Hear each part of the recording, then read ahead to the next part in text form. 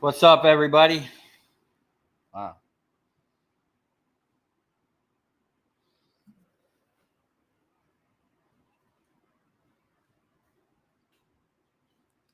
Hold on 1 second.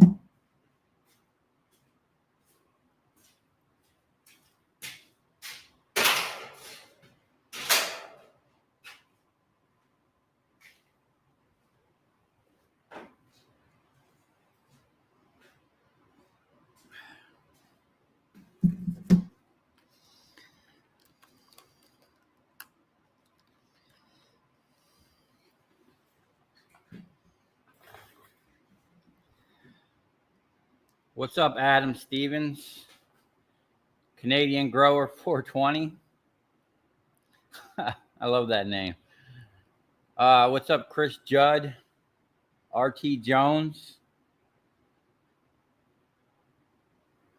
What's up, Henry?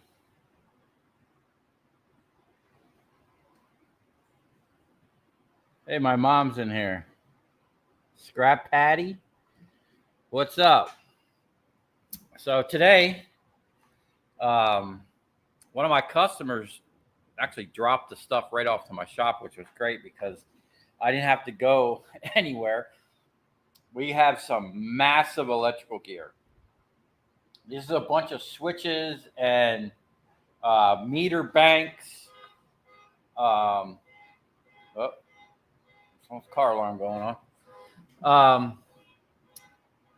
I think this is a giant, either a disconnect switch over here. I got two things on the table. One weighs 120 pounds. The other weighs, I think, 360. Now, unfortunately, this whole setup, which was out of a community, it's like a bunch of either townhouses or condos.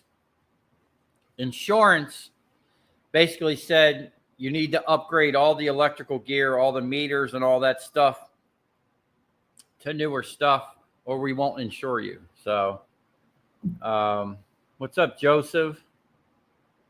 So what we have is, I'm not even sure what this is, but I have a whole bunch, and you'll see in another video, I was breaking down all the meters. Unfortunately, all the bus bars are aluminum, and they're massive. This is a massive bus bar. Look at the size of this thing. Unfortunately, I'm pretty sure that's aluminum. Let me check. All the other stuff I come across was aluminum. Yeah. There's some big, thick, monster extruded bars in here. It's going to be some decent money. I'm pretty much going to wind up paying a shred price for all this stuff. So whatever we can get out of it. And I'm looking in here. I'm seeing what looks to be some fuses or something. It's got monster nuggets of copper in there. So hopefully we'll get a bunch out of that. And I think out there, I have a whole bin of more stuff. There's a whole bunch of fuses with big chunks of copper in there.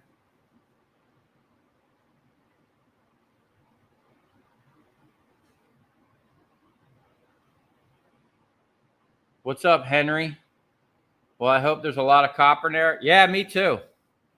I recovered some copper. I got a bucket around here. The other one, pretty much all the connections were aluminum. And, you know, and the feeders, I asked them, I'm like, well, because usually when they do, I've done jobs with this company before. That's where I got that big 1,000 amp breaker from. And there was tons of copper involved and tons of 500 MCM involved. Unfortunately, this one, he said all the feeders are now aluminum. Hey, if we ever become the 51st, I'm coming to work for you. Well, you know what, man? Now that Oliver is, Oliver found a job working for an electrician. He went to college for, gosh, what was he in college for? Like a year, 2 years, maybe a year. And he's been out there trying to get a job, and he got a job with some company. Funny thing is, his teacher in college was kind of like digging on him because a lot of the kids in the class were dumb, as are most, not all, but most young people nowadays. He goes, "Yeah, you guys are gonna, you guys are gonna do nothing but dig trenches when you get a job." And sure enough, man, Oliver burned a hole in his palm because he wasn't wearing gloves, which is weird because I gave him a pack of gloves that Adam sent me. They had him digging trenches, but I thought was hilarious. So, yeah. Anyway, he's actually going to come in tomorrow and help me on Saturdays if he can. They don't work on the weekends. I don't have like enough work to have someone in here full time. So now I'm looking for some part-time help, someone that can either help me 1 or 2 days during the week or like in the evening sometimes, you know.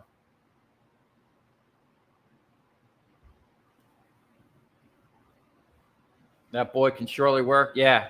He's a hustler, man. I think he's 21 now, 22. I met him fresh out of high school, man. His father worked for me part-time, like basically on the weekends. And then he was going somewhere. And I asked him, like, hey, well, oh, no, he was going to do a job on the West Coast. He wasn't going to be around for a while. I'm like, well, do you have anybody that can help me during the week or on the weekends? He goes, well, maybe my son.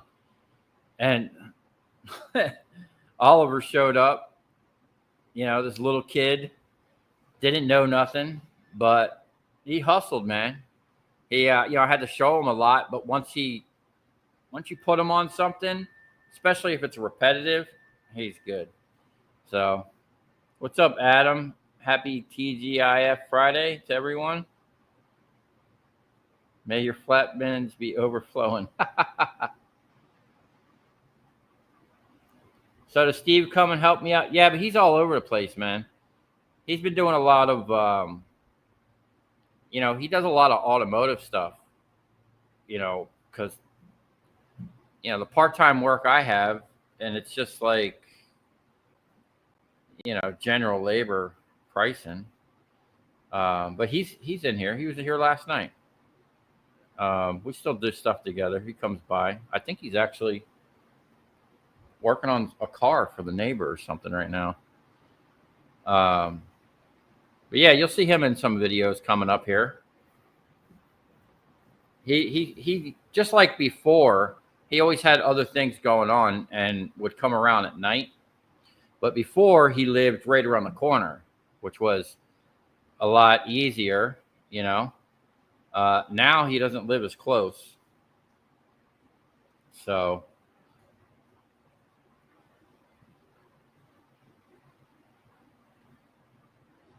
sign me up. Disabled manual machinist willing to relocate because I hate Michigan.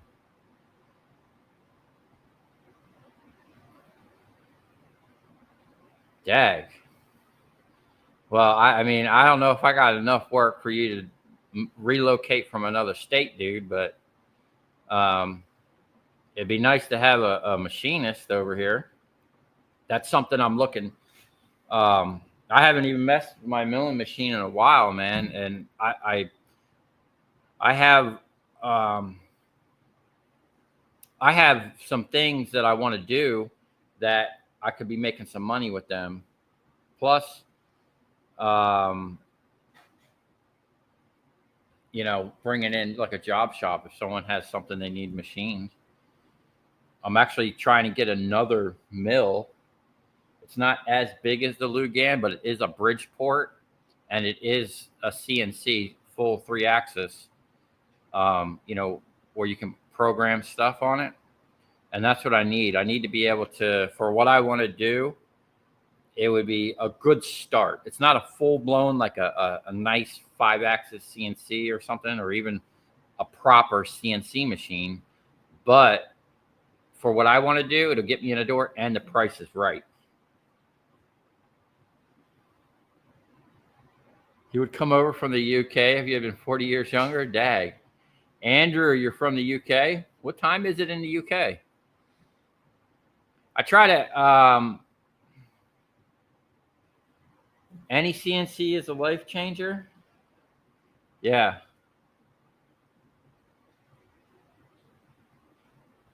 What's up, Henry? Yeah, I'm actually originally from New Jersey, and being up there in the cold and with those kind of Nazi states, 6:10 p.m. Oh, that's not bad.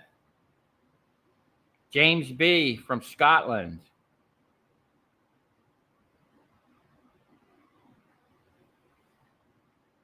What's up, James? Huh. Oh, so that's not, so 6 p.m. So when I do live stream starting at 10, 11 o'clock at night over here, that's got to be what, like 3 in the morning?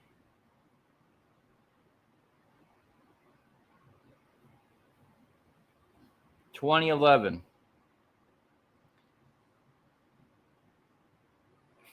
Finland Friday? Are you from Finland? Huh.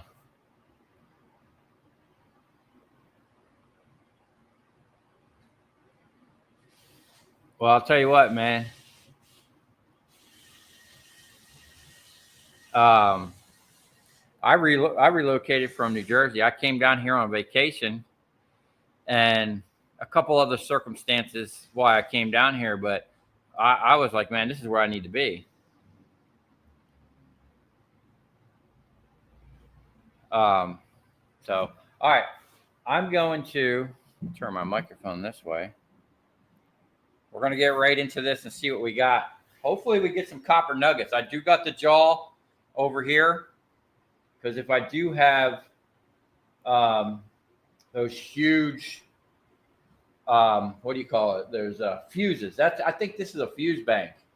I have the can that this came out of. It was massive.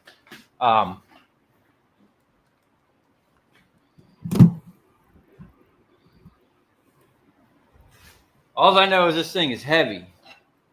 We're going to put on some gloves. Thanks to my guy, Adam. Sent me boxes of this stuff. I'm finally starting to go through these. I tore a bunch of these gloves up, but I still got probably a couple months worth. Oh!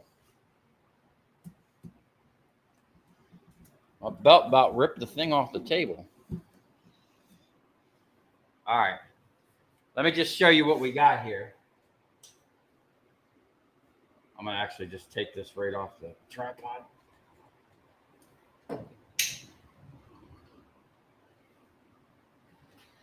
So this is 600 amp 3-pole, giant switch, giant breakers. Okay. This is the extruded aluminum I was talking about. Bunch more of it down here. I don't know what's in there. That's a mystery. It looks like there's probably some nuggets in there. This here, make sure my cord is loose. This is pretty big. Look at the size of this. Unfortunately, this is all aluminum. Look at this. These are huge chunks of extrusions.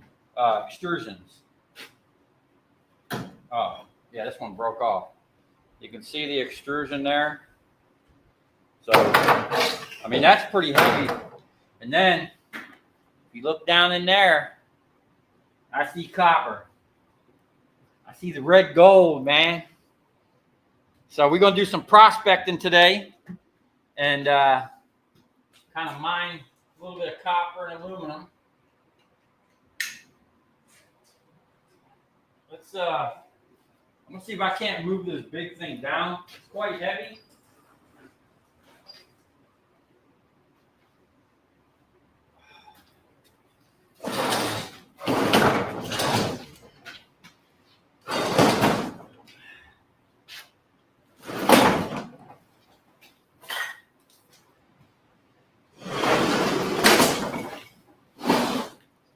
I have a few more pallets of this stuff outside. Not big stuff like this, but all of the meter cans, which I already started taking apart in a video.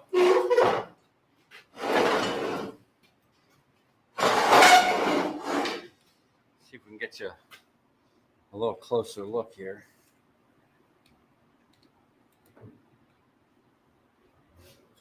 Uh-oh, we lost the leg. I gotta get a new tripod.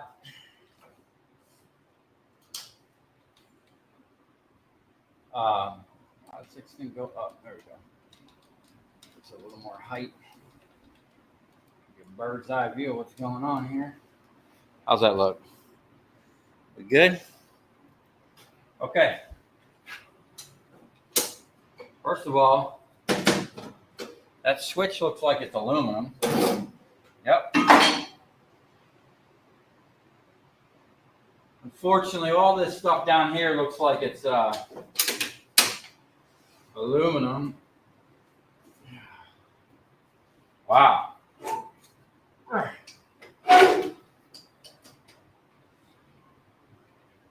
That's some nuggets of copper right there. Okay. Get you in a little close up, see what we got.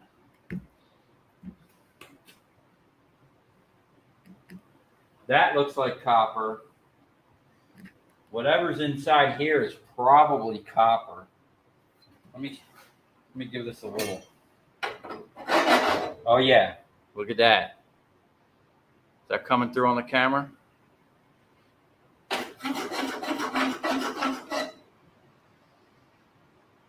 That's copper. Okay.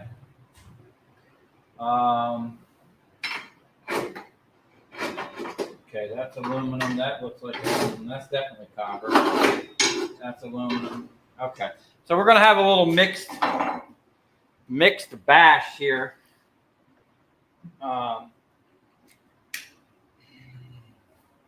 Let's just get started and start pulling these off.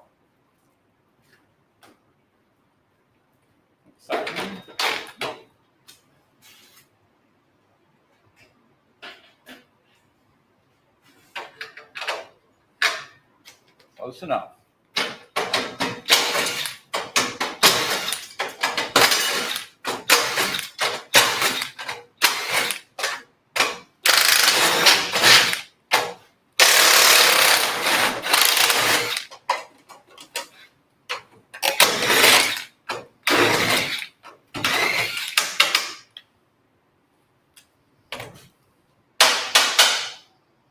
Sometimes those the nuts with the little lock things on it, they like to get jammed up in your sockets.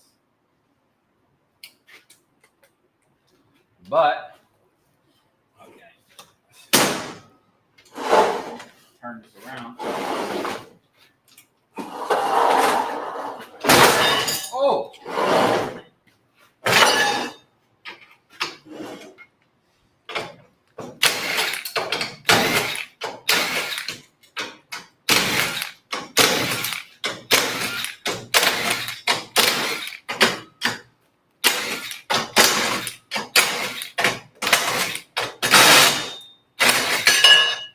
Okay, so I'm going to have to start a,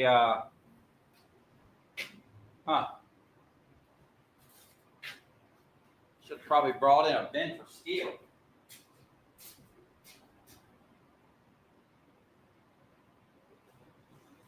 Okay, I got a pallet outside. We're just going to make a pile over there for now.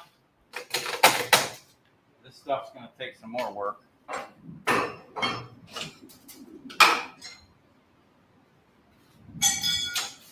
We'll keep all the non-ferrous on the table and get rid of the steel. Oh! Did I break the camera? Huh. I said I need a new tripod because the rear leg is kind of funny. This is how my GoPros get trashed. Did we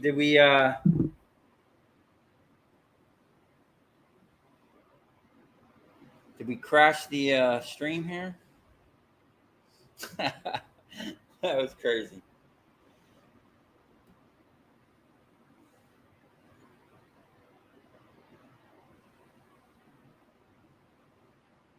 Okay.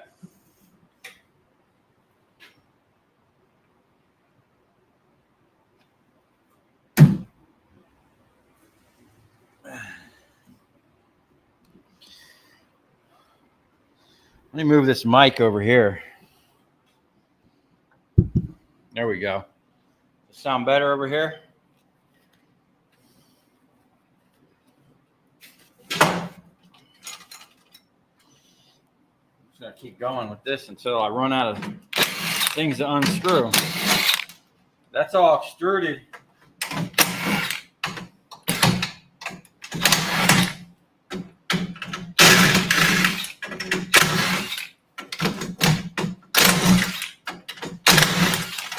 Okay.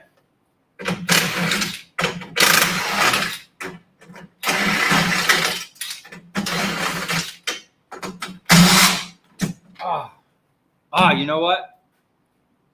I was at a pawn shop the other day, and I always like going to the, I like buying tools and stuff and looking at guns at pawn shops. And I found this extension. So my impact that I run here, I have to always run this reducer on it. Oh, it looks like we got a, hold on.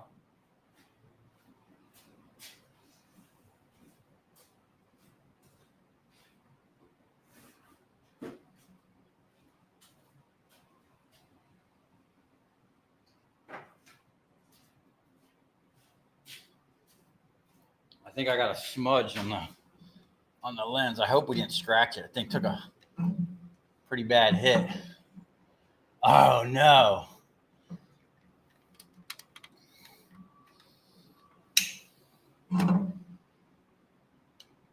Yeah, okay. That's not gonna buff. Look at that, right in the middle. That thing took a face plant. Okay. Time for a new camera. Oh, I did just get a thing to download. I can use my GoPros now. So, looks like we'll be using the GoPro. Anyway, they had an extension with the reducer, which I thought was pretty cool, which I actually kind of need right now.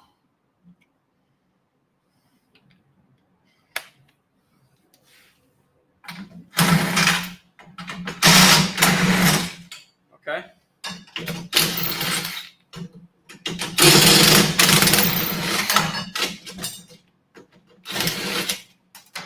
Dag, man.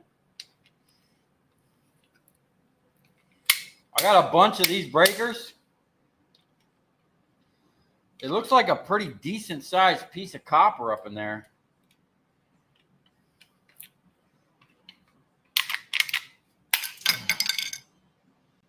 Oh, it's screwed in. Hey, but this is copper here. This piece. Oh, we got a silver contact in there. Man, this thing is brittle. No wonder they scrapped it out. Let's just take a look inside real quick.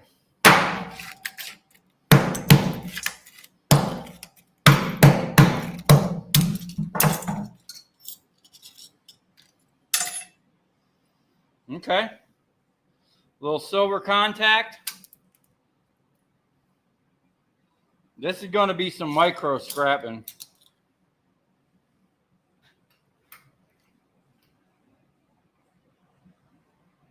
That's steel.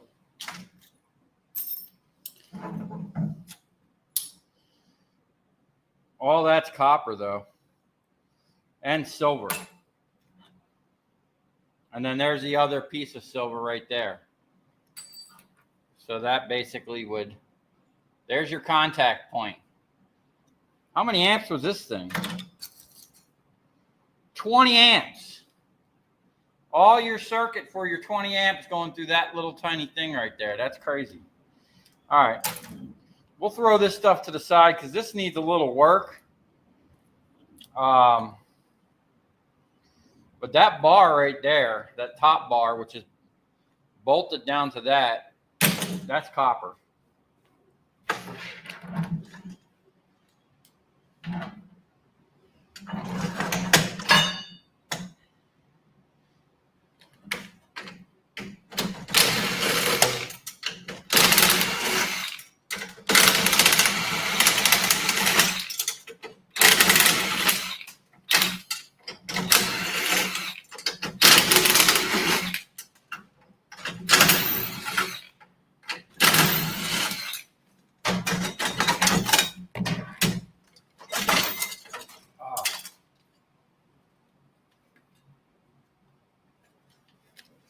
That's a 200 amp breaker.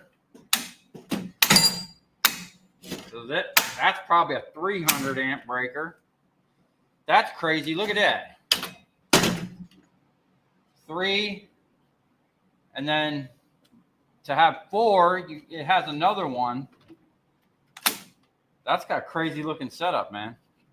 It's kind of confusing.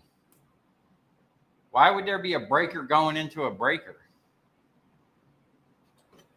Okay. Maybe we should talk to an electrician about that.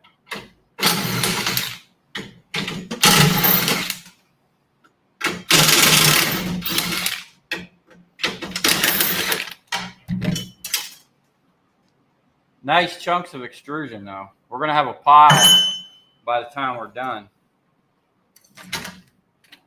This thing, maybe I should turn this around.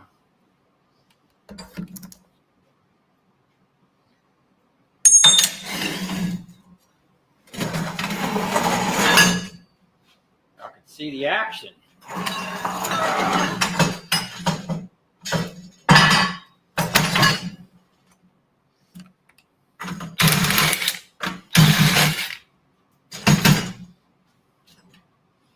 Now this setup, and of course they got flatheads.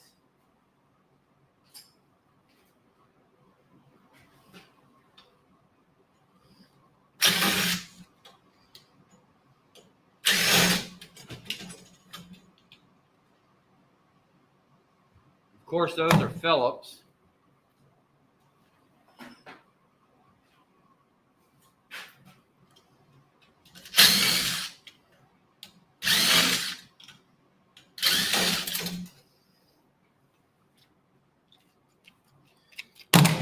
Okay.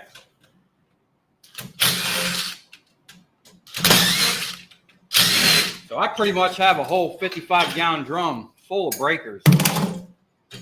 All right, our first free nugget of copper. Now, this has some type of rubber covering it.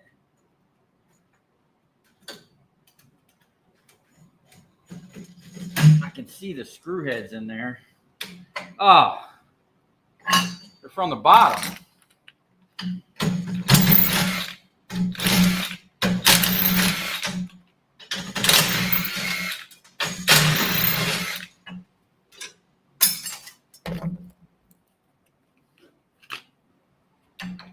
And of course they're flatheads. All right, we'll do all that stuff in one shot. Probably be easier to do them in the vise. Now look at this. That's why I like extensions, because if you have something like this where you can't get straight down on it, the extension might just give you enough room to come off to the side there. Okay.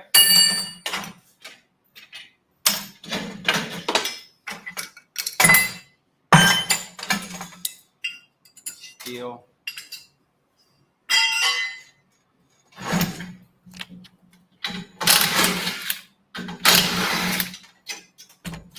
More extruded.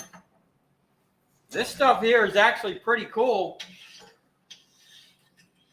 I might save one of these or a couple of these. Because you can mount stuff on these and basically put the stuff wherever you want. Okay. Let's see. Did we liberate this?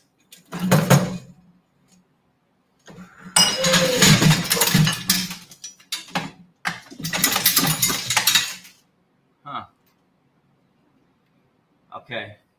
So these things must have been live because they're bolted right to that thing.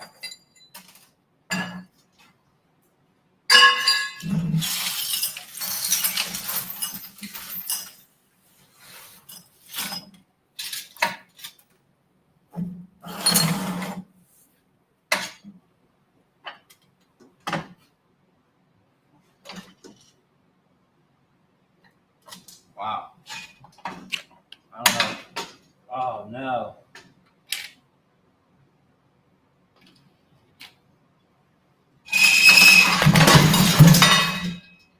That's either a completely different size or my socket is just too big. Now, that's the same size. But how they got that in there, I have no idea. That must be a really thin wall. Oh. Is that what I'm running? 7/16. That fits down in there, but then it steps up and gets fatter. I need a thin wall 7/16. Maybe.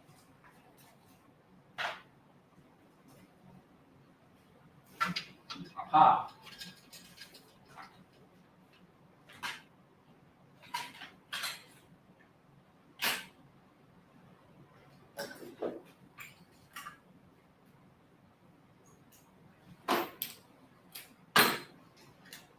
It's always good to have a variety of tools on hand.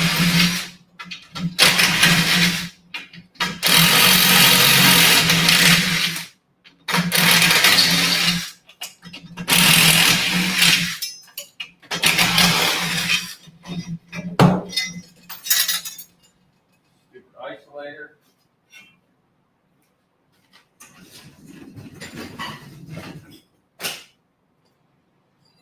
Okay.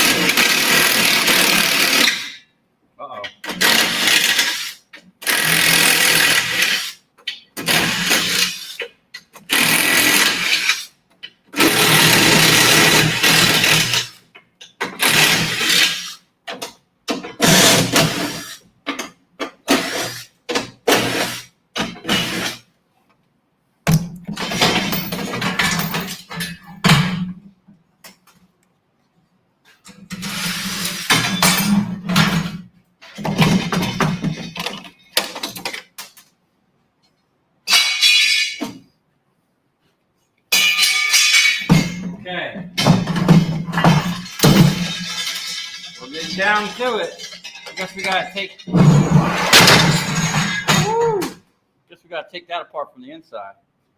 Finish this up real quick.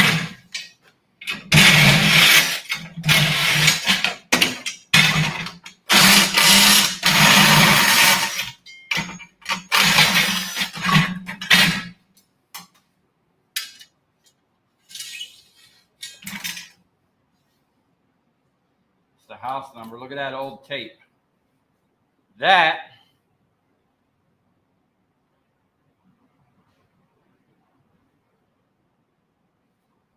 got a union made by the union. You see that? That's a nice chunk of extrusion. Okay. Since that has metal on it, I'll send that with the shred.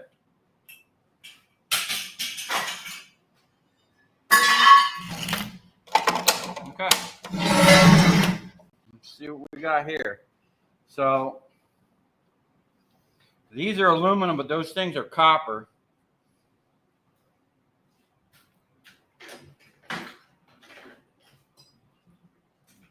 I don't know if these are going to be big enough for this.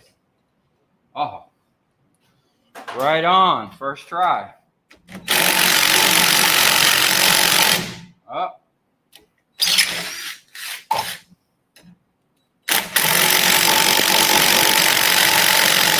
Okay, I don't want to break that. What is that? 5/16. See if we can get something a little heavier.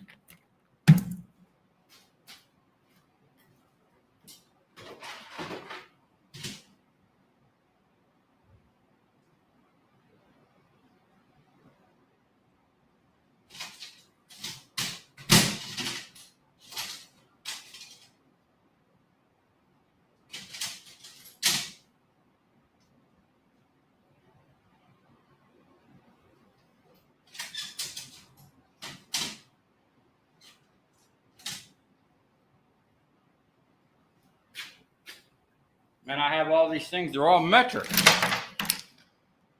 What the heck? Oh, here we go. Like every one I picked up was a metric number.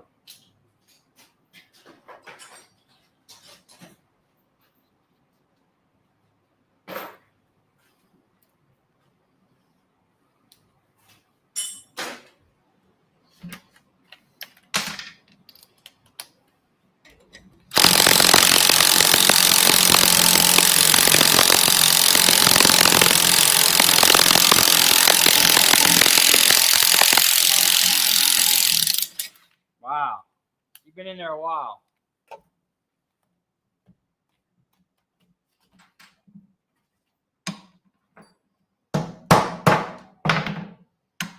Okay. That's going to be a big old fat flathead.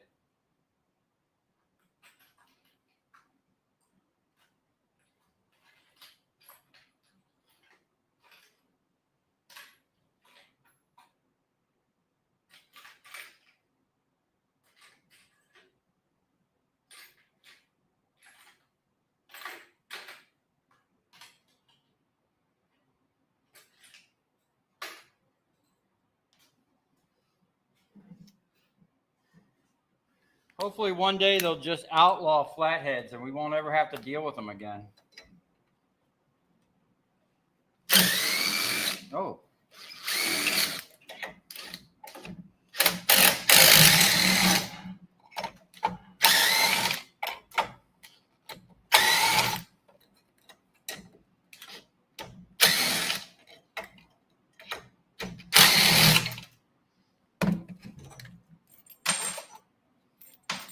Now, I always throw this stuff here with the extrusion. Okay.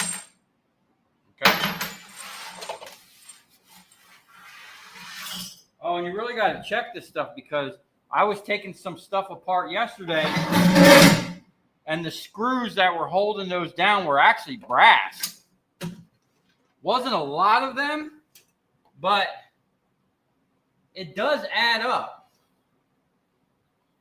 I don't know if this is going to come off.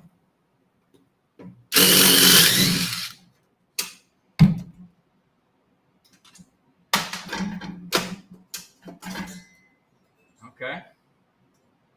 Got a little spring. I'll put that with my spring pile. I get that. There we go.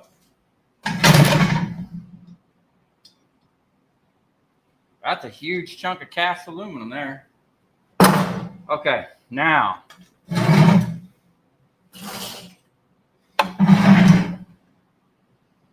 it looks like we might need our angle tool.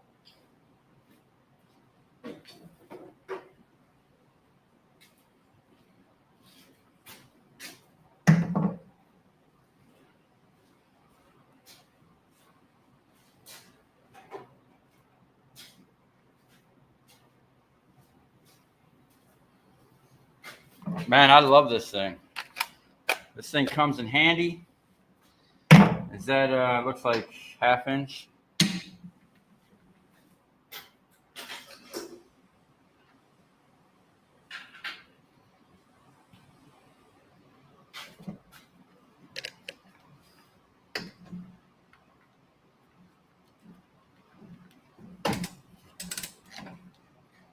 What the heck is happening here? Did we burn this thing up? I was using the crap out of it the other day.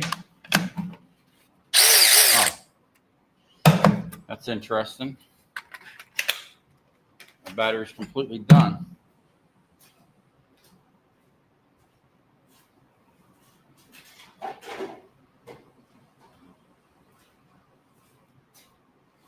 Maybe it just wasn't pushed on the charger all the way. All right, let's see if we can get some copper. Oh no.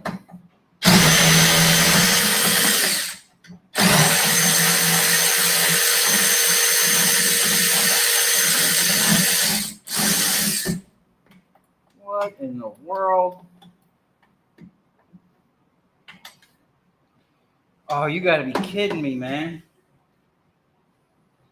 There's like a little micro.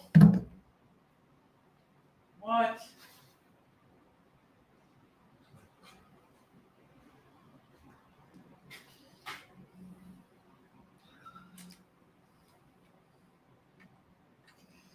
That is tiny. It's gotta be measured.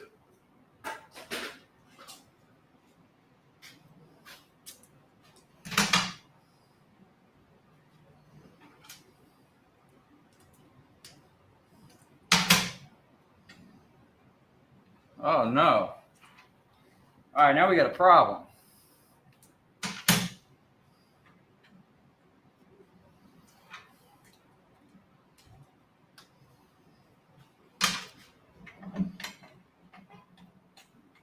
Well, I guess I can get the copper out of there.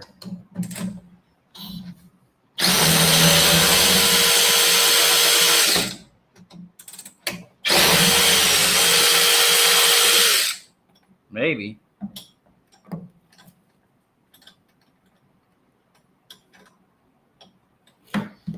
You know what? Might just be able to break those off.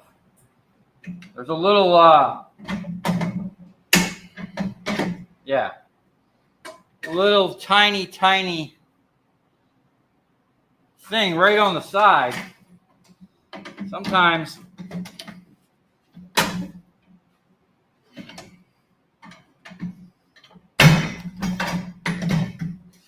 it's better just to force it out. Okay.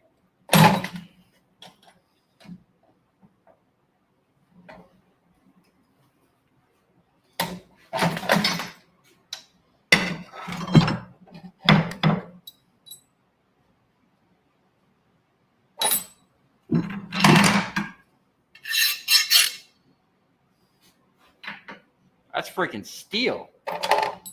Okay. But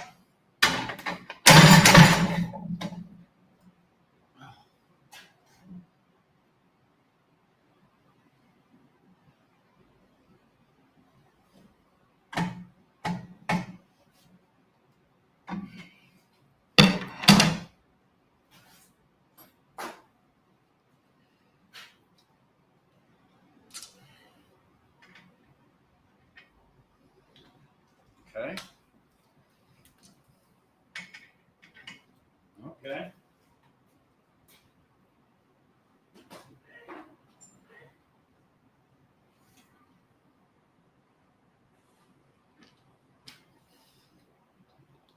This thing is wedged in there pretty good. There we go.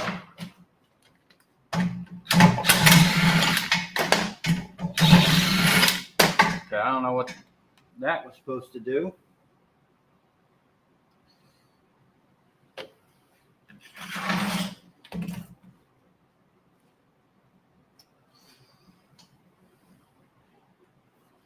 Let's just take some more stuff apart.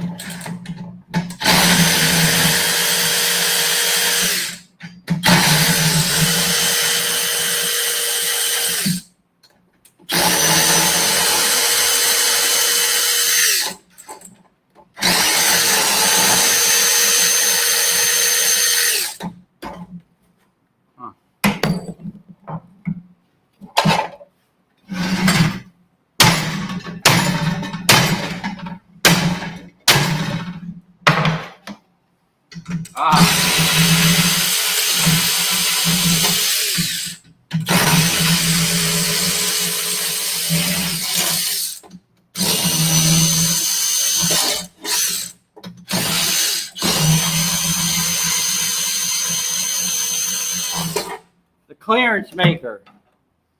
Always coming in when needed. Okay. That's annoying.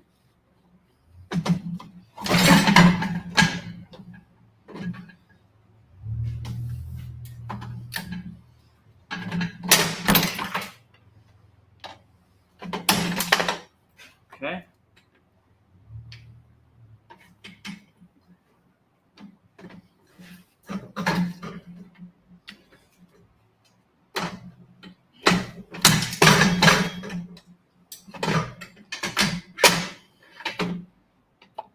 Oh.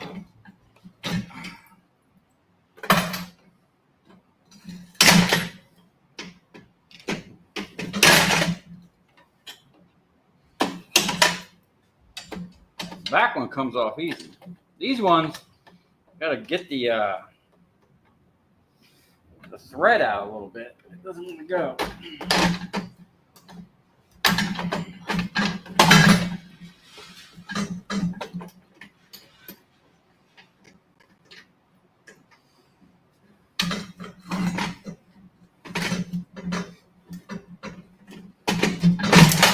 All right. Okay.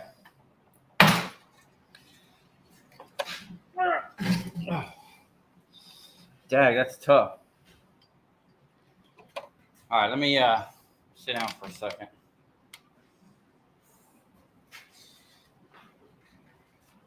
Catch up on some questions real quick.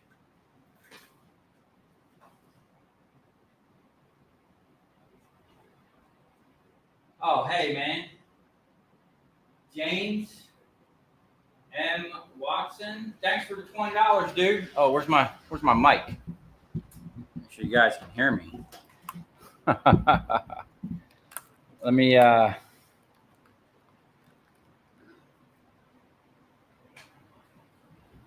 see what you said there. That beautiful copper, and we are glad you are back from your break. Next time, give us a warning. I was worried Florida man got you or something. Well, I did do 2 live streams and let you guys know what was going on. I know not everybody gets to see the live streams, but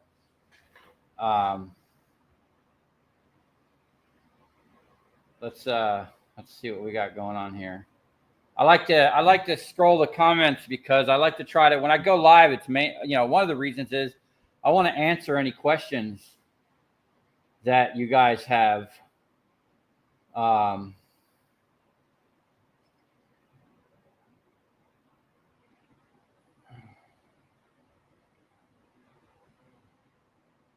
Let's see.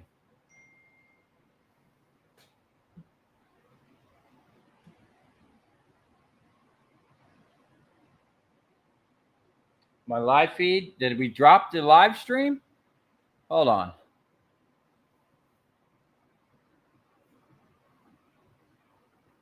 Hold on.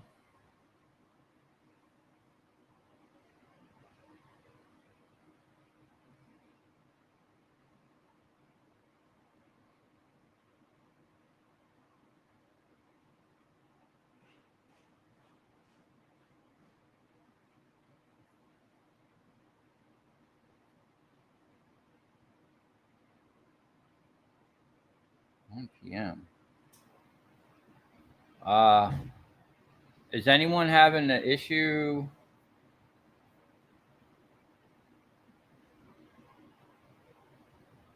Is anyone having an issue with the live stream? Hold on 1 second.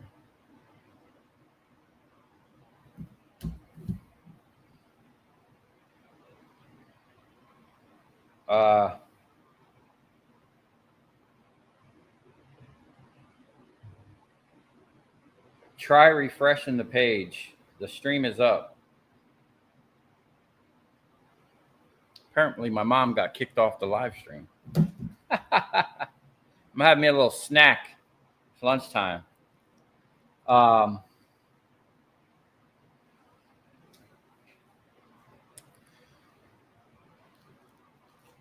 do you guys think about that electrical gear, man?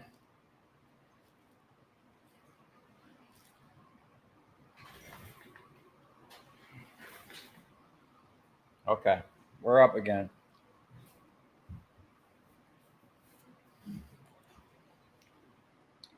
Thank you, James, for that $20 donation, man. I really appreciate it.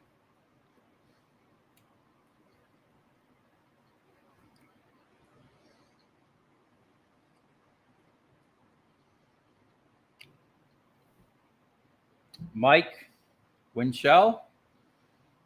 I'm a metal fabricator and welder. I got some ideas for my stripper. Send me an email. projectshopfl@gmail.com.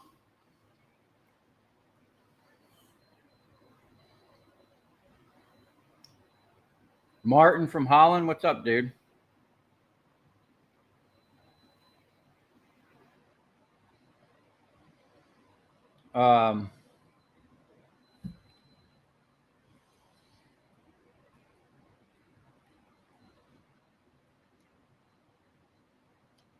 You don't think you'd move to Joseph? You don't think you'd move to Florida? South Cali, man. You want to go to California? You seen what they did to the state over there? The homelessness is rampant, man. People are doing dope in the street.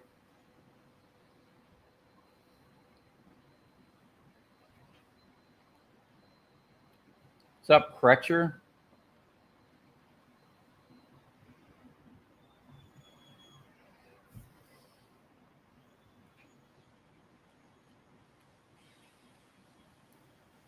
What's up, Leanne?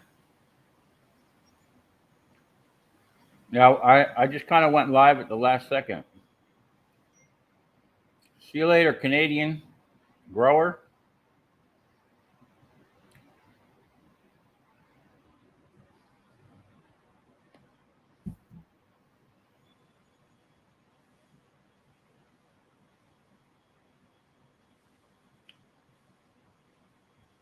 All that tiny stuff. Where's Oliver? He'll be here tomorrow. I'm kind of interested to see how he's getting on at his job with the electricians. He was actually really, he worked hard at that. He was, I asked him while he was going to school if he could come work like a couple days after school. And he was like, I can only work on the weekend because he studies. He was like top 2 in the class. Some lesbian chick was like top in the class. Imagine getting beat out by a dyke. Wow.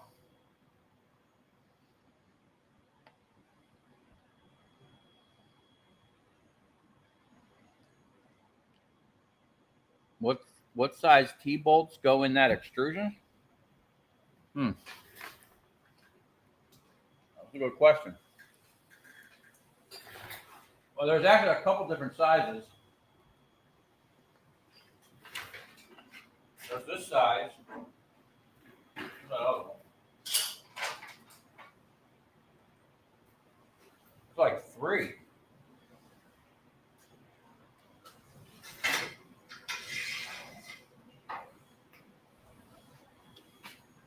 Can you see that?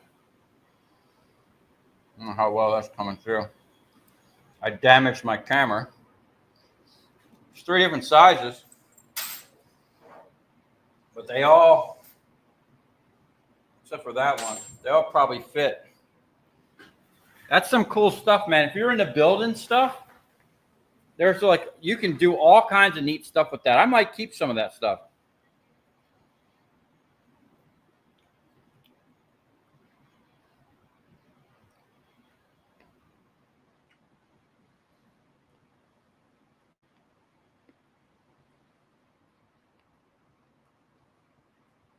What's up, Gil Skills? How's life treating me? Pretty good.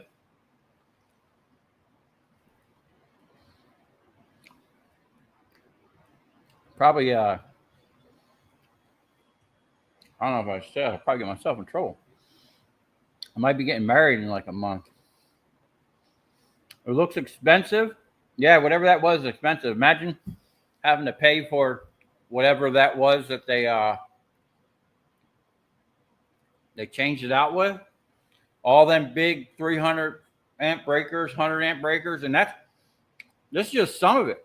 I got a whole pile of stuff outside.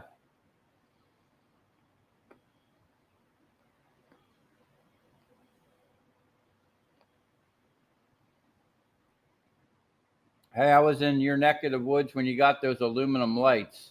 I saw you on Kendall Drive off 874. Really?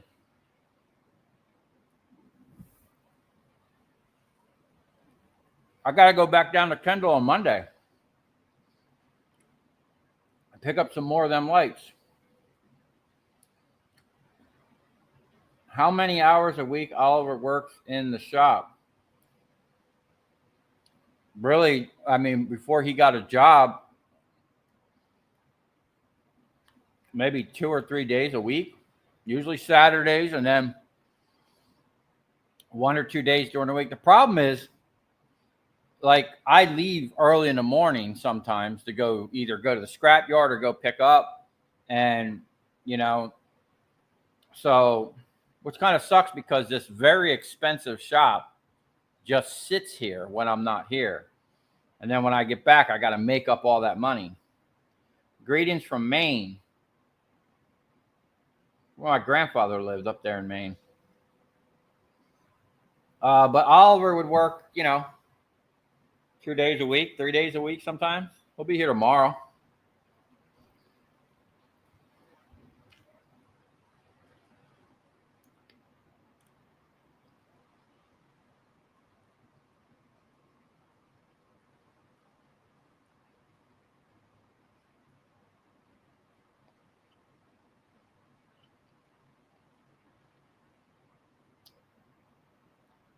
You sent me an email. Okay. I'll check it out. I'm gonna get back into tearing into this thing. Oh, let me know if anyone wants to get on the stream with me. I like with what is it? Nice Junk. I think every Wednesday he gets on there with is it Scrap It All or Scrap? I think it's Scrap It All, and then some other. I don't know if he's a scrapper. I've never seen the guy before. But there's like 3 dudes. It's hard. It's tough for me because I'm really random with my live streams. I'll just kind of throw one up. But checking in from the UK. What's up? Scraptail and HH Recycling. Yeah, HH Recycling. I never seen that guy before until that. But it's an interesting show. I enjoy it. I catch it sometimes when I'm driving, so I'll just put it on and listen to it, comment if I'm not, in too much traffic. But I like the idea of other people getting on here. Nice Junk got on here and streamed with me one time. I don't know what I think he had mentioned something about he had some family issues going on. But he wants to get on here. Yeah, I like Nice Junk, man. We had a good time. He probably saved me from blowing myself up I was pouring some copper on the bench here, or pouring aluminum, or doing something. But I had the burner, and I set it close to something that was extremely hot. I wonder if you could get Thub to be on your stream. He's Canadian scrapper. He has cool vids. Yeah, I know who Thub Print is. I watch his stuff. He puts out a lot of good content. He's a lot of he does a lot of dumpster diving. I think that's how he gets most of his scrap. Nothing wrong with that. If you know where good dumpsters are. I think I was mentioning in one of the other streams, the guy that used to work for me, Brian. I was always amazed at what that dude could pull out of a dumpster, you know? And what people throw out in this, you know, on this earth is crazy. And, you know, you can't keep it all, but at least, you know, if it goes in a dumpster, I think a lot of waste management places are like hip to it now, and they kind of separate it and probably pull out the scrap. But I don't know, man. I go to the dump to dump glass sometimes, and insulation wire. Like I've been dumping it over here at my dumpster now because it's included in the jacking my rent up. I'm going to utilize as much as possible, but I'd stream with you, but you'd probably lose viewers. That's funny. What's up, Sliced Rice? What's it like being the best scrapper channel on YouTube? I don't know, man. I'm not. There's plenty of other bigger channels out there than me.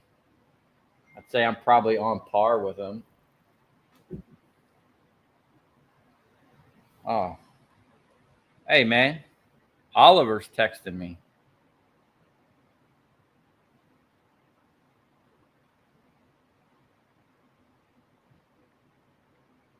Oh, he's just confirming.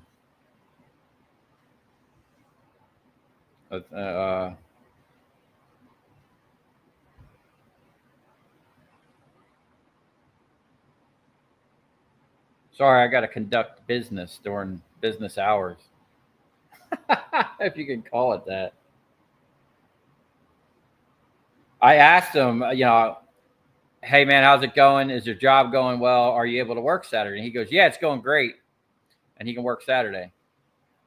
So I think he likes his job, man. He was really excited about being an electrician.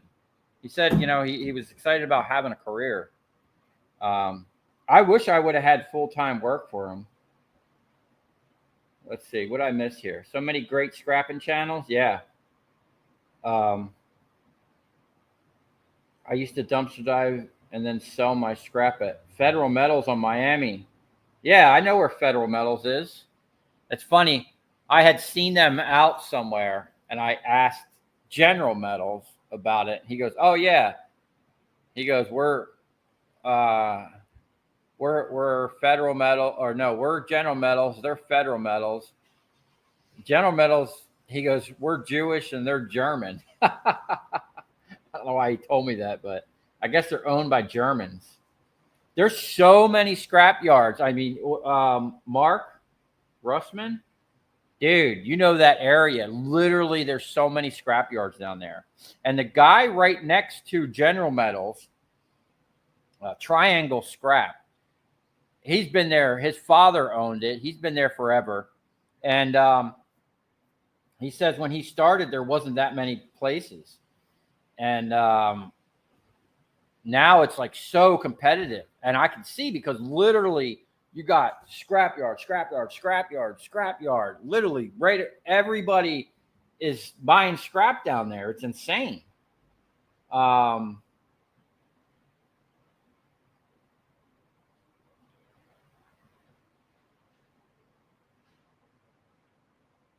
you used to sell at Triangle? Yeah, me and the dude is cool. He actually what's the guy's name? The guy that runs the place. He watches my channel. Matter of fact, the guy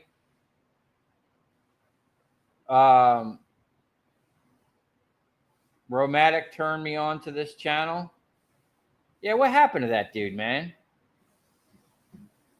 He was making all kinds of YouTube videos, and then he was making Facebook videos, and then he kind of just disappeared.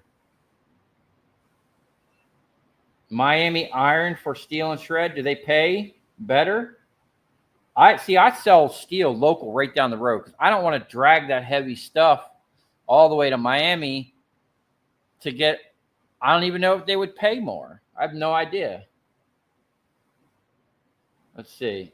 YouTube user checking in from Pennsylvania. Love your videos that you put out. I missed the beginning of the live stream. Is that switchgear? Yes. I scrapped an ancient switchgear a few years back. Lots of copper. Yes, unfortunately, this one does not have lots of copper. We have yet to pull anything but that little tiny piece I pulled out.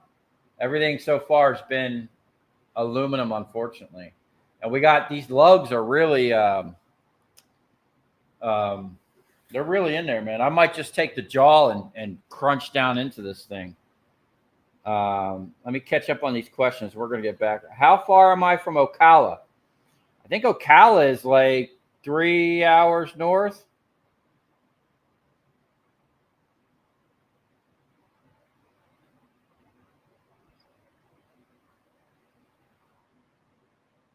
$0.07 a pound for shred. Yeah, that's the same I get local. It's not worth me going down there. He burned every bridge and he had, then bounced. Damn, that sucks. I think I remember CU Scrapping saying something about that. That's tough, man. Anyway, let's get back into let's see if we can't get some copper out of this.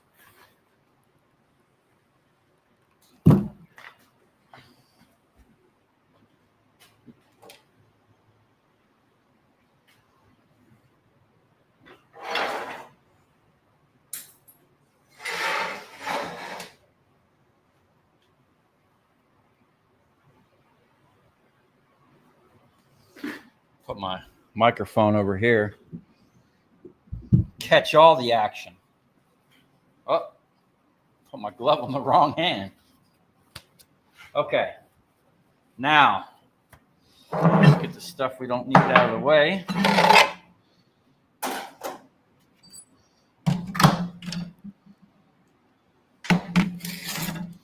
A little closer.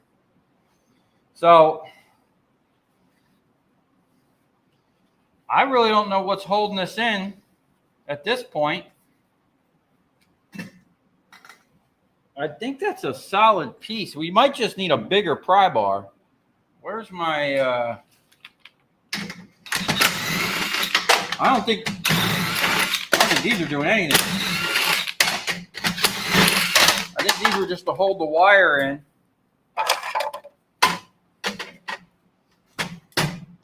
Oh, that was kind of sketchy.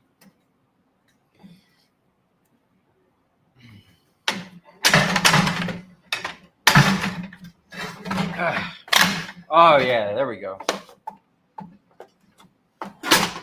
All right, our first nugget. Look at that. Dielectric grease on there. That's a hefty little chunk. So we're just kind of in there. Probably been in there many, many years. Don't really want to give up the goose. Okay.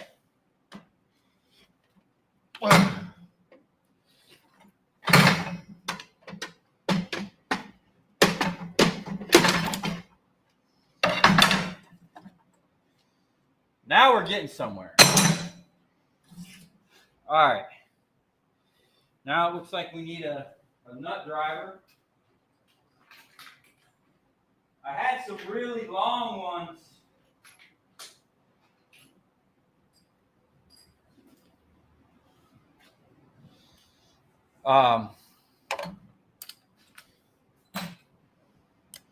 These things are nice, but I had some of these that were this long, which were great because it didn't have this fat thing that would get in the way.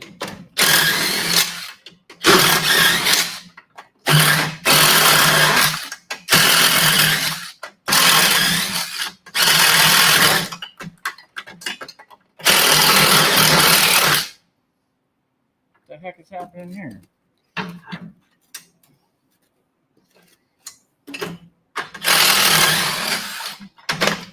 Oh no.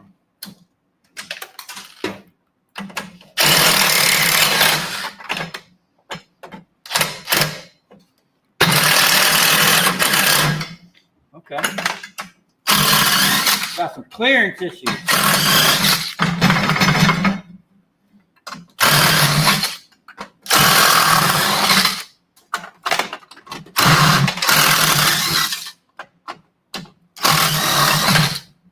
All right. I think that'll my hammer.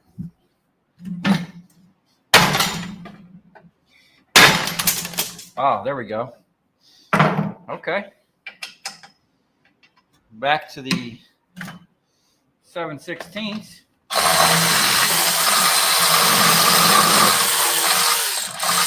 Nope. Smaller.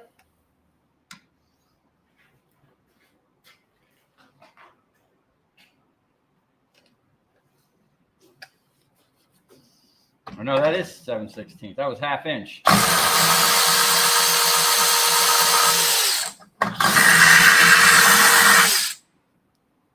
See if I can't get this this camera in here a little better. I actually see what I'm doing.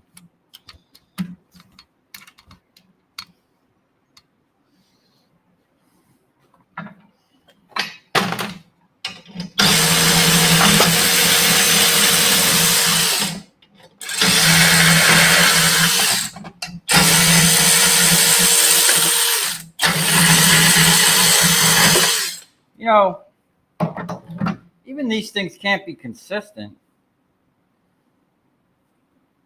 So many different things.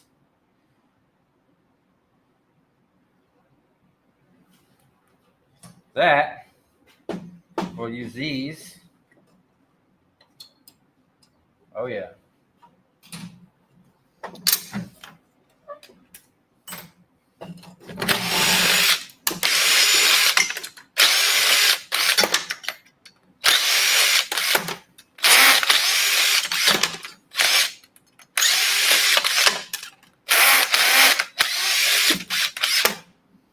Is that copper?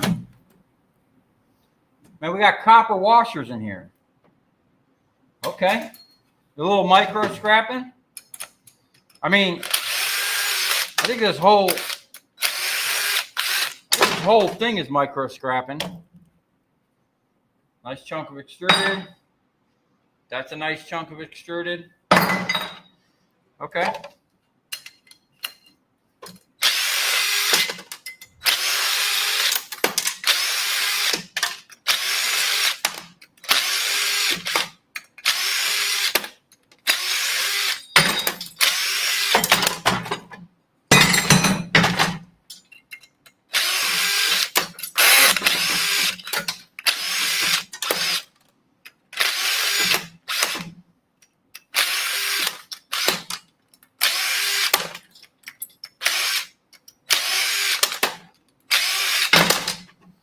Okay.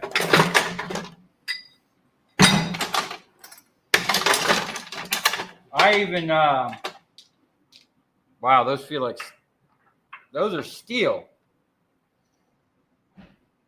They almost feel like stainless though. They're slightly magnetic. Huh. That's interesting. We'll grind them, man. If they throw orange sparks, we'll throw them in. We'll throw them in with the stainless. That's straight up steel. Garbage. Copper washers. Oh, we're free. Oh. Uh-oh. I bent that thing. It doesn't want to come loose now. All right. back to this.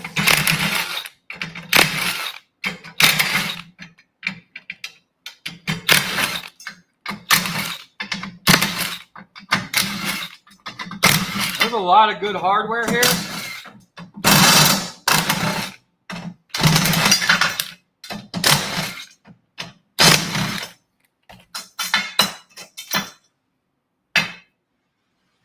Oh, you know what?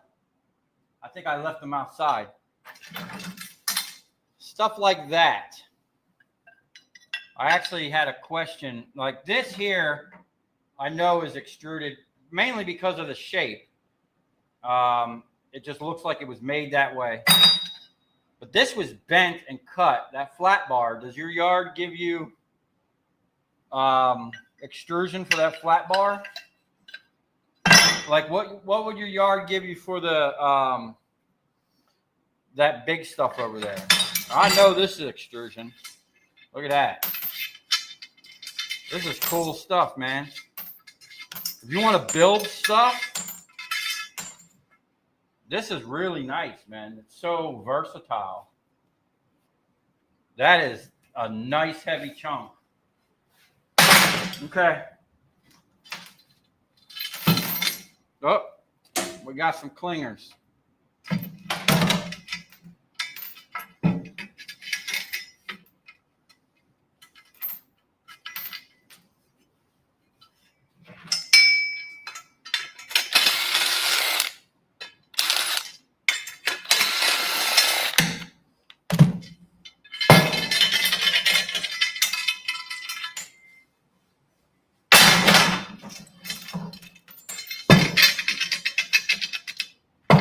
Uh-oh. We got them wedged in there.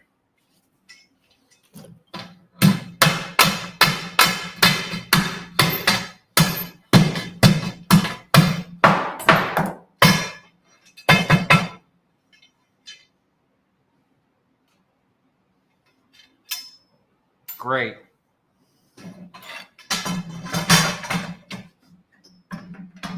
Freaking washer.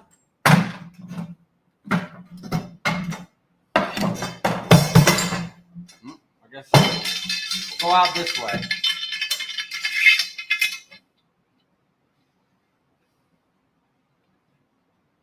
What the heck is going on here?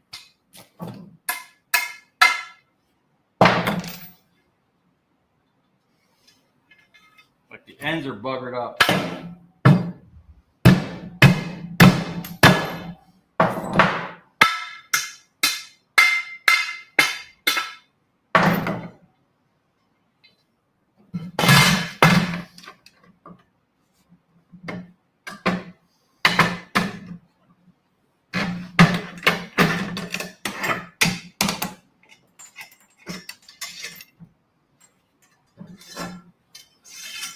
Okay.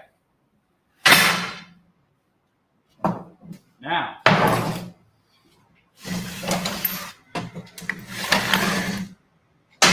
this thing is still heavy. Let's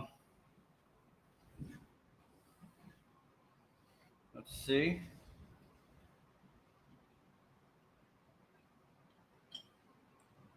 Maybe it's the one we got out.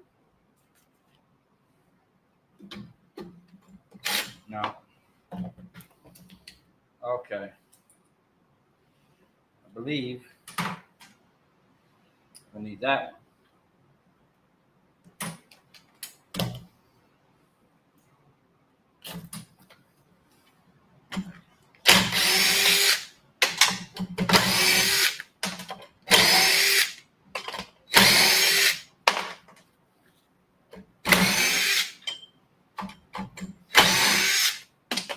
Some kind of wires coming out of here for that. All right. We need a number 3 Phillips.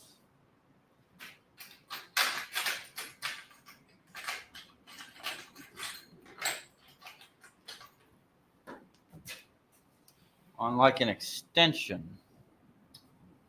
Where'd that extension go? Okay.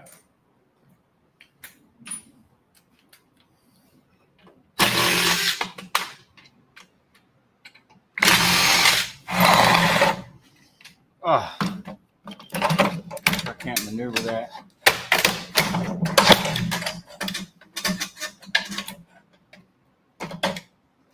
Oh, that. Some tough stuff. Okay, that's a steel. Now. Oh.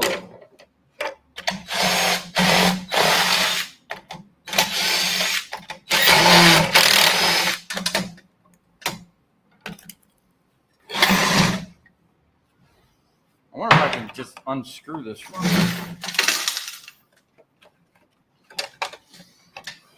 Okay.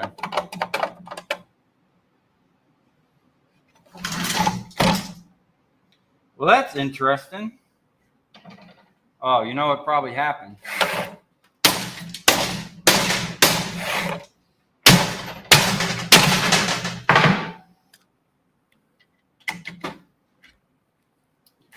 Okay. We need more extension. Where'd my other extension go? See, it's a problem when we got all this. This is what I'm looking for. The slim. We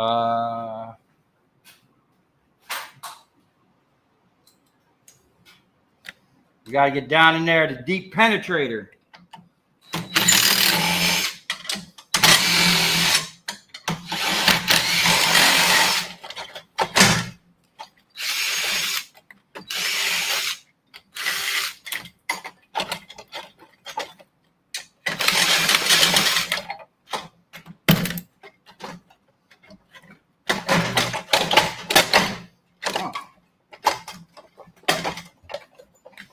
Well, how in the world did they get that in there? Okay.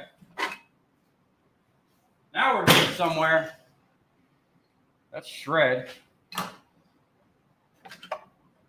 Oh, look at that big old piece of silver.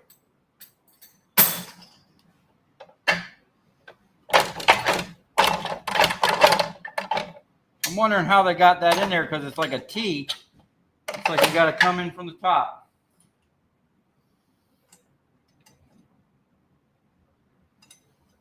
It's a bigger one.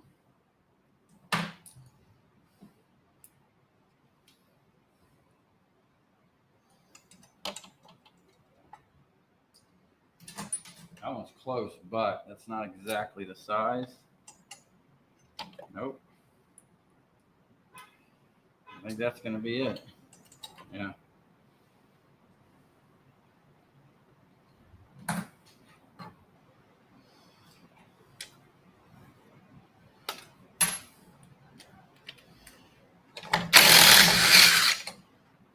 Oh.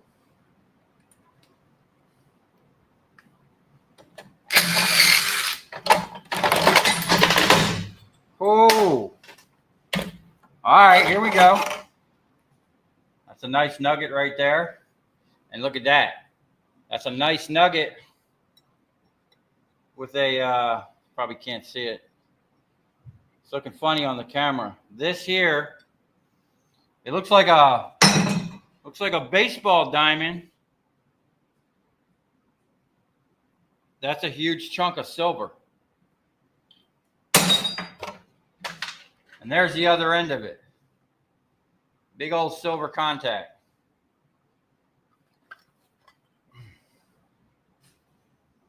I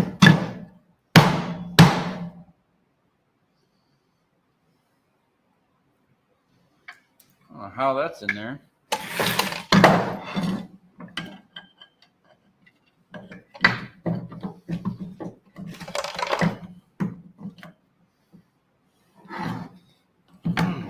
There we go. Just kind of wedged in there.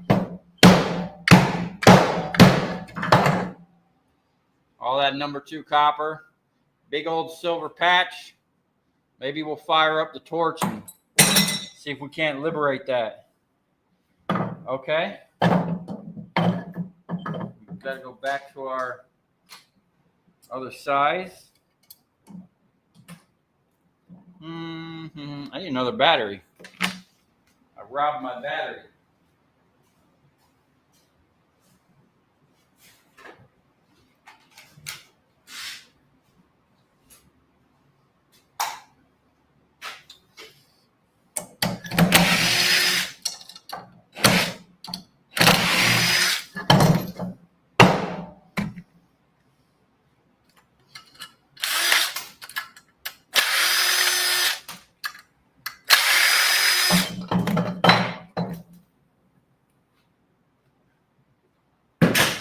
A lot of plastic waste. Ugh. It never ends with this stuff.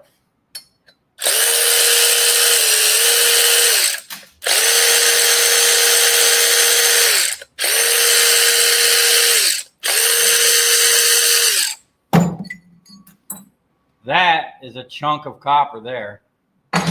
Okay. Big chunk of extruded. Now we can go back to our Phillips.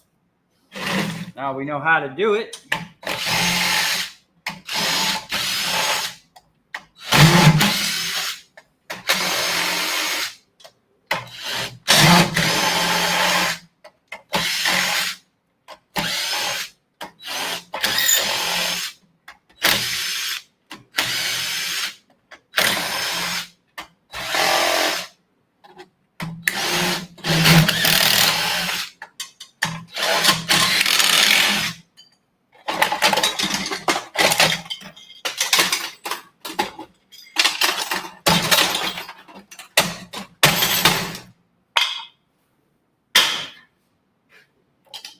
Plastic is kind of heavy.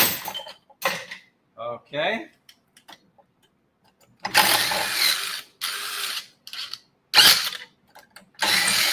Wow.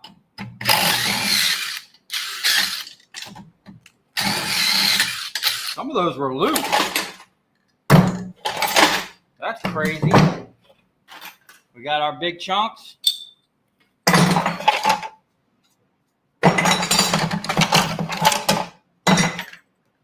Okay, that's trash. This is pretty much all sheet metal.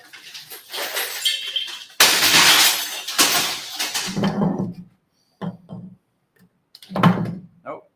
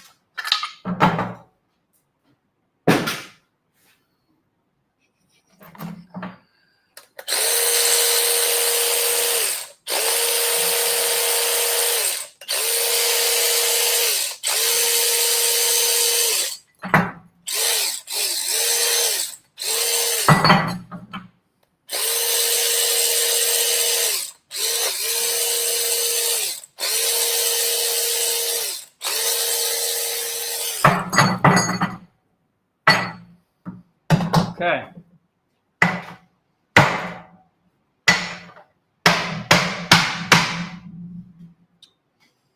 Wow. I got my got the vise here. So all these, there's a little copper in there, and there's a lot of these like these cap screws. I'll probably save some of them. So let me just get some of this stuff out of the way. It's definitely not being saved. Throw in that bin. And I'm just gonna push this all over here. I'll kind of review that later.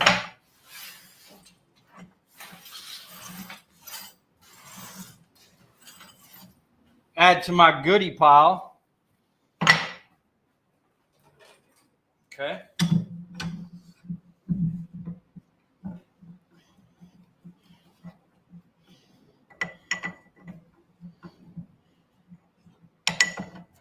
Do it that way.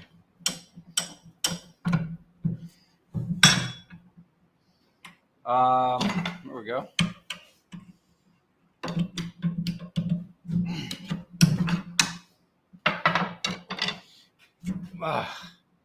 And they really wedged them in there. Huh. Okay.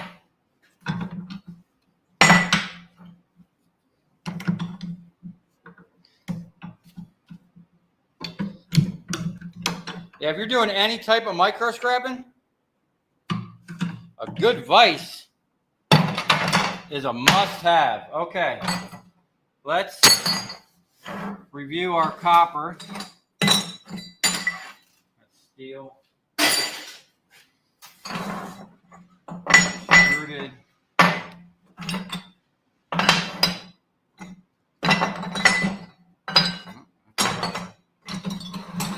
That's all copper. This is copper. And we do have 3 more pieces of copper.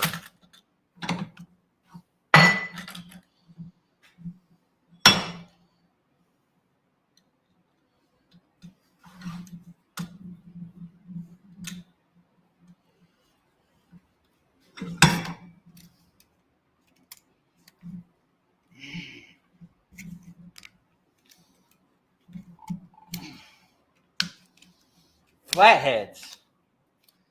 Okay. We got to make sure we don't. Thought I had another flathead around here.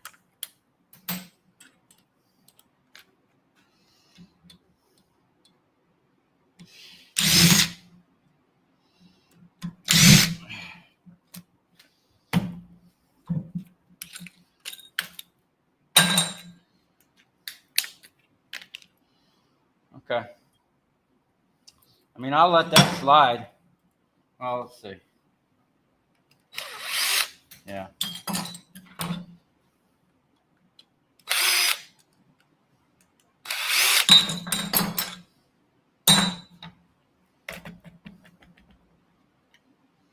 What side was that on?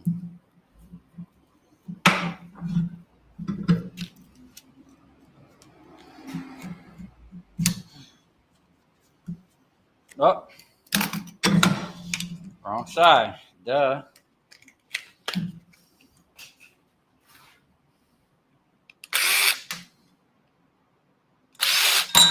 Okay.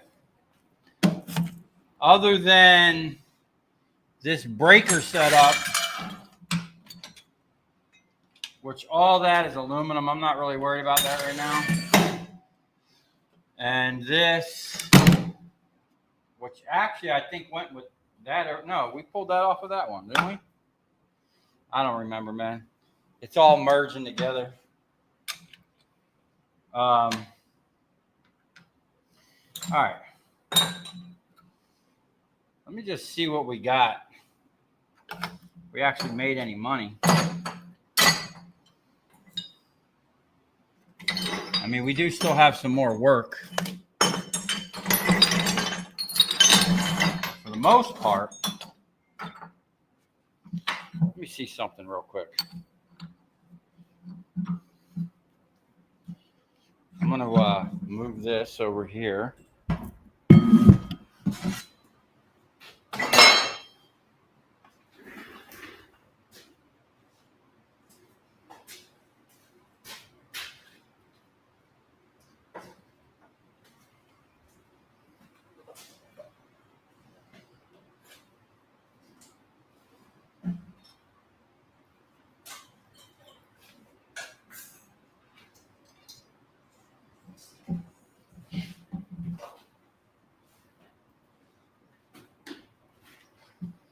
Let's see if we can't loosen that up. Safety first. Did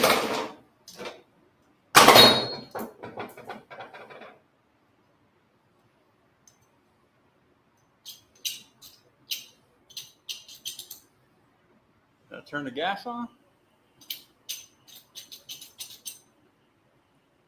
Maybe not.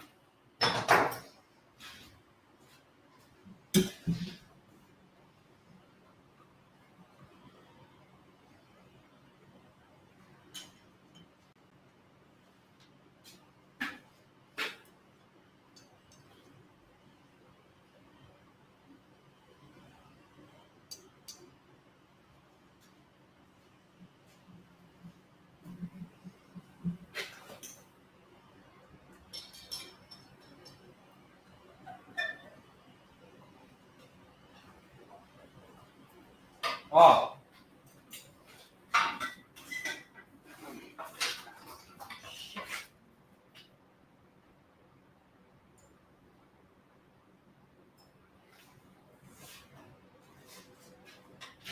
I really don't like that cart. I think it, yeah. The cart was sitting on the hose.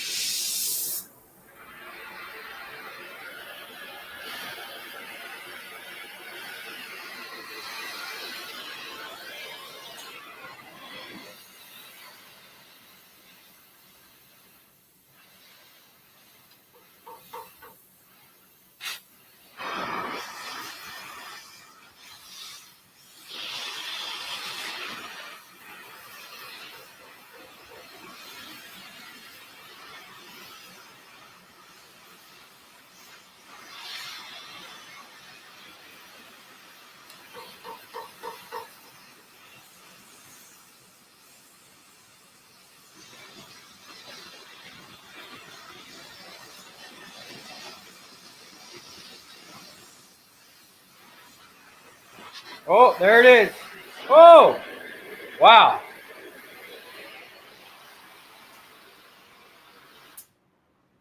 That's a fine line between the silver melting or the solder and the actual silver melting.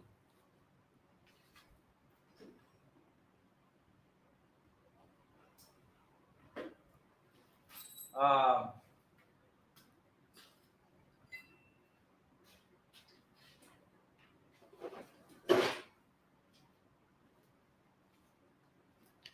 Tell you what, though, that's my first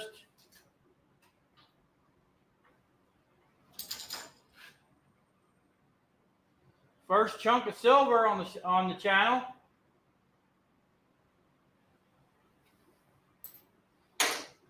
Wow, that took a lot of heat. I'm wondering if when I do these, should I preheat them? Let's try to get this one off. That was a lot, man.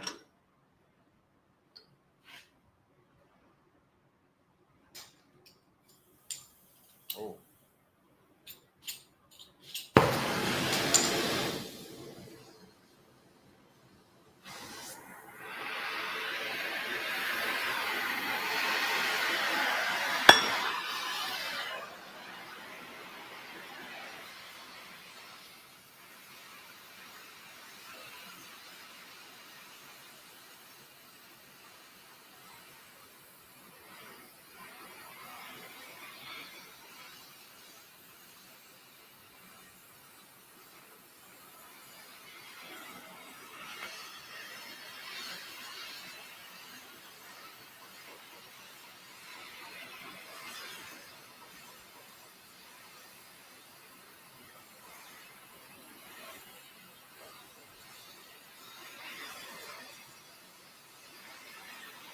Oh!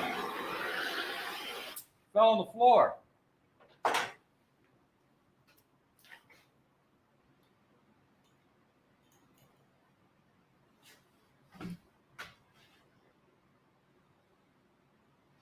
Nice little baseball diamond. Okay. All right. Now that I got a blind spot, let me, I don't know if we're going to be doing much more of that today, but.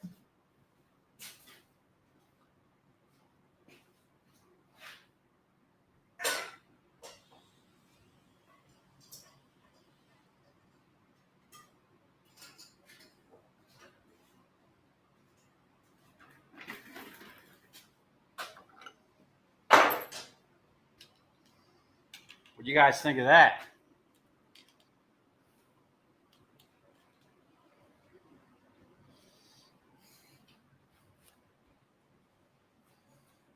I should go grab the floor scale real quick. Check, see what's going on. What's up, Laurent?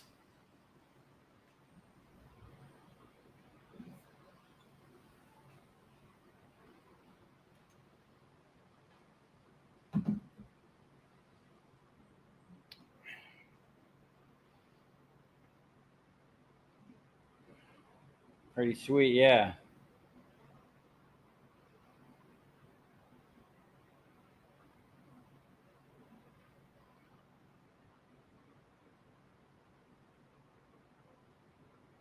Yeah, the only problem with doing live streams is like, I have this set up in the middle of my shop, and I'm like, I guess I got to get a different way of hardwiring into the computer, and I don't know, like,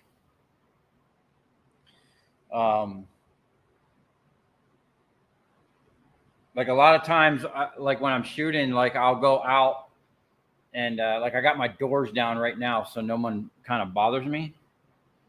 But I'm trying to do more live streams. I like getting on here and talking with you guys. Are you trying to separate the silver from the copper? Yes, I did. I got two pieces.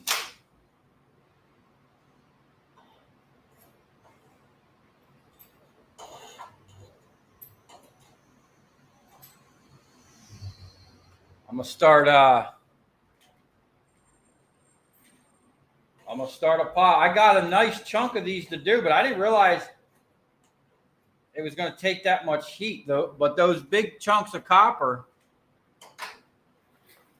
I mean, these things are pretty thick, man. They're really sucking up the heat. So I don't know what the best way. I'm thinking,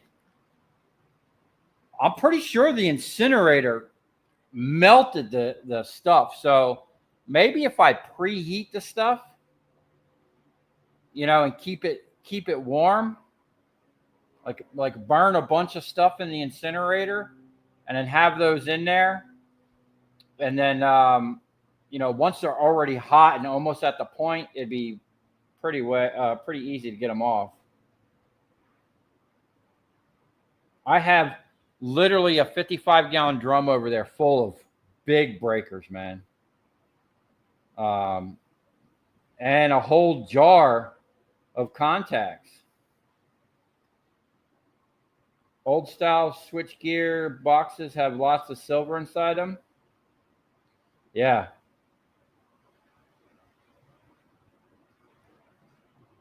What's up, Scrapping Hood? Make sure to wear a respirator. Those fumes are seriously toxic. Okay.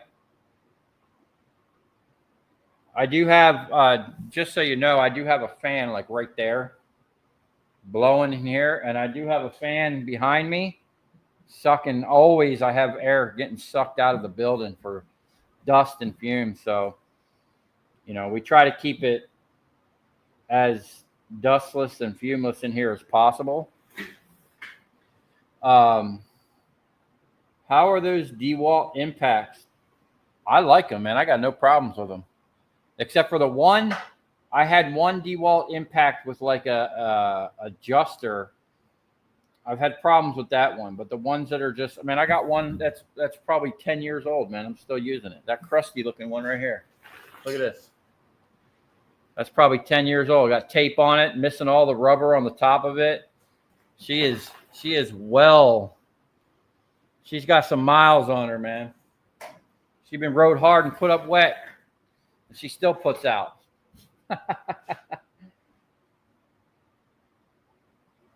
This type of streaming you can watch every day.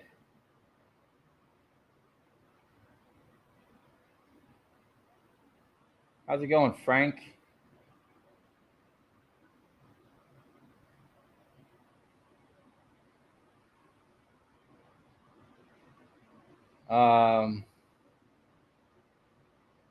Dude, you're sick? I hope you feel better.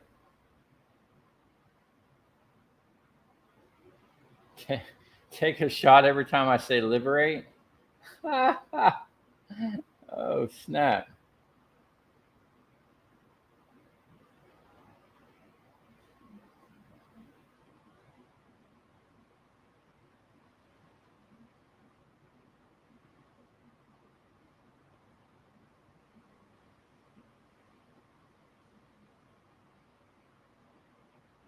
You put out a video explaining different types of contacts, scrapping on the fly, like different types of silver content. All I know is I got a pile of them, man.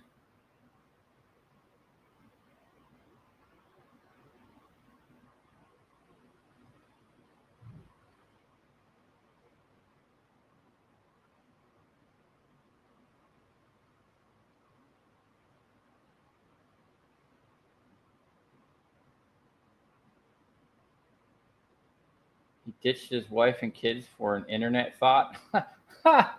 Dag. That's tough. Okay, what do we got? Maybe mechanical separation would be cheaper. I don't know how you would mechanically separate that because it's like they're pretty much on there, man.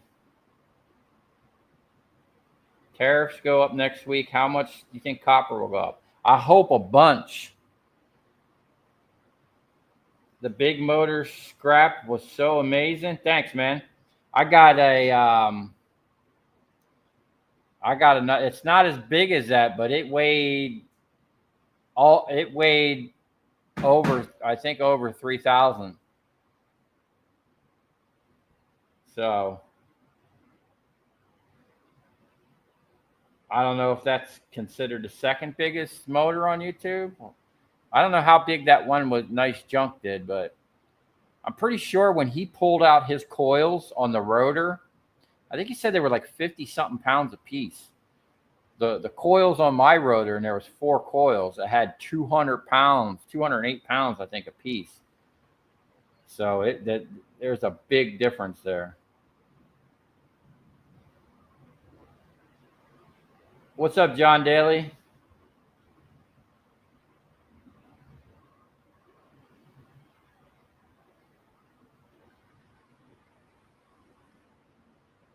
Michael Thomas, you got a copper thief around there? Where are you located? I hope it ain't around me, man.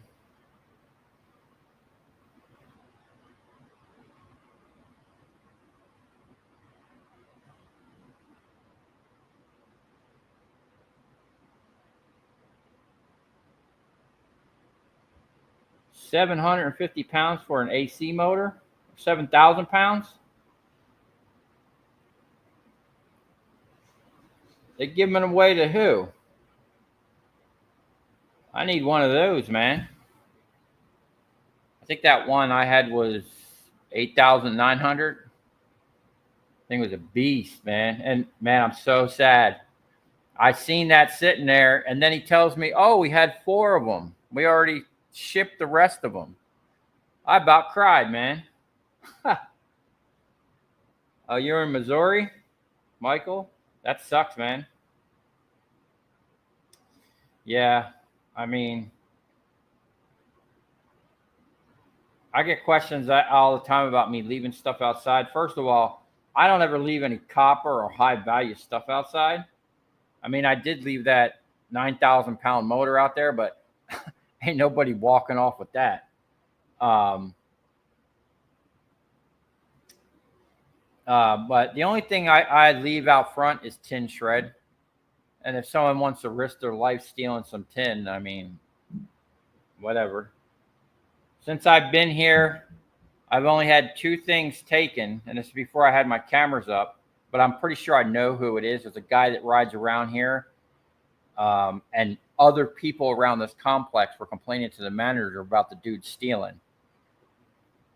I had some light fixtures sitting out behind that box trailer I had when I first was in here. Like 4 or wasn't it? It was two 400-watt metal halide shoe boxes, you know, and this dude asked the neighbor, you know, because he used to come get scrap from the neighbor. He don't give him scrap no more. He gives it all to me now. And he goes, hey, how about that stuff over there? And the neighbor specifically told him, no, man, that's that dude's stuff. Don't touch it. Well, that night the stuff came up missing. And you couldn't have seen it unless you walked up around the backside of the trailer, you know. So it was someone that walked up into the neighbor's shop, and obviously the dude asked about it, and he came back. And then I had I think it was an AC compressor. I had a pile of them on a pallet. I forgot to bring it in, and it was sitting like almost all the way out at the road. And I think he took like one small one, but I had some monsters on there he couldn't get. And the only way I know I didn't even know how many was on the pallet, but I knew there was some missing because the big ones were like pushed over and moved off the pallet, like someone tried to pick them up but didn't have the strength. Sorry ass suckers. Lucky I didn't roll up on them. You know what I'm saying?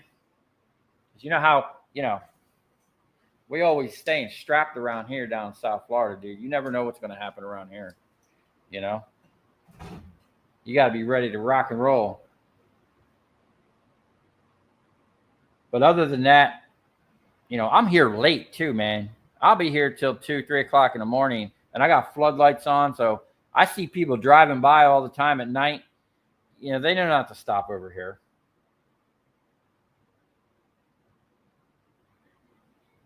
Skills, you're just a part-time scrapper. Yeah. I mean, if you're going to get a lot of volume and big stuff, you really got to put the work out there, man. And you got to be geared up for it, you know. You know, if you don't have a decent-sized truck to haul a lot of weight or even a trailer, like if I didn't have a trailer, I wouldn't get near the stuff I get.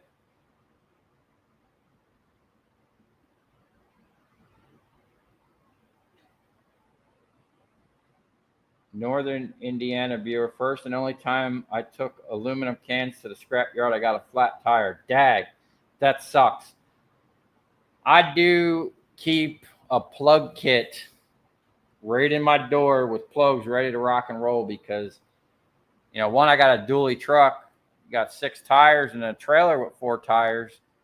You know, you're going to pick up something. You just got to pay attention. Looks like those alien bits are hanging in there. Is that what these are? These things? Those? I use these things all the time. Those are great. I don't know if that's what you're talking about, John. Just been watching a bit of Trump and Zelensky. Boy, sparks were flying, though they thought they were scrapping. Man, that's a whole. You know what? I'm gonna get back. I moved my other channel to Rumble because YouTube was throttling the hell out of me. But I'm gonna get on there so we can talk some shit about everything and not worry about getting throttled. Greetings from Holland. What's up, dude? Roll up with the burner. Yeah, we always stay strapped, man. You got to.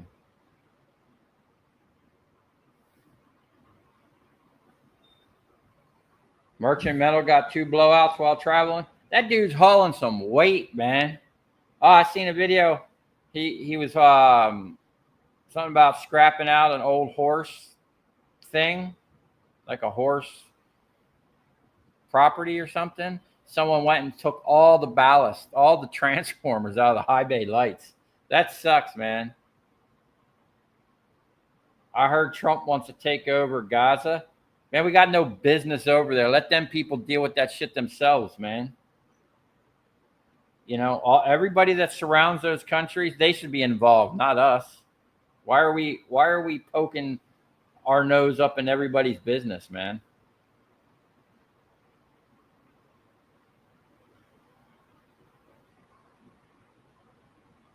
the booze traveler. Scrap prices. You hope the tariffs help the scrap prices go up because the scrap price has been straight pitiful. Dag, dude. Where are you, man? I mean, we're almost at $4 a pound for bright and shiny. Now, to me, when I got into the scrap game, I think I was getting $1.65 for number 2 copper. $1.65 when I started cracking transformers about 15 years ago now. It was $1.65. So this $3 a pound, man, I'm in heaven because I still pretty much pay the same amount for transformers.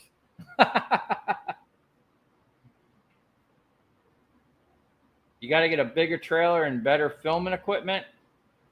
Hey, man, I started my whole channel out on straight off of an iPhone.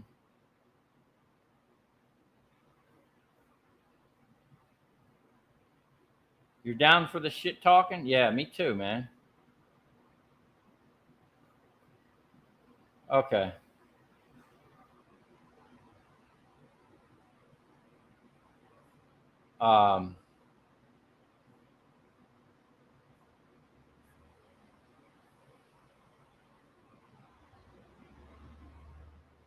Imagine if I saved up all my copper from when I started and sold it today. Wow, dude.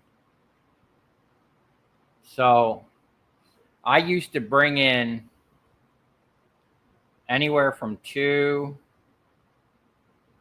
probably two 55-gallon drums a week of number 2 copper from the transformers. And a full drum, I think, is about 800 pounds.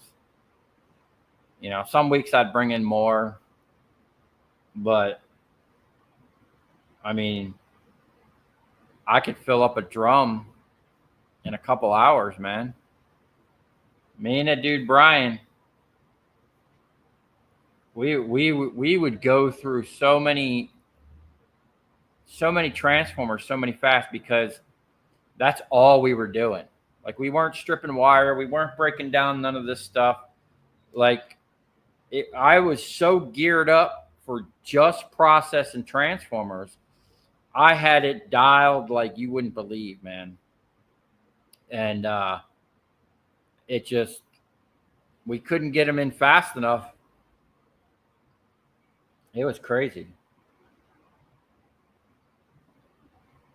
Yeah, my shop would be overflowing. I'd have those big totes stacked with number 2 copper.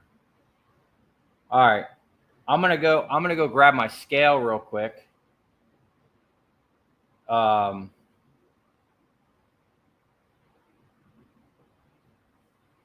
think I got to get my weights. Otherwise, I don't know how I'm going to weigh that over here. I should have thought about that before I start tearing this apart. I want to see how much that was worth because that was the 100. I got it written down. I think that was 120 pounds. And I'm going to pay. I haven't paid for this stuff yet because I still got to weigh a bunch of the. I literally have like 2 pallets out there of stuff. This is where I need someone else in the chat. Keep it going. I wish I could. Dag. I wish I could figure out how to screen share. I could play you guys a video.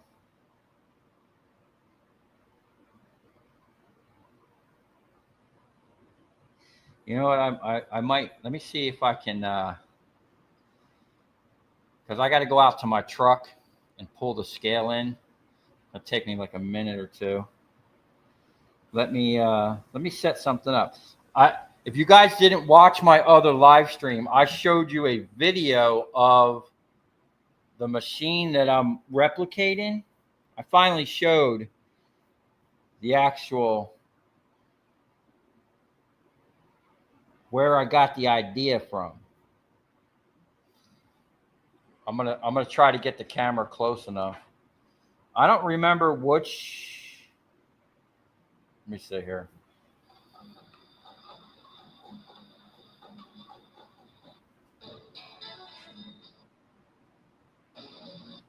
Okay.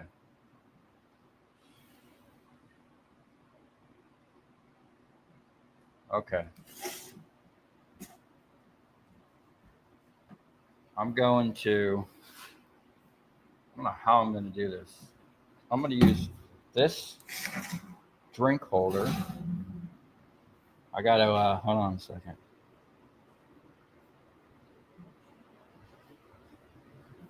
I got to see how this is going to look. At least you guys can watch something really cool while I'm going to get the scale.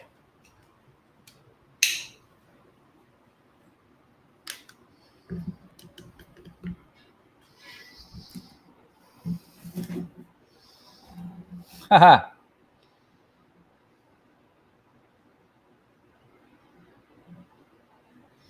Okay.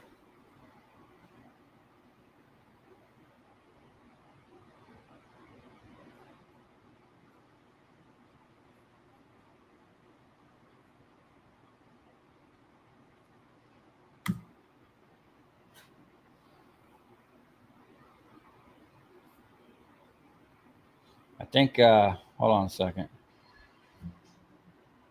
Hold on. I think there's,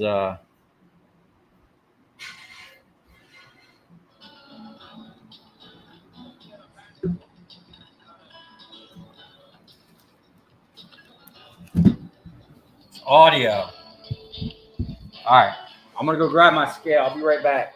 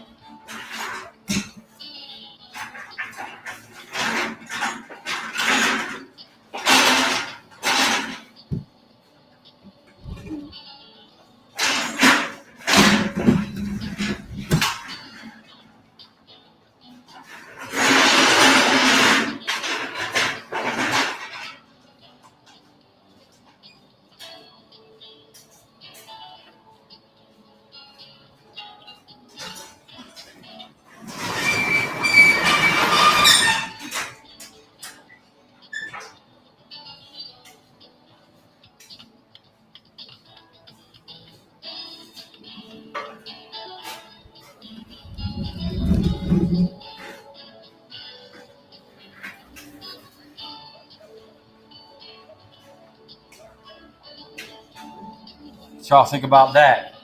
Oh, this is the same video.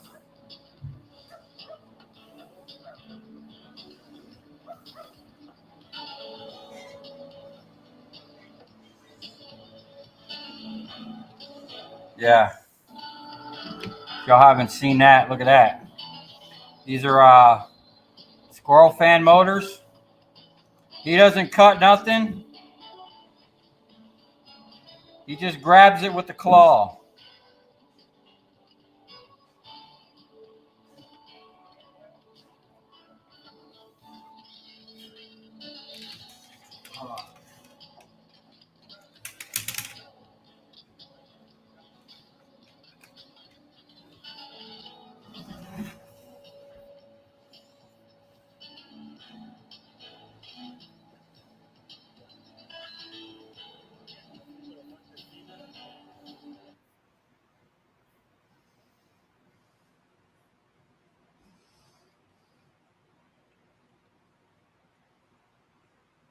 I got this scale over here.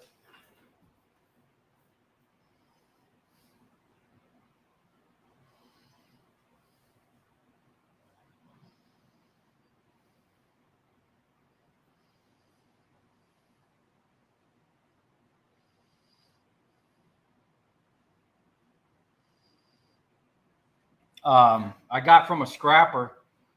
I was going to restore it.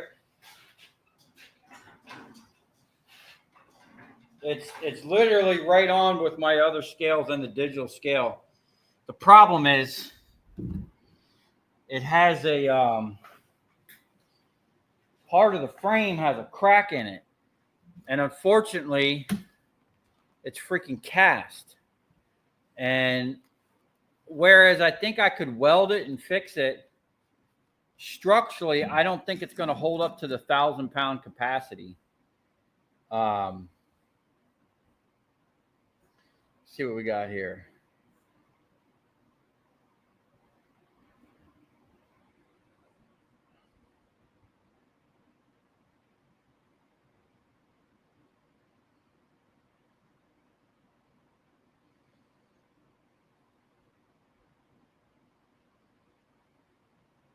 $5K rent, fuel, electric, equipment, maintenance. You have to hustle to make a buck.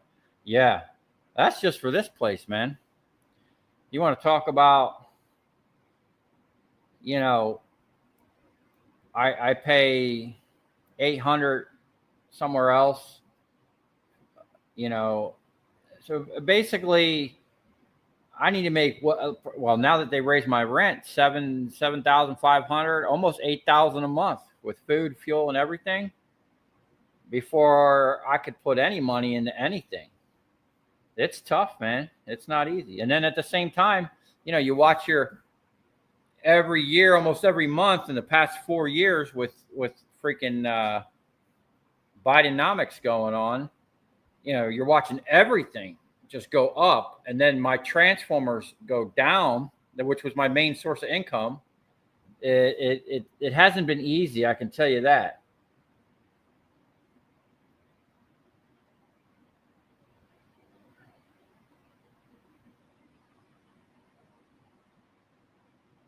Anyone else getting drive-in theater vibes? There's 2 drive-in theaters. I don't know if they still run them. There's one in Lake Worth and one down in Fort Lauderdale at the swap shop. They used to have a carnival there. Laurent, you thought that video was sped up? No, man. I thought I was showing a different. I wanted to show a different. There's 3 videos. I'm going to show you a different one. I thought I showed you a different. Yeah, that's the one I showed on the other live stream.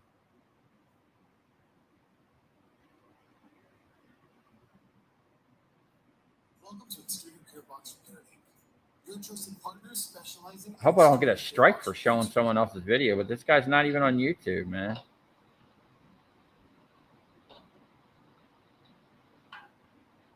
You want to see some fast hydraulics? See, I can tell. I can. His hydraulics. I can tell. Here's another setup. Oh, I'll show you guys this. So he had put this big motor, or this is like the rotor of a motor or something. He put this big thing on like a roller with a cutter, and he cut the ends off, but he left enough. Okay, let's see. He left enough. I'm telling you, this guy shot this video with a toaster or something. But he has a jig. Now, this is another jig. So far, he's had like 5 jigs he put on there. He's got his tool balancer. Now, he did swap out this hydraulic ram. And you see the hook? See the beam with the trolley? This is what I don't have. Look how fast his hydraulics are.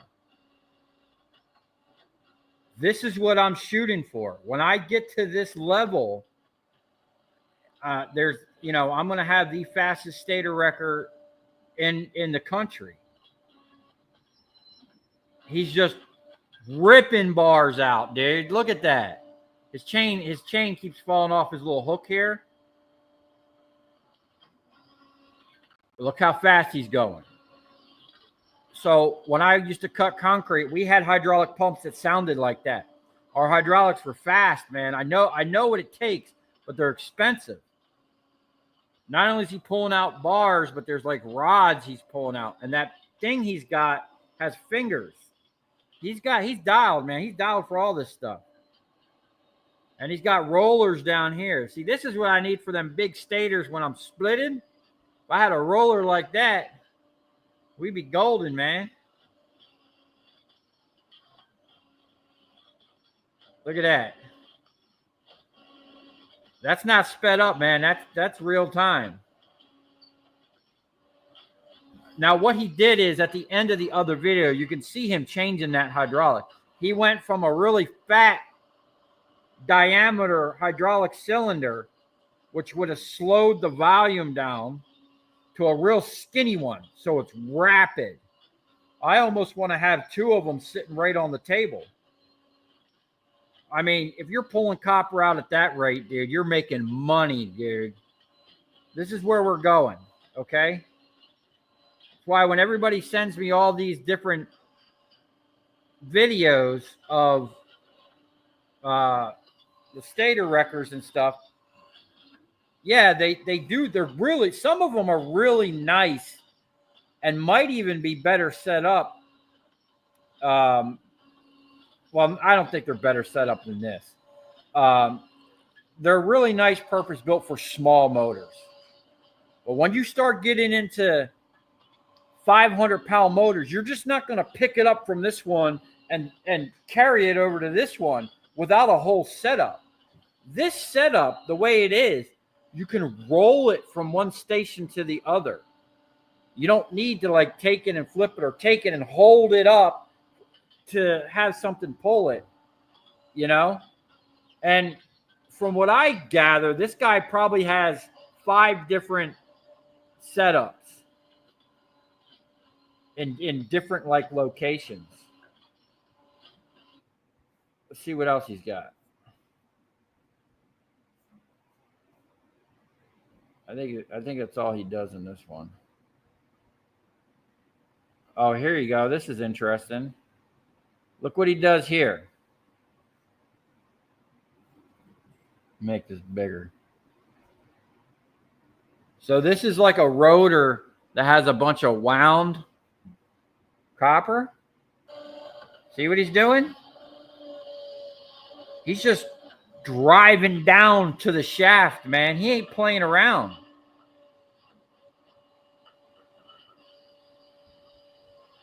And then he can grab these big knots and just rip them out, dude. No other machine is doing this.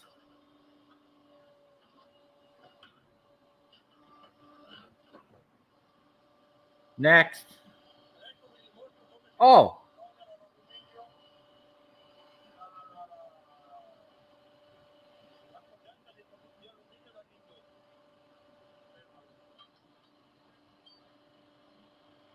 And this is cool. He actually uses the hydraulics to pick up these big motors. Anyway, this is the one. Hold on a second.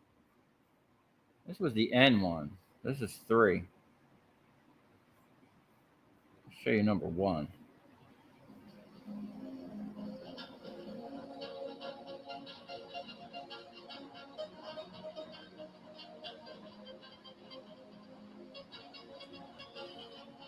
This is the first time I've seen anybody. Look how big his setup is, man. He's got a monster press, dude. I could have put, and you see the hydraulic ram back here? It's connected to a trolley. That trolley there on the other side is a universal with like a shaft, and then he's got a hook on top. The same trolley does the pushing and does the pulling. Or no, there's a trolley there. And then that's his shaft. You can see what he's doing. It's grainy as hell, but I've watched this enough so I can see what's going on here. But here's the trolley. It's on a big, like, looks like a 4x4 or 5x5 square stock. The hydraulic cylinder is straight, and then the shaft moves around. He's coming down on these big cast motors, and he's cracking them. Okay? He's not unscrewing nothing. He's cracking them. He's not grinding nothing. He's cracking it and just using brute force to push the sides off. Now, obviously, the sheet metal or the thick plate metal ones, that's not going to work with. You're going to have to cut it with a torch. A plasma cutter would be optimal, but, you know, whatever this bar is that he's using here, it's got to be some tough stuff, man. It's probably a rod from a cylinder is what I'm thinking. But he doesn't unscrew these things, man. He just dismantles them with hydraulic power.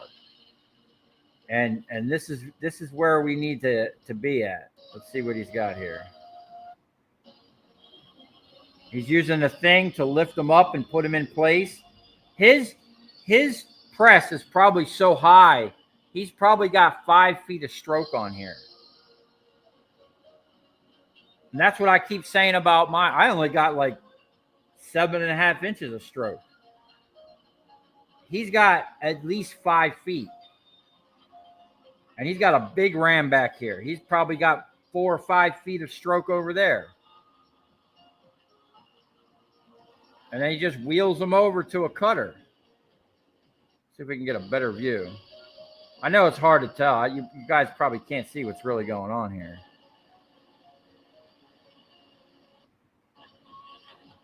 But this was the first time I seen anyone break down full-blown big motors with relative ease. What he's doing right now is just ramming the core out. He's just pushing it and breaking the cast.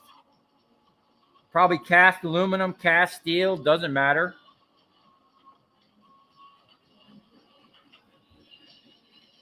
All right, enough of that. Whoops. I almost ended my stream.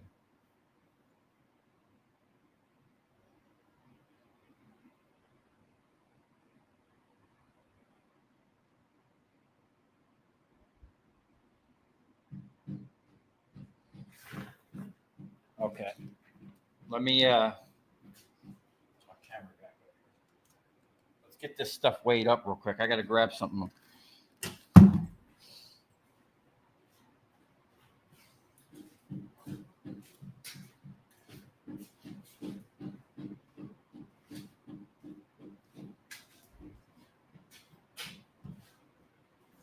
Okay.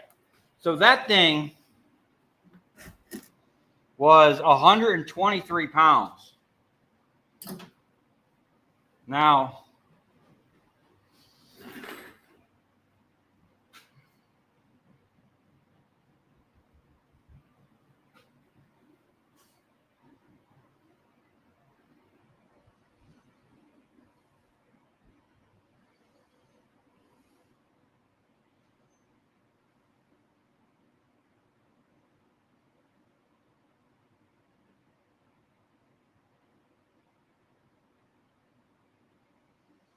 so basically I would have paid $8 for that.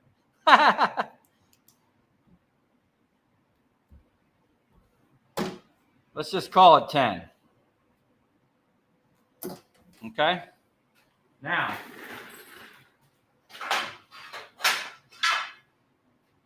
each one of these big ass bars it's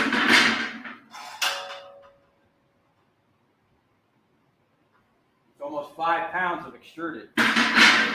Just one bar.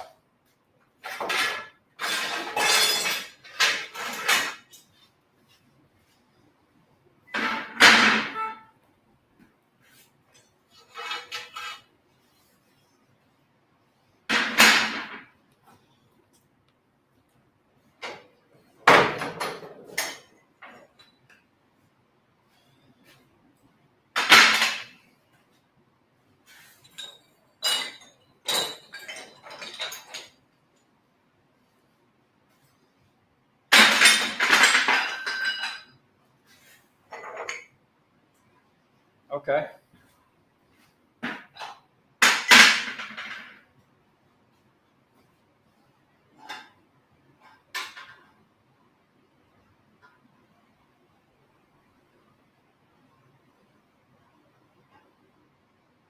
We got 24 pounds.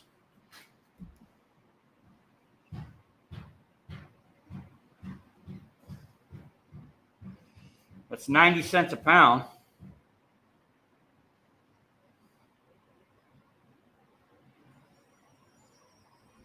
So we're already making money. Made like 11 bucks. It's 21.60. Oh, the ice cream man. Or Mexican. The ice cream Mexican lady driving around on a bicycle in a cart with ice cream. Not that I know anything about that.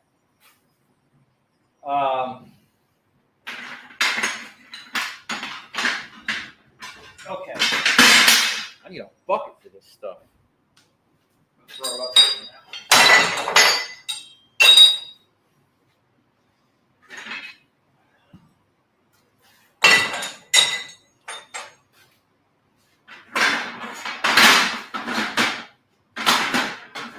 Now, I didn't keep track of how long it took me to do this. And there's still a little bit more. But I was kind of yapping away while I was doing this. If I was just focused on it, I probably could have got this part way faster.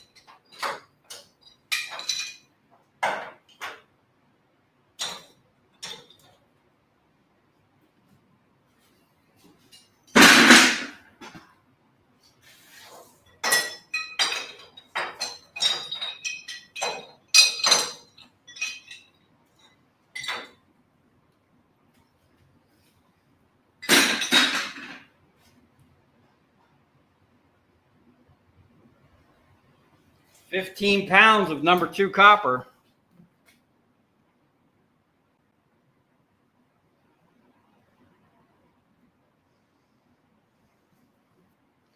That's $3.50 a pound there.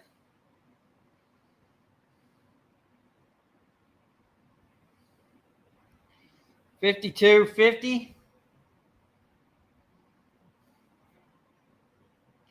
Where we start at 123. I wonder how much that plastic weighs.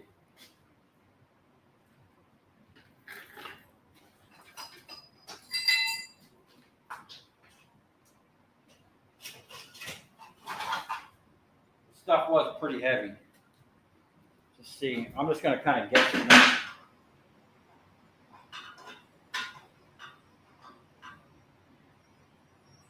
It's 2 pounds. 2, 4, 6, 8. Let's say 10 pounds of crap. So we had 113.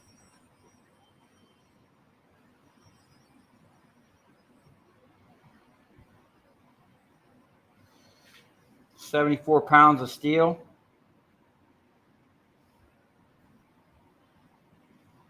$0.07. $5.18.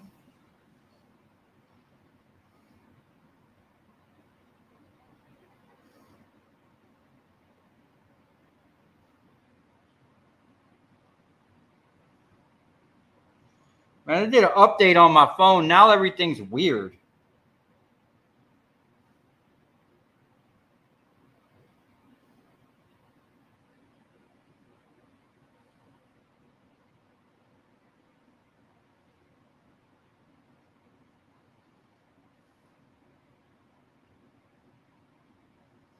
$79.28 minus the 10.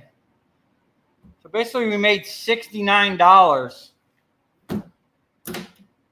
Now, still a little bit more to process.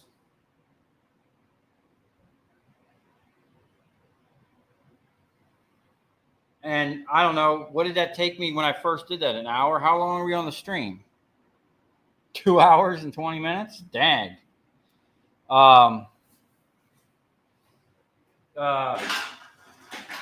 I could have easily got that done in an hour or less if I was just not talking. Let me eat my orange real quick, and then I'm gonna tear into that big one. Hopefully we'll get more than $70 out of it. See, this is all micro scrapping territory. And this is stuff you gotta like, if you're gonna make money on it, well, one, you gotta have all your tools and be geared up and be able to just knock it out fast. You gotta stay on top of it.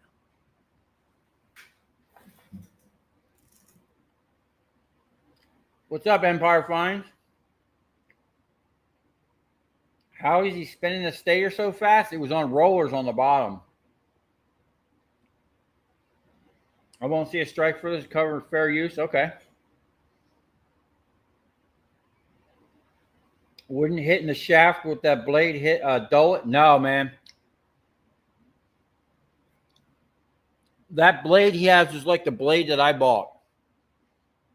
It's super hard. It'll indent that shaft before it bent the blade or dulled it. And the blade probably wasn't even that sharp. And he might know where to stop. Where's that video located? It's on YouTube. I'll send you a link, man.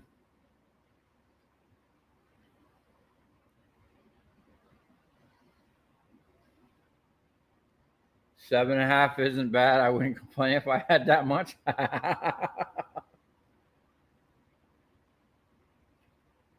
Why don't you have one of those x-ray guns that you can tell what the elements are in scrap? Why? Those guns are like $36,000. I think the guy down in Miami told me. I ain't got that kind of cash laying around.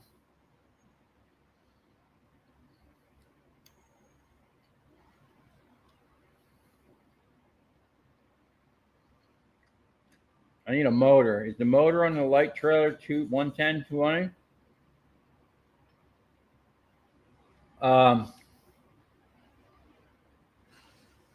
The motor on the light trailer is it's a winch motor. It's slow. And I think it's 110. I got a where's that?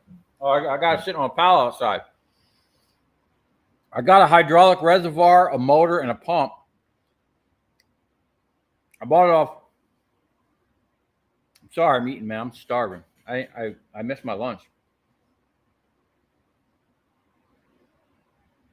Yeah, those guns cost like $50,000. The guy in Miami said he got his for like 36.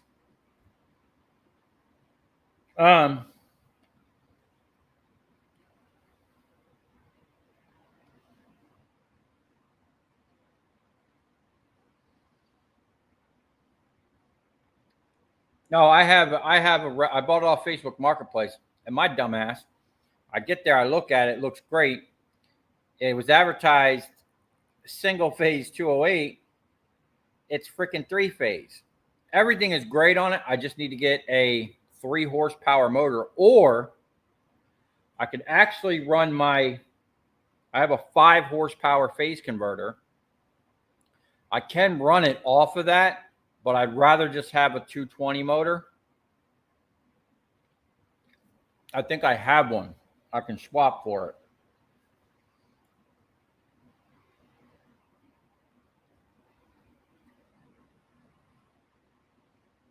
Get a log splitter. So many people tell me get a log splitter.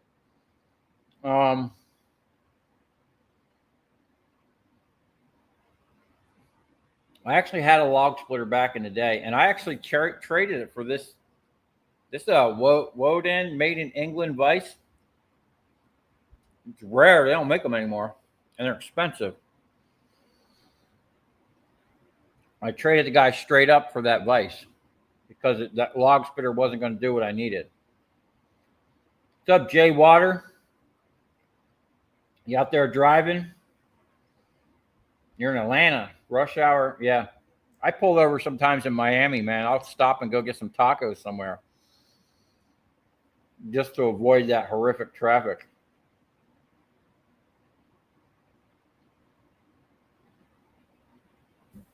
What about a hardness set? I think they're pretty much would be for like steel. I actually want to get them to test the different hardnesses.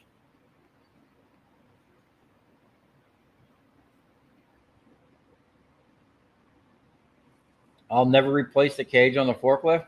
Hey man, it's sitting right. That's it right there. That's the upright for it. And the other piece is sitting right over here.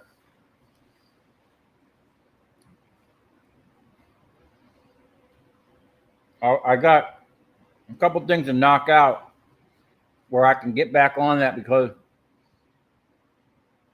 I'm sorry, I'm eating. I'm going to do a fluid flush on it. I bought filters. I bought the proper springs for the pedals because I rigged something on there. They're not the right springs. And then I bought the bushings for the mast because it's like moving around. But I'm gonna need probably the weekend, and my cherry picker I could probably pick the mast up with it.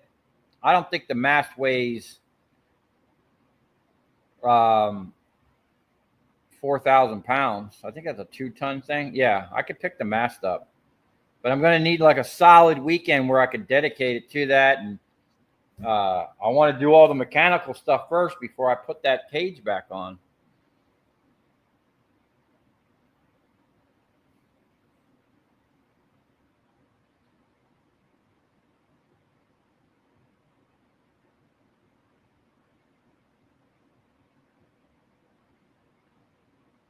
Maybe when something falls on my head, I really don't pick anything up high enough to where something's going to fall on my head.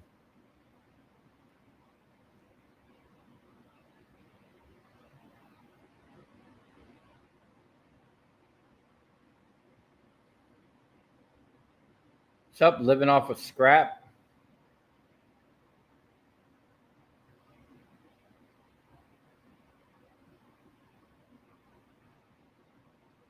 It's filthy under there. How do you get it up under it?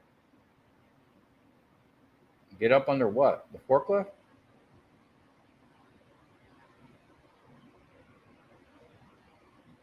Yeah, I don't need that stinking cage. Matter of fact, when I get on and off of that thing, I grab the uprights that are there and just sitting flat with no seat, just the pad that's on there.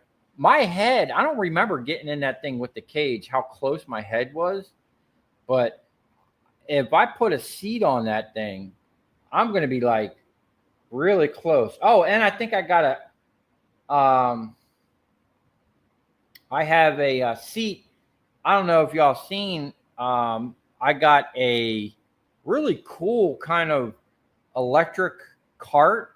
It's like a utility cart or something. It's a Columbia.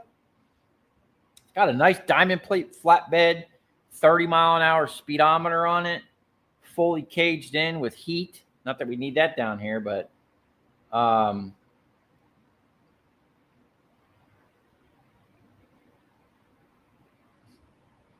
I want to fix that thing up, but it did come with 2 seats, and one of them's loose, like someone was unbolting stuff. It's missing some electronics, but I think maybe I could just buy like a scrap golf cart and pull the electronics. I don't know. I haven't even looked at it. Most of the electronics might still be there. Excuse me.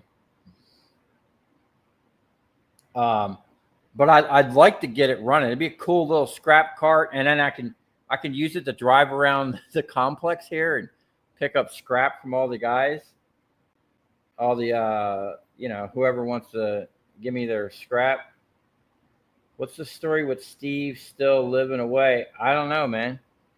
He has some of his stuff way up north, so he's kind of like back and forth, but he's living local somewhere.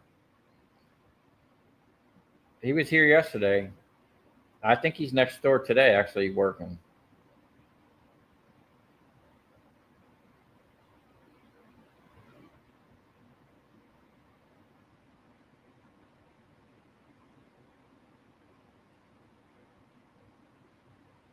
The cage, it's a garbage can lid.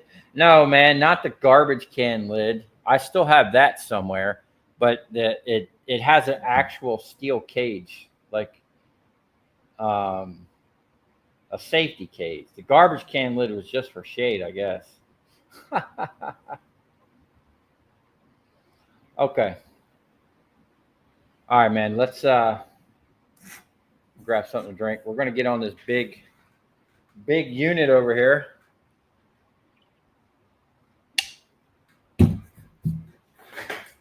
I'm gonna need a bucket. This thing's big. This thing weighs 366 pounds. A little heavier than the other one. So maybe we'll get a little bit more than 15 pounds of copper out of it.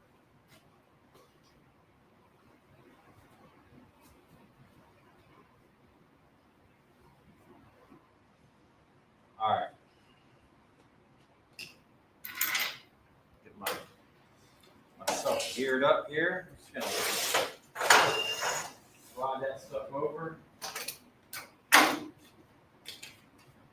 I am going to go through and pick all this copper out, and I'm probably going to keep some of these cap screws, add to my multiple bins of screws. Oh, yeah, this is what I was saying. I was tearing some stuff down the other day, and I'm like throwing the screws in the bin, and then I stripped one of them and realized they were brass, and that was like one thing I took apart. I got all that brass out. I mean, that's micro scrapping, but it all adds up, man. Usually I don't take the brass in for a while. I just let it add up, and then I usually have a nice little chunk. Probably once a month when the rent's due, I take like all the stuff in.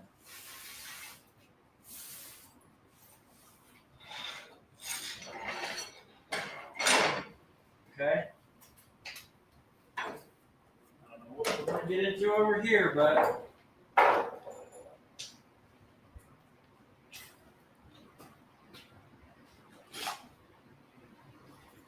oh, I forgot. A heavy cast thing right here, man. That's probably a couple pounds, man. It's like a solid piece of aluminum. It's like 2 pounds. It's another $1 on there, so we made $70 or yeah, we made $70. Okay.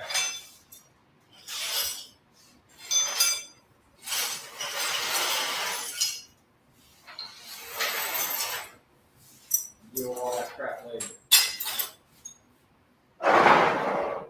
Holy smoke. Look at all that.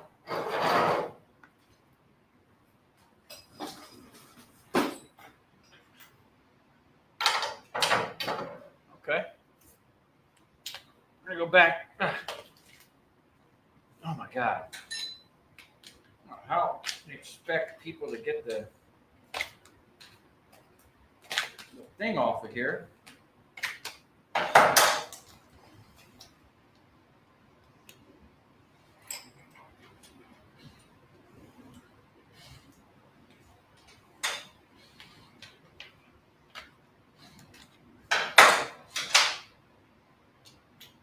We don't need all that extension right now.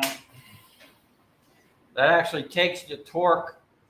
I like the extensions for the most part, but it actually takes the torque away from the tools.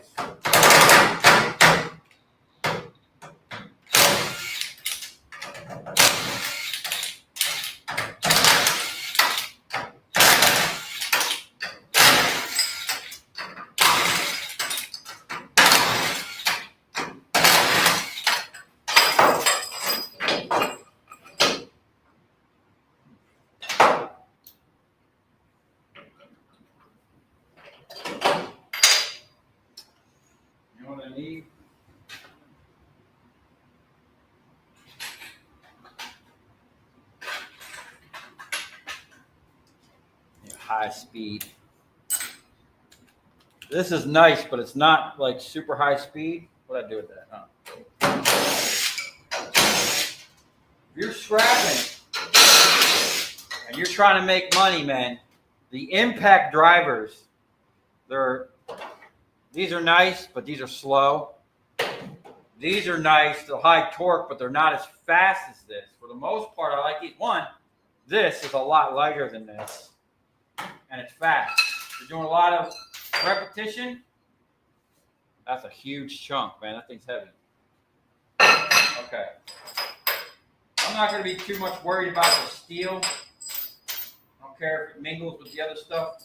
I am going to try and keep the aluminum separate. Let me, I got a bin over here.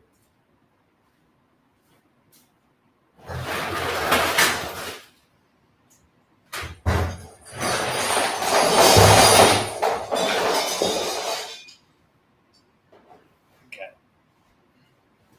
There's going to be quite a bit of extruded. We'll put it in this bucket for now. Holy smoke. Okay.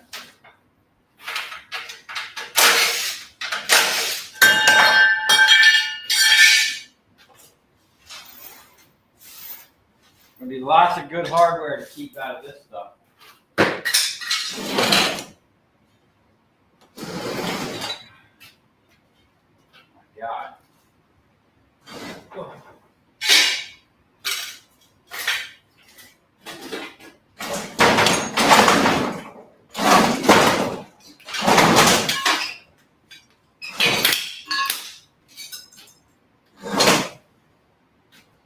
We get you a little closer to the action.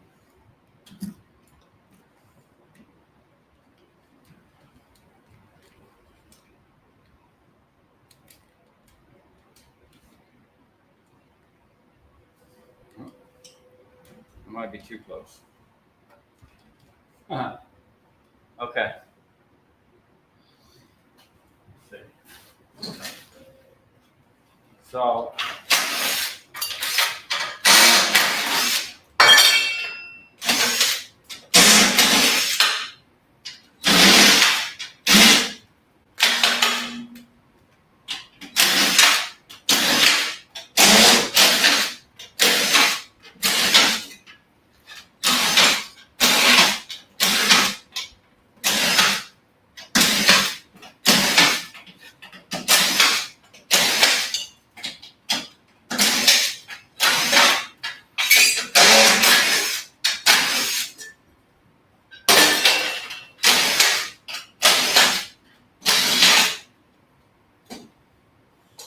wow.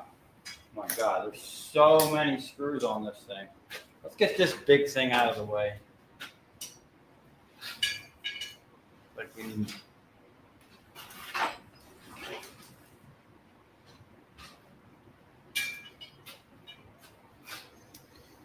Try this first. See if it'll break these free.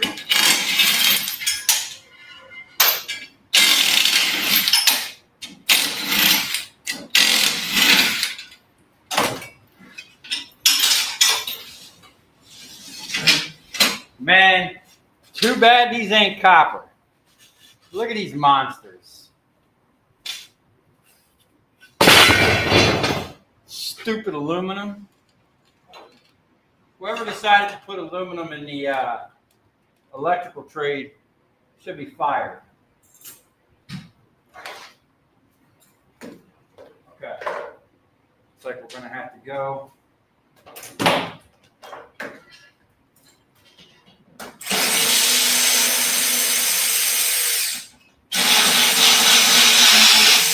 Oh.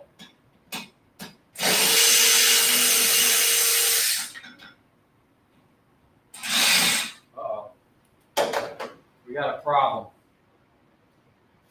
Even as low profile as that is, we're not going to fit in there. So I need a 9/16.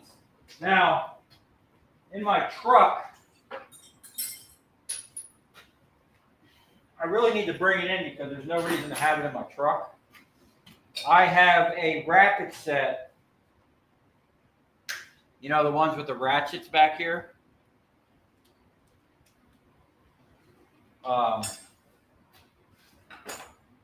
When you absolutely have to use hand tools, that's what you want to use. Oh, man, that is so sad. Oh, what would your yard pay for that? Would they consider that extruded? Or like an old sheet or a clean sheet? I think I'm going to have him, I think I'm going to have him hit it with the gun. So we can find out once and for all. So I already started shooting a video, but I'm like, man, maybe 10 videos back of me starting to break down the other gear that came with this stuff. This was the most interesting. Oh, these threads are messed up, man.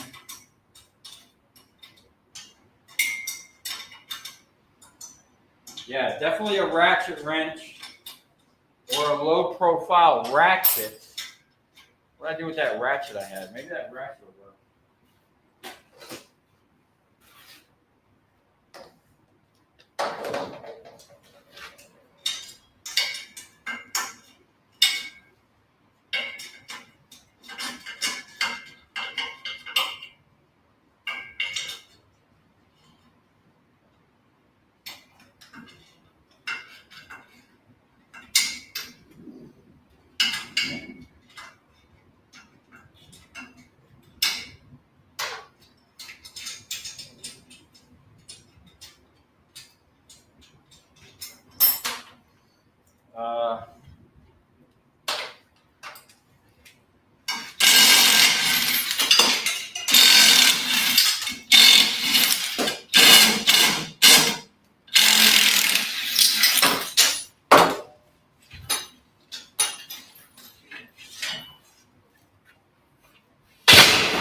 Well, they add up quick.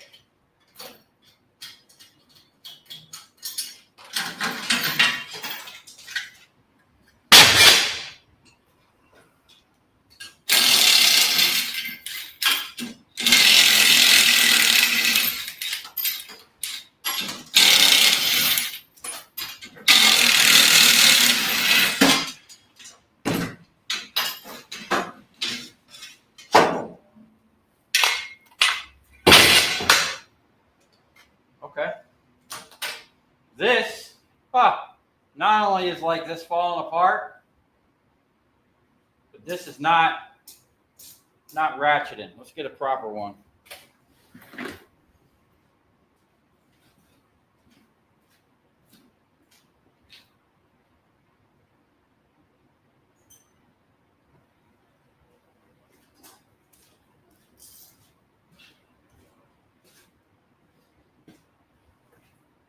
There's just some things you don't buy from Harbor Freight. Now what I do with my socket? Did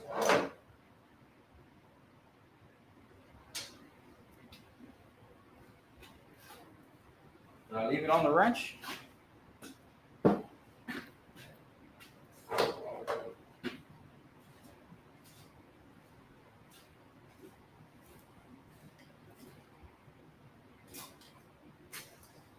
Okay.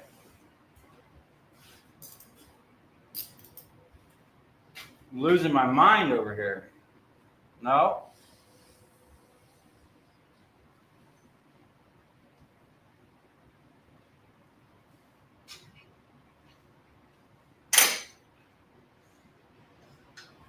Did you guys see what I did with the wrench? Oh, dag. Hey, thank you, Joseph, for the $40.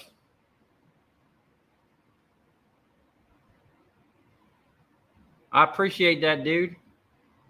I can use that to buy a new a new socket. I just lost my socket. What the heck did I just do with that socket? Oh, here it is. Losing my mind over here. You know what I got to do? Hold on. Hold on.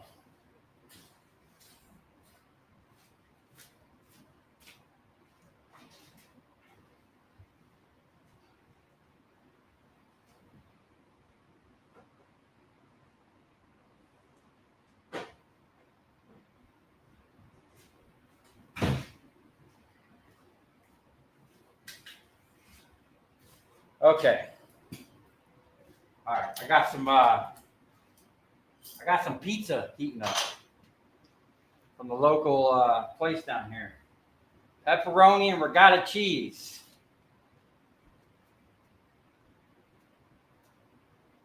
Sometimes I just get so involved in my work, I totally forget to eat. And as fat as I am, I know that's hard to believe.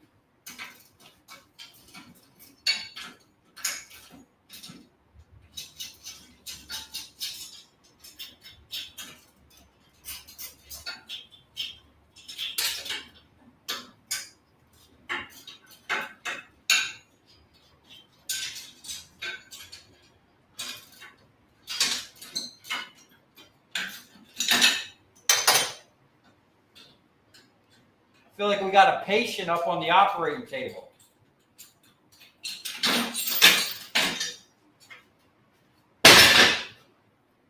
Okay, now we need that slim.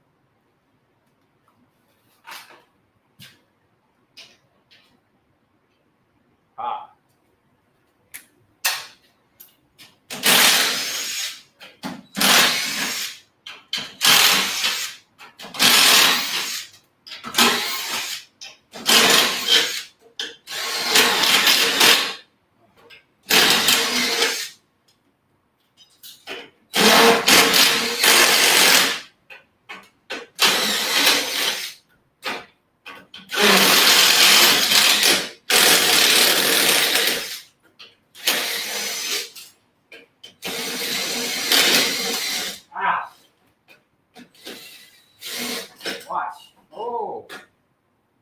How many times I've found my tools in the scrap? Too many. Uh-oh.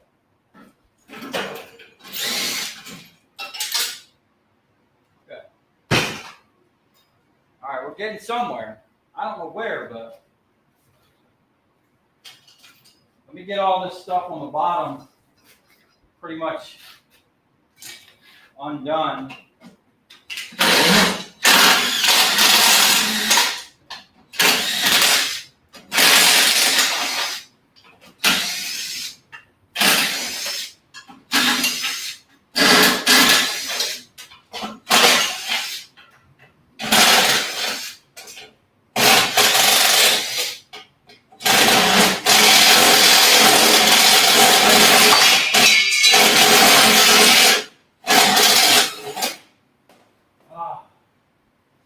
Dang it. Okay. Wants to be a little difficult.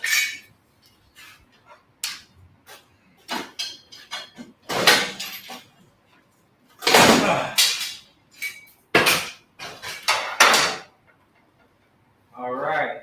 What do we got next? Is that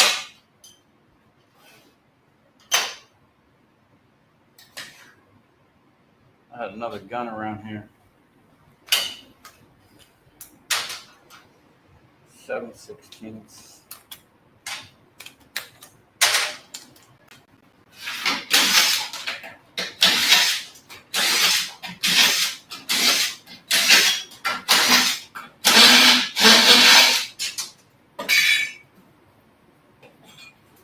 Can't even see on that side.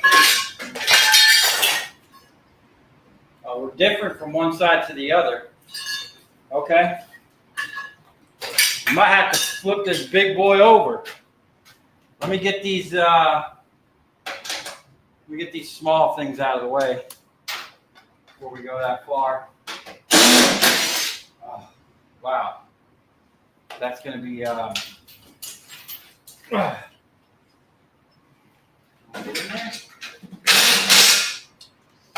course not, but you might be able to apply some leverage.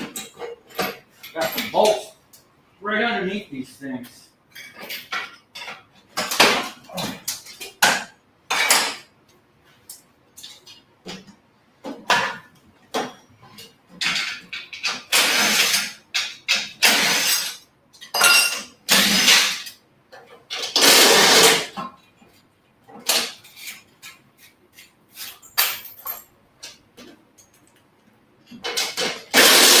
See, this is where an extension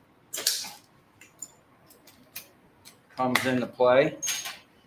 Sometimes you can't get the right angle. If you bring your drill way out, it might just give you what you need. There we go. Whoop. And lose our. This is where the ones. What's that other one I got? This guy. Sometimes these are good because they're thin, but sometimes you need the one that locks your thing in there. Helps everything along a little bit. That's some really good hardware here.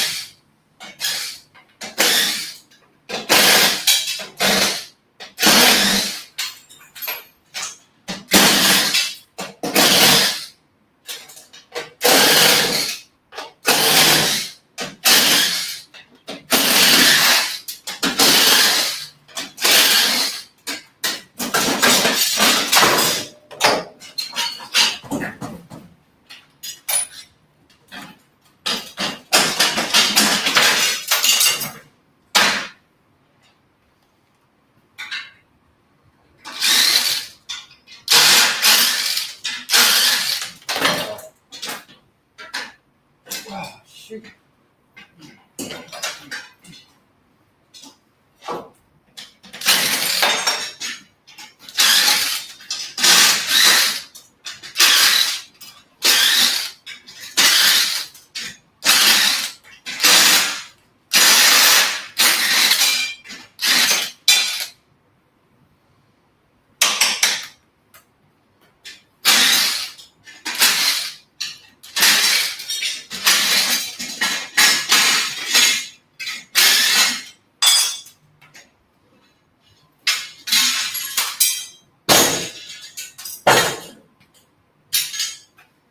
Man, that is a nice piece of extruded.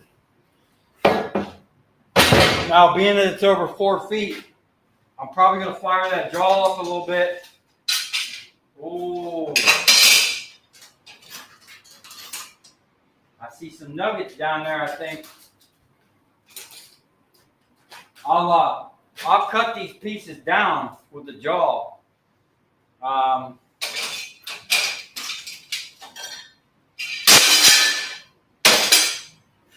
Let's see what we got here. 1/2 inch. Okay.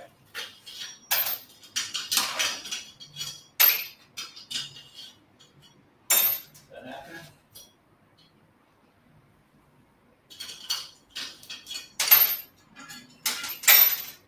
Oh.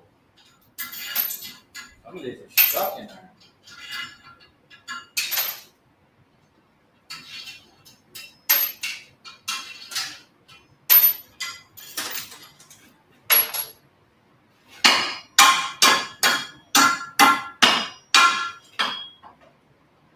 I think they need a twist.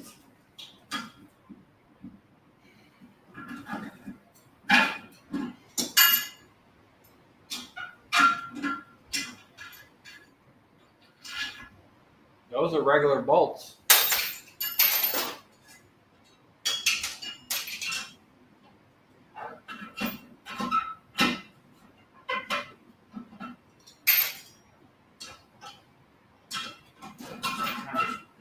Wedged in there a little bit. Okay. Yep. That's what we need.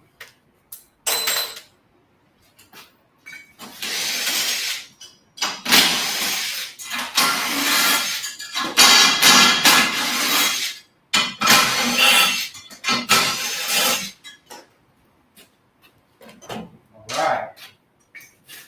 Clean right up.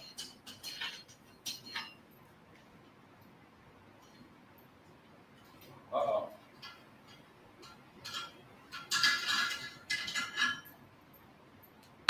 This is some really thick extrusion, man.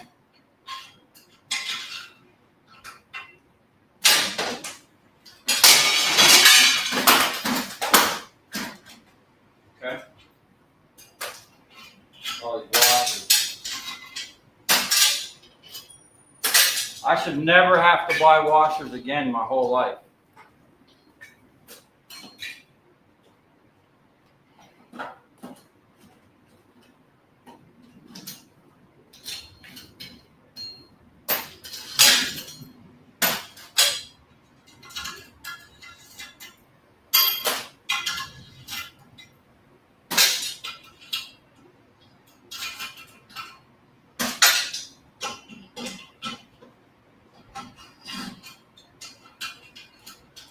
Okay.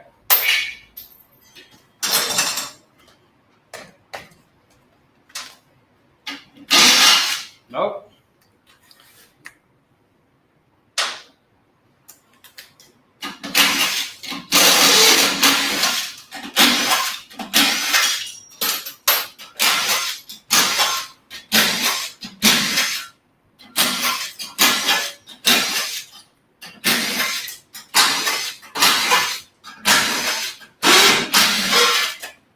Okay.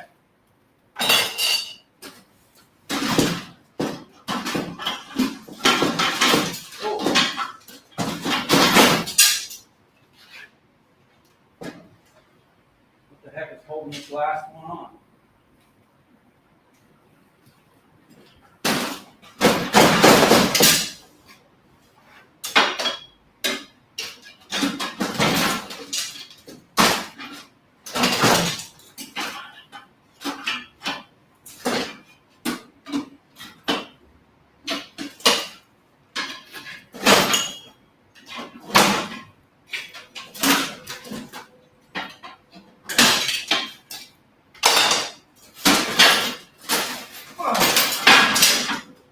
Okay.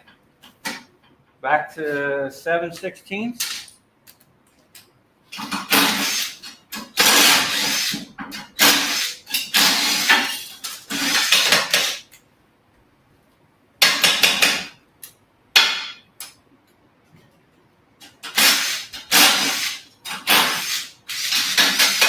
So these screws are a pain in the butt. They get wedged in your drill. You really got to have like a fine a feel. You kind of bring the drill up with it. Sucks, that's aluminum.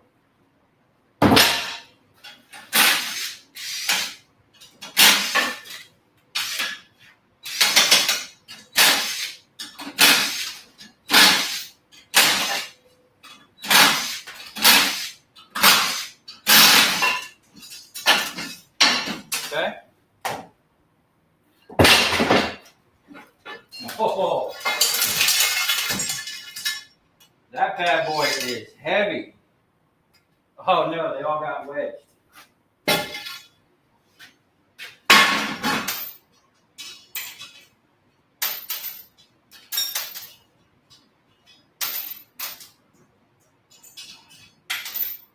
What's happening is one is riding up on the backside of the other and wedging it in there.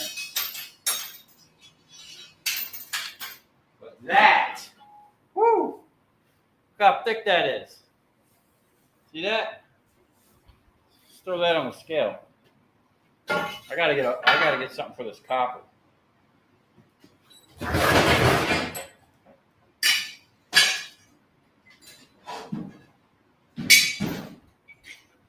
got a bin. Someone so graciously donated to the cause.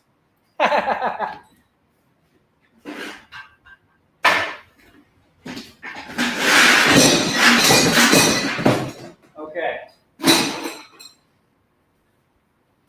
Let's see. Let's see what this weighs.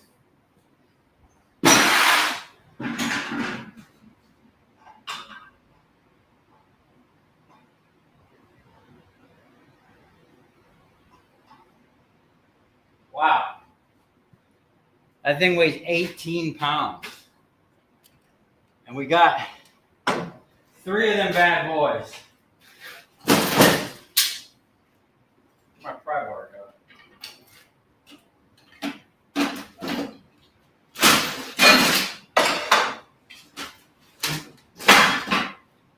Okay.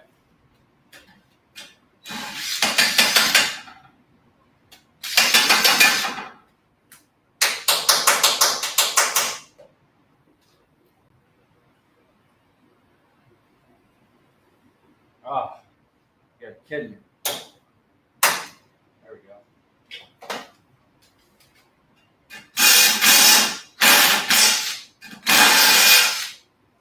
Is this not? What size is this? 7/16? 7/16. Oh. Maybe it's metric. What's the equivalent to 7/16 in metric?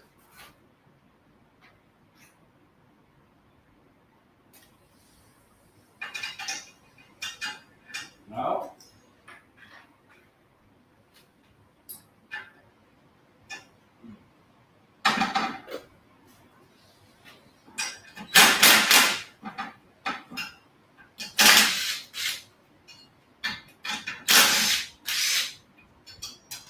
It's an 11 millimeter.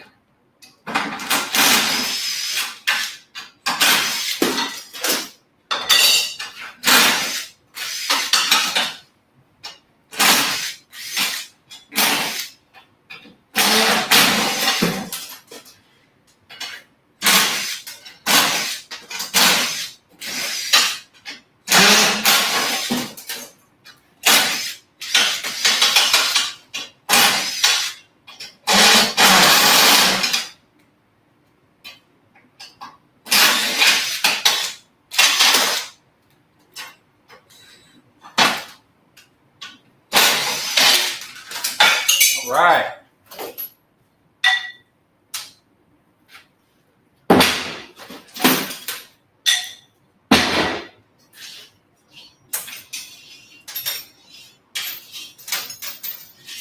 Maybe we can get in some copper now, man.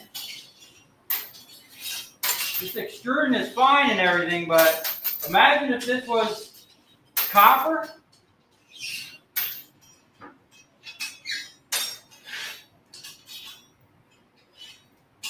All right.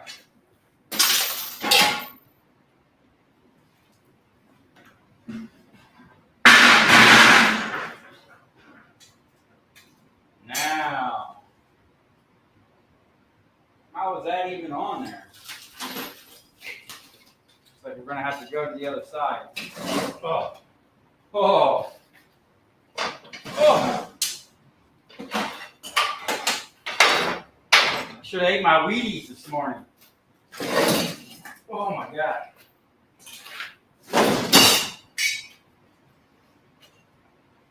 Let's work smarter, not harder, huh? Oh, yeah. Oh. Well, that just came right out of there. What the heck?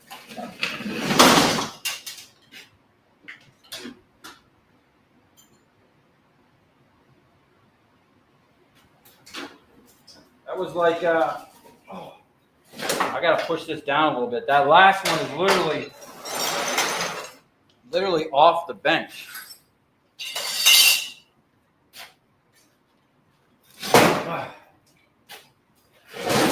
Okay. One of them just came right off. Oh. So, it looks like It's just going to be a bunch of those same things we just did.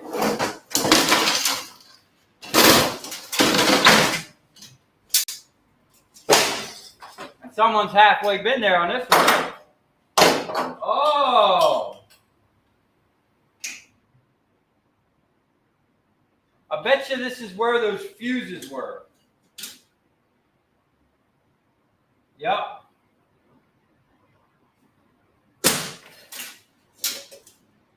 That one has all the fuses in it. Okay. That's funny, that first one had you smell that? It smells like weed. The first one had plates in there. It didn't even have fuses, which is kind of crazy. All right. Well, we know what we need to do here. We need a Phillips.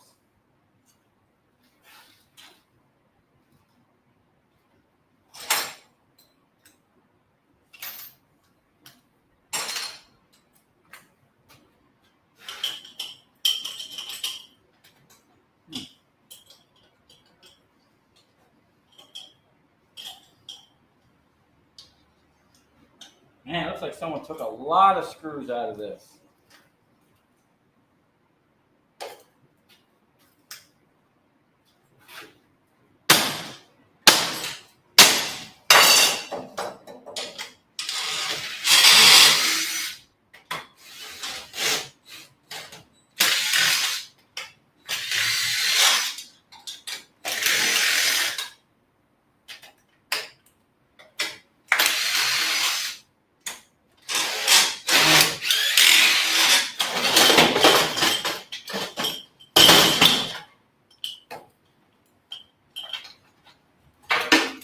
Okay.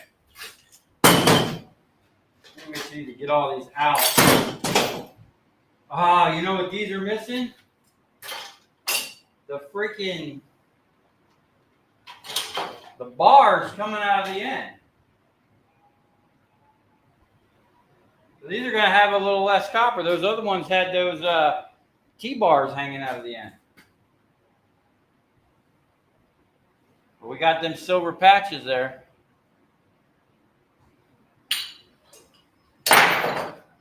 All right, now what we need is this.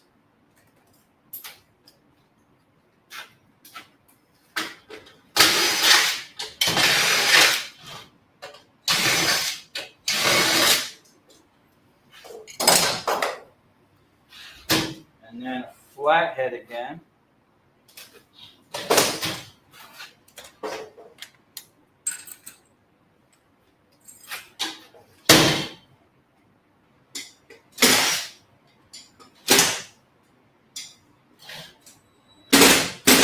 Oh no. Oh, stupid flathead. Strip.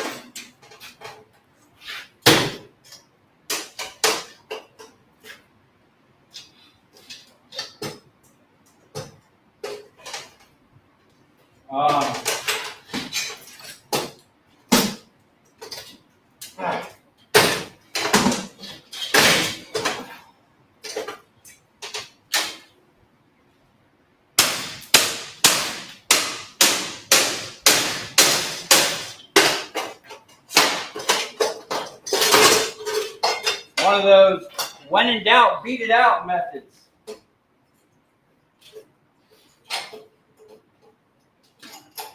Keep my little spring.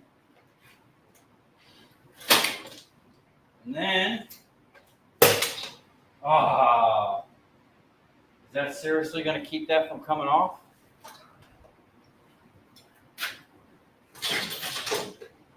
It's got to turn so much.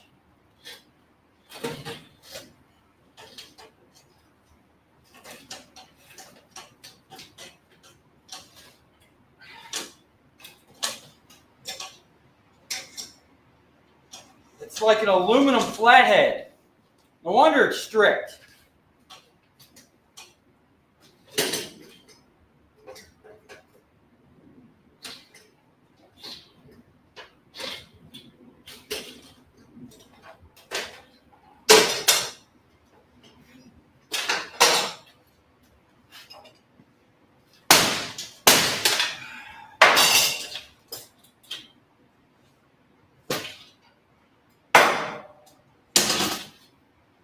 Man, that thing is heavy.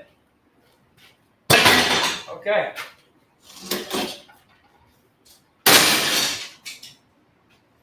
All right. Let me check on my my pizza.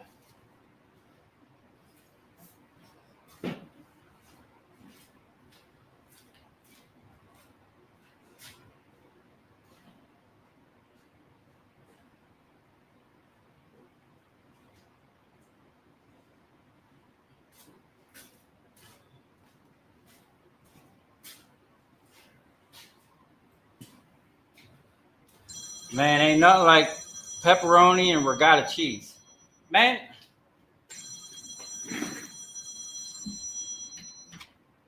people are calling me. Don't they know I'm in the middle of a live stream?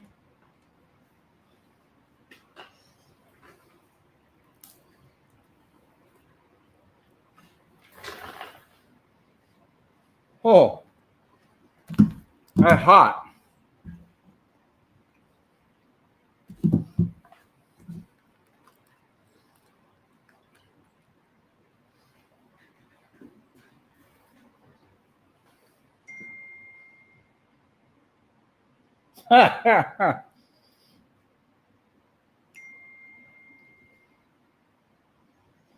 Okay. People are gonna call me anyway. What's up, Antonio from Sicily? Let's see what we got here.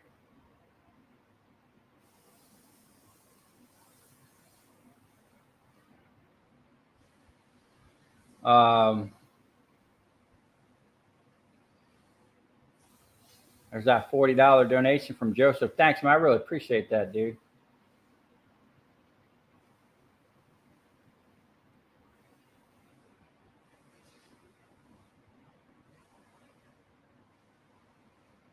Scrap it, JC. What's up, dude? Mike.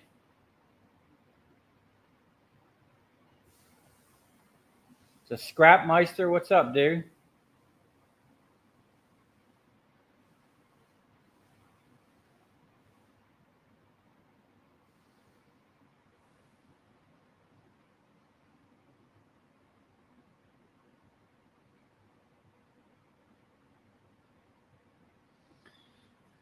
I got to eat something for 1 second. Sorry, guys.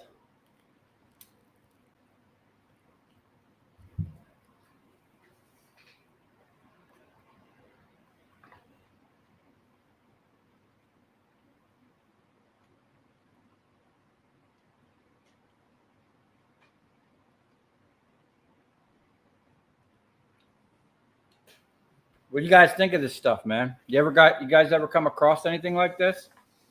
This is like what powers buildings.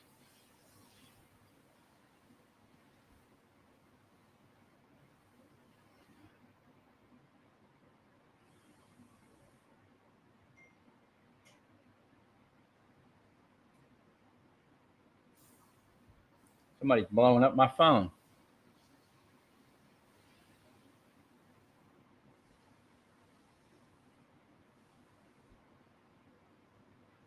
How much is a pizza in Florida? Man, it's like $20, dude. I can remember when a pizza was like $10 or less or something. I like this is like a mom and pop.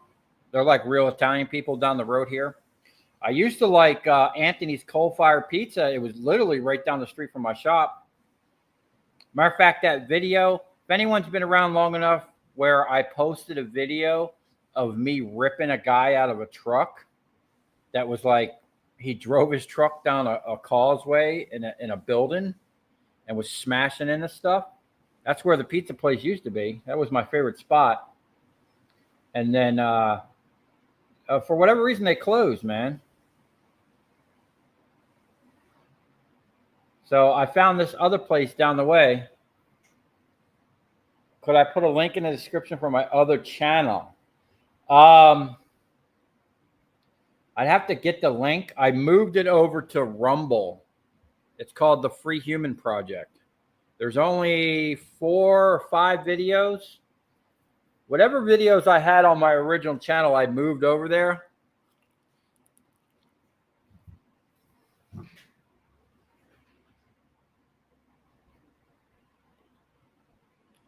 We'll be firing that channel back up. And we can all talk some shit over there. Take care, Jay. Water. Drive safe, buddy.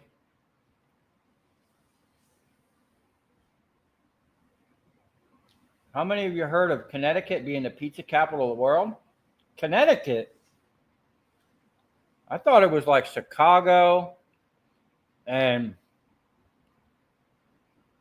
New York or New Jersey. All I know is New Jersey has way better subs than down here. There's a couple places down here that get it right. And all of them, I think, import the bread from up north. There's a place, it was called Direct from Philly. They made the Philly cheesesteaks, with the cheese whiz and stuff. You know, Pat's and Geno's in Philly, Pennsylvania. But they bring the bread from up there. And then there's a place I love called Dandy Donuts.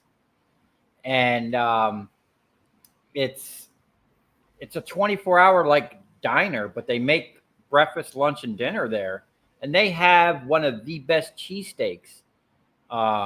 It's not with the cheese whiz. It's like with White American or something, but the bread is what sets it apart from everything else. Someone doesn't like Anthony's. That's because someone got a burnt pizza from there.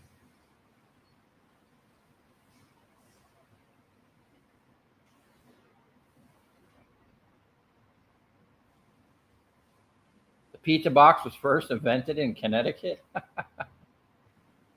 Local pizza is the best, especially in New Jersey. Yeah, man. I love me some local pizzas. I go in there and get me a slice or two. And what I get with this one, I got a large pepperoni with regatta cheese, and I got some mozzarella sticks. They got some really good sauce at this place.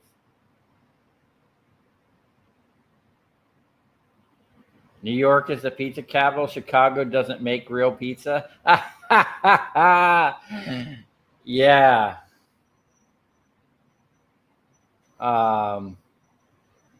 Chicago is like, what are they known for? The deep dish. I'm not into the deep dish, man. I like a nice thin pizza, good sauce, plenty of cheese, and I like pepperoni. Philly has great thick crust pizza. I'm not into thick crust, man. It's too much dough. I mean, I guess it's okay. A documentary called Pizza, a Love Story. I've had, it's been years since I've been in New York. I don't remember if I had ever ate pizza in New York. I've been to Philly, had the Philly cheesesteaks. Atlantic City. I don't know if the White House is still there. That's a world famous place. Down here, there's really nothing too memorable. And down here, like you would think Southern, there'd be like diners and stuff like that. Man, we got like Denny's and IHOP down here. Matter of fact, down here in South Florida, you would think the South is notorious for like the Cracker Barrel, or not the Cracker Barrel, the Waffle House. We don't even have Waffle Houses around here. You gotta go like so far to find a Waffle House. But up in New Jersey, the 24-hour diners, man. Oh my God, I used to get some of the best food.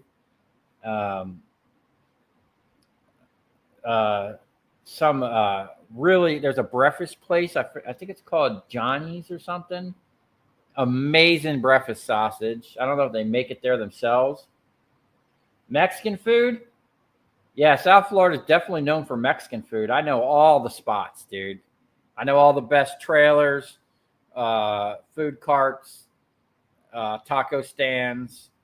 There's a nice one right next door. I'm trying to be on a diet, so I'm eating a lot of salad, and I just discovered the taco salad. So that's a great thing. I think the pizza capital is in Sweden.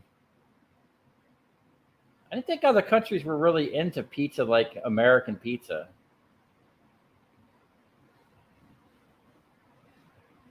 Homemade Amish people? Are you Amish?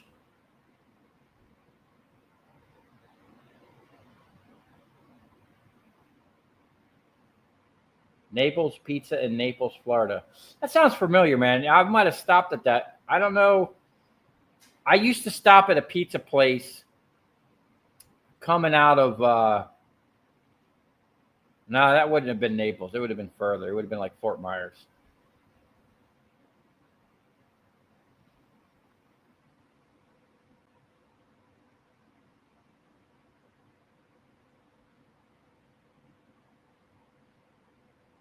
Mexican food in Southern Cali is crazy good. Yeah. I like going to the places where they don't speak English because they're like more authentic. It's not like a Taco Bell. You've been a vegetarian for 23 years? Dag, dude, how's that going? New Jersey diners and bagels. Yeah. Yeah, I do get 2 shells of my taco salad. Swedish pizza is really good. Hmm. Oh, flying here trying to get my pizza.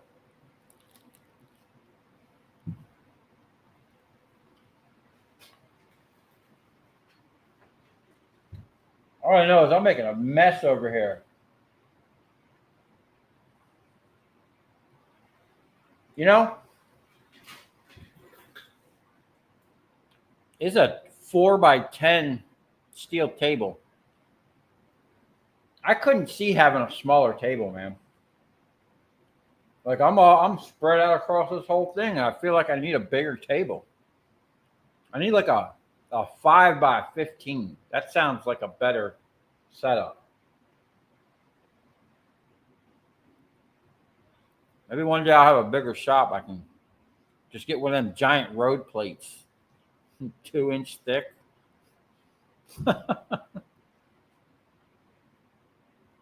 Guy on the West Coast out there, or it's not even the West Coast. I think he's in the middle of the state. He's got a 5x10, but I think it's like 2 inch thick steel welding bench, man. It's a beast, and it ain't going anywhere. He has such a nice shop over there. You're 47 and pretty healthy, Matt. That's cool. Did I get my horchata? No. Matter of fact, thanks for reminding me. Tell dude, bring me my horchata. Steve went and got tacos yesterday. Forgot to get my horchata. Where's he at?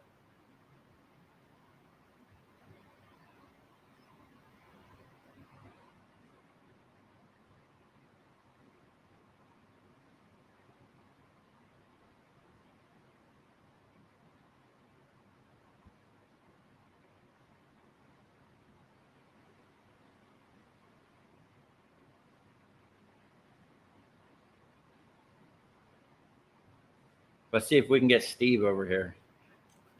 I got a couple portable welders. He had to borrow my welder yesterday. Go weld. Guy's got a couple Ford Lightnings that they're hot rodded up, and he's building the guy's Mexican. He's got it all Mexicaned out. The whole front clip is going to like lean forward, so he had to weld these things on the front for it. You make a mess, but always clean up good. Yeah. Hey, man, if you ain't making a mess scrapping, dude, you ain't making money. You got to have stuff slinging, man. Like, usually, I'm here talking and bullshitting. I would have had this done. I would have had the stereo cranked up. And if I was filming this, I would have taken like one or two apart, a little bit, or maybe just that first one, and then hit this big thing on the time lapse. That way I can crank some music and just knock through it, man.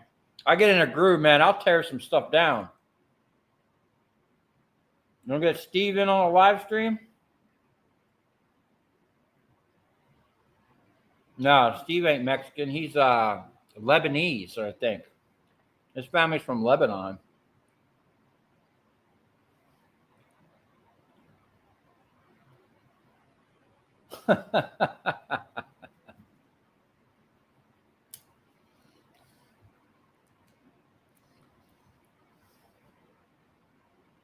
I'm not Amish. I live in the middle of Amish country, loads of amazing homemade goods.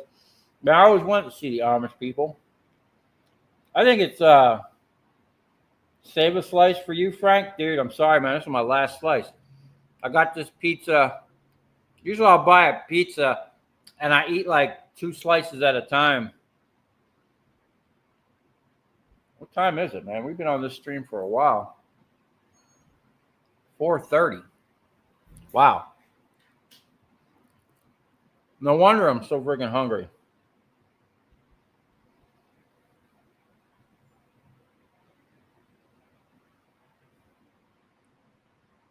That meeting with Zelensky is incredible. What? Trump and Zelensky? You know,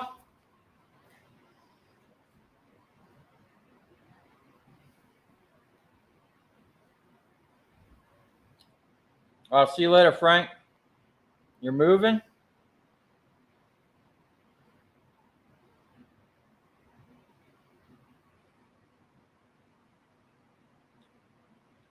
Yeah, Mom, I need a snack too. I wish the taco place delivered, but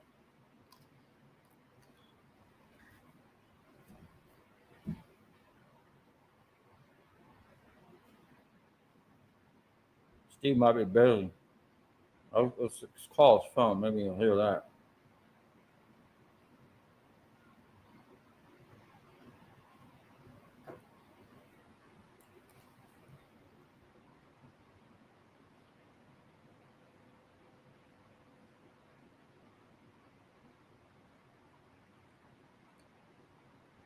He's got my welder. He needs to come over with that anyway.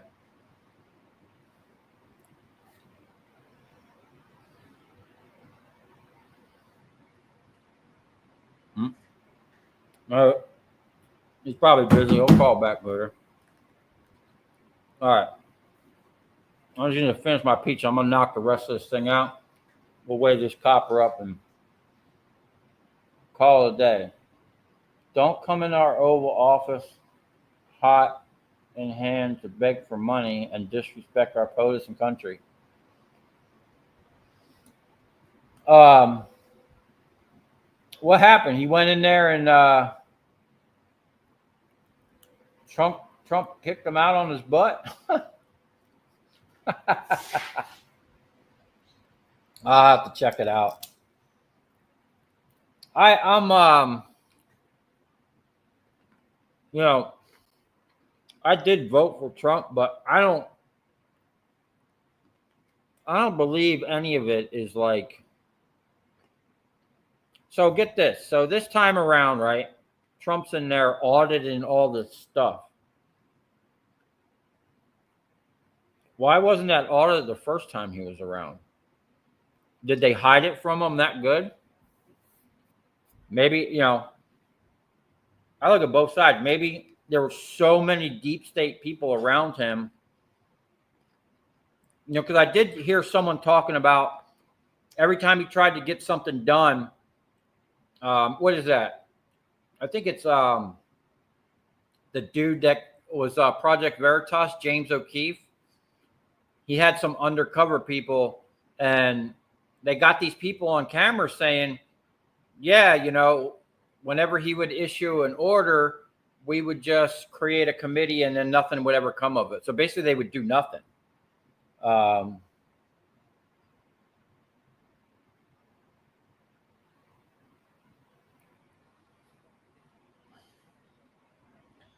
So I think one of the reasons he's going a lot more hardcore is they effed with him so much in his first term. And then while he wasn't even president, they tried to jail him. They raided his house, pretty much got him shot at. So I'd be pissed too, and I'd be coming after all these people. But who knows, man? It all could be a show. There's an interesting website. It's called stoplooklisten.com, I think. He had 4 years to plan. Yeah.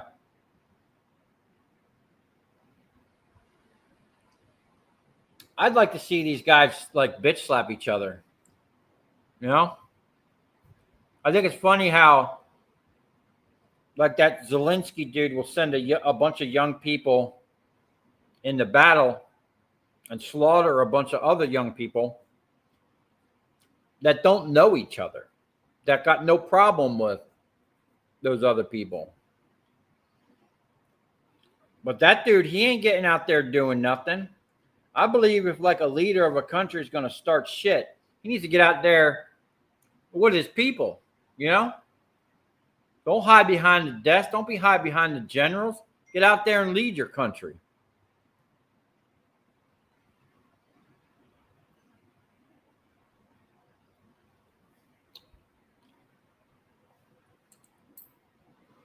What do you think about this silver, man? I get a lot of people saying that it's like silver mixed with other things. It does have a nice little way to it, man. I can't wait to get a whole big jar of this stuff. It seems like it melts relatively easy too, because I think if I would have held that torch on that one any longer, it would have just puddled away. That incinerator, I think I lost a lot of silver when I cooked all that stuff in there.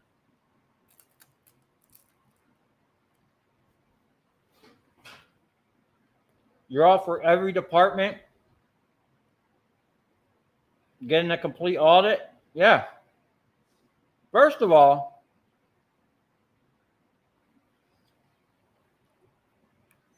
this money that they're sending, all these different places, as like an American, when were you asked, hey, is it okay if we send money here? Never. And that's the problem. You were never asked. They're just taking your shit and doing what they want with it. So what does that make us? Slaves? I don't know. But it's funny because in my other videos, I think I started, I wanted to start something. I started a Facebook group, I think. I got immediately banned, called the Office of Government Accountability, where I wanted civilians, kind of almost exactly like what's happening here. But I talked about this like 4 years ago. I wanted civilians to be able to go into any branch of government and audit the crap out of them. Basically what's happening here.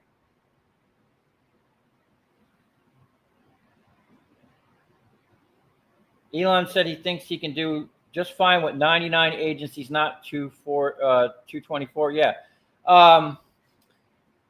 So I'm pretty sure in the Constitution, we the people authorized the government to give us, I think, something as low as like 19 essential services.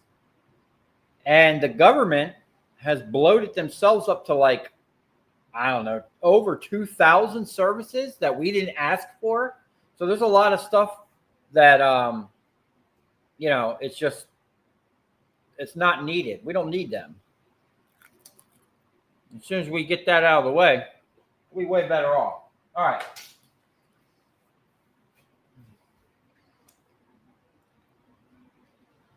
I can process the silver, dissolve it in diluted nitric acid, and after it's all in the solution, drop it in some copper pipe, and the silver will cement out in solution.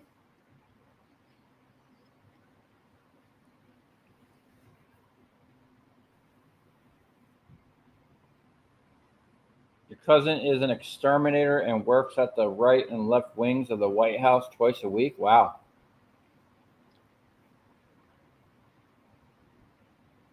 That's a pretty cool job.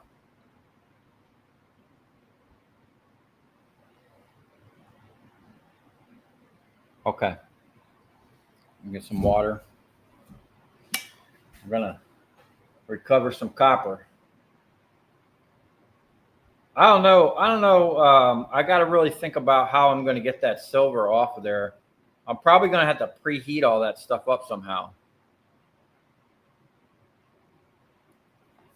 What I'm thinking is, I know the kiln didn't get hot enough to like melt stuff, but the good thing about that is I can set that up right here, get everything up to a really good temperature, and then I won't need as much gas to get everything to melt off. So we might try that. We might go that route, because I don't think I'll lose the silver with that, but it'll get warm enough to where I don't have to put as much heat with the torch, if that makes sense. It's kind of like preheating thick metal when you weld. You don't want to just start welding on thick ass metal without putting some heat in it. That way your welder doesn't have to put that much heat in there to melt the metals together.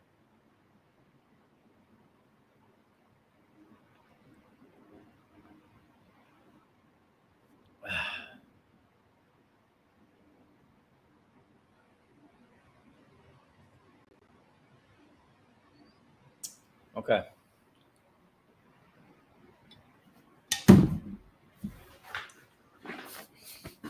Get my pizza dust off me.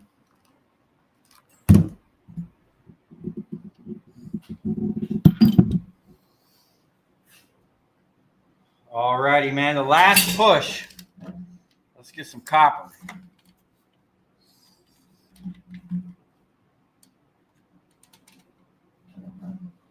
Looking. Okay. Yeah, we're definitely going to have a little cleaning up to do over here. Oop. I don't know why I keep putting the glove on the wrong hand.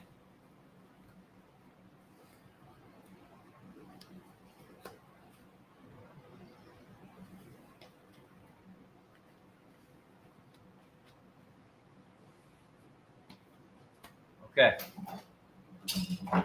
I think all these are going to have to be opened up from the inside.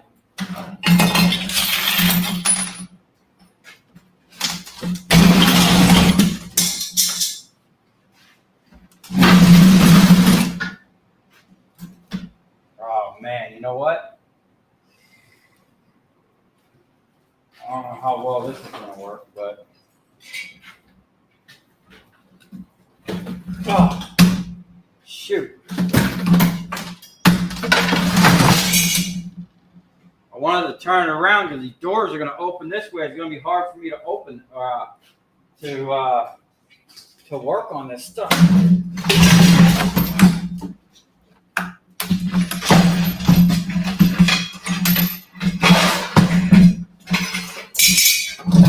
Here. Let me clean this one up real quick.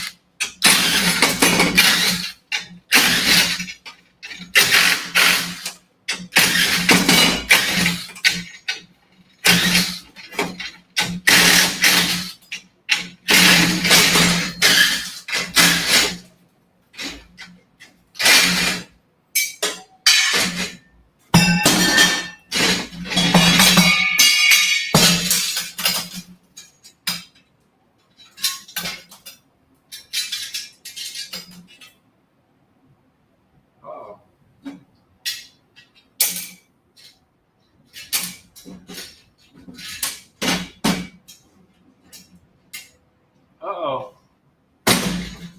We got a clinger.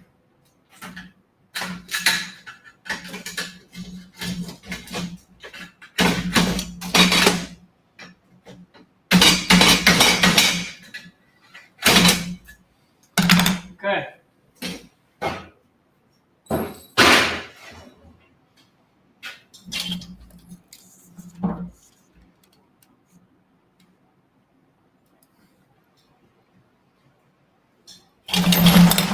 Yeah. I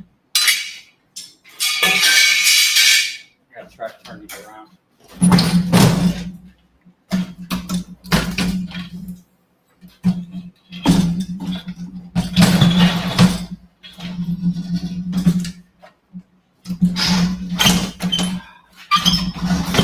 Man, these things are heavy.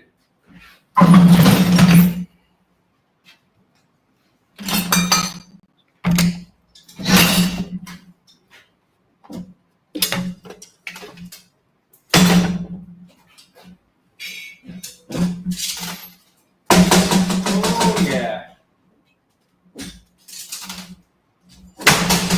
Okay.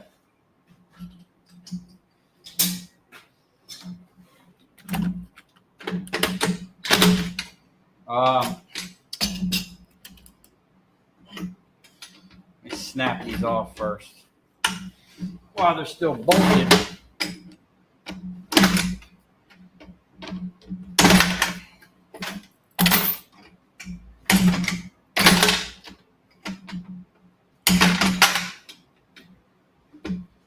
Yeah, looks like this thing was probably fed with like 500 MCM. I gotta talk to the dude. He said that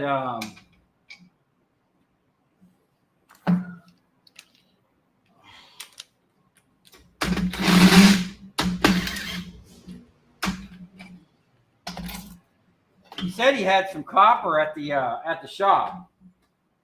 Like they have a big bin that they fill. So next week I'll go over there and we'll get some more copper. But I think I got two.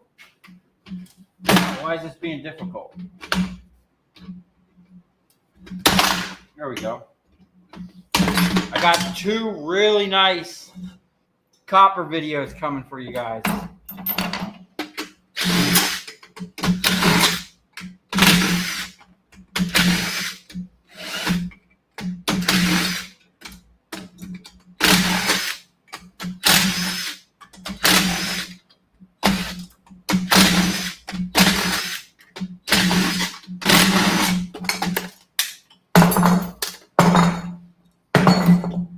Okay.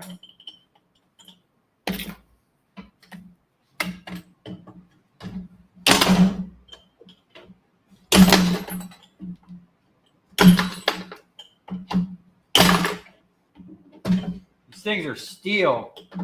I don't know why they would be using steel in this application.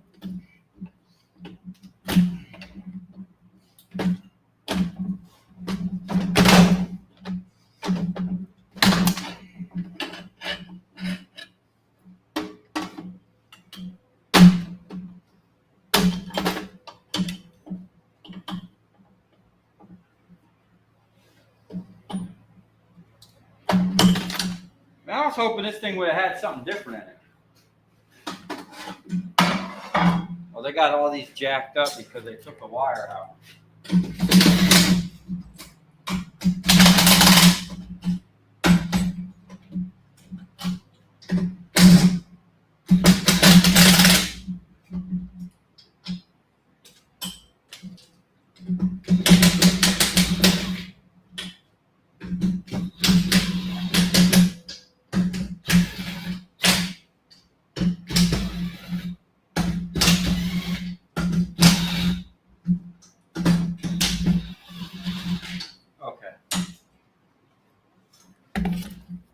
We got what's that?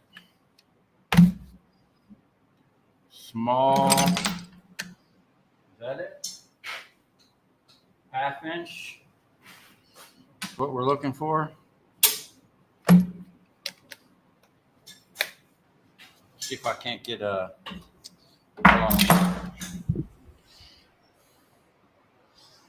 Oh man.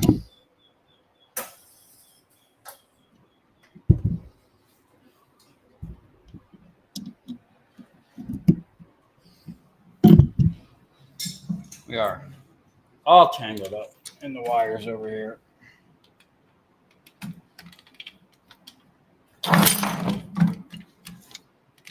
Get you closer to the action since we moved down a little bit.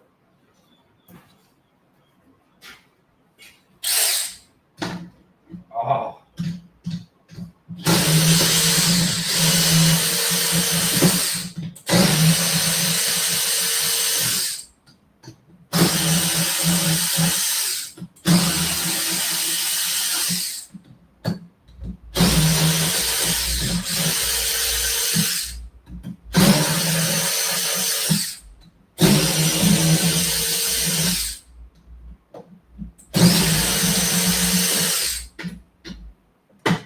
All right, that's tough there because we might be able to get that one with the ratchet.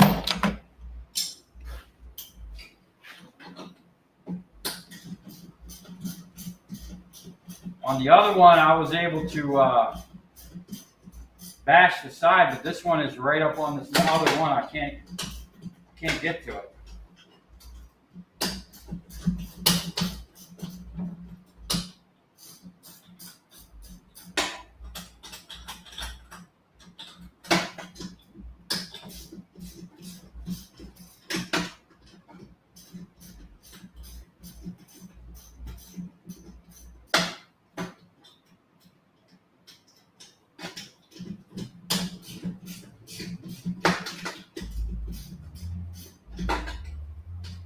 Wow, these are so much looser than those bars.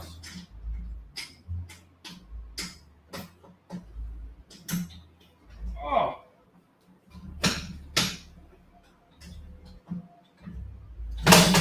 Ah.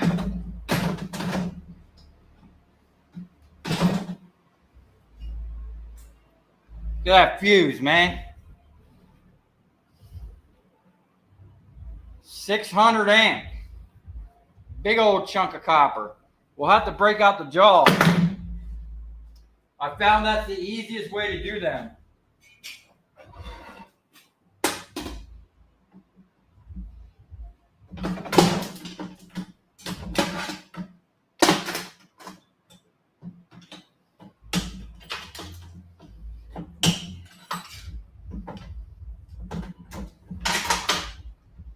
It's a dumb thing to have to do.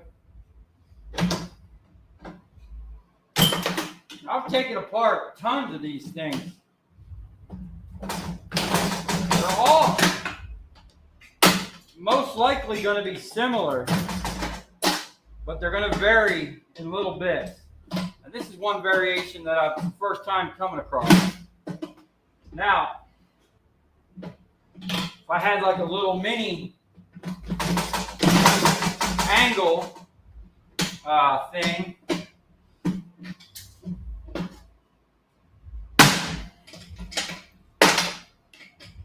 I could get that out of there.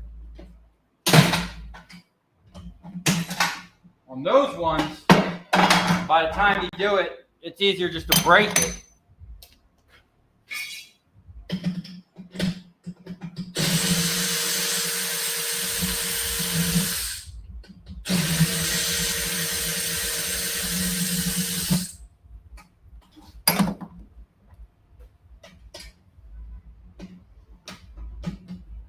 Side without the screws is real easy.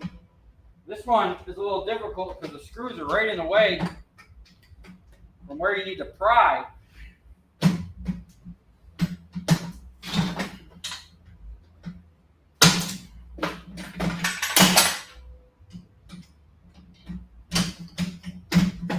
And they're on a big chunk of extruded aluminum, so you got to clean them off. You know what?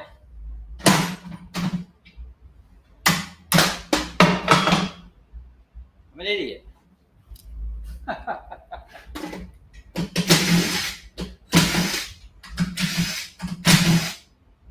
I could just unscrew them and then get them from the side.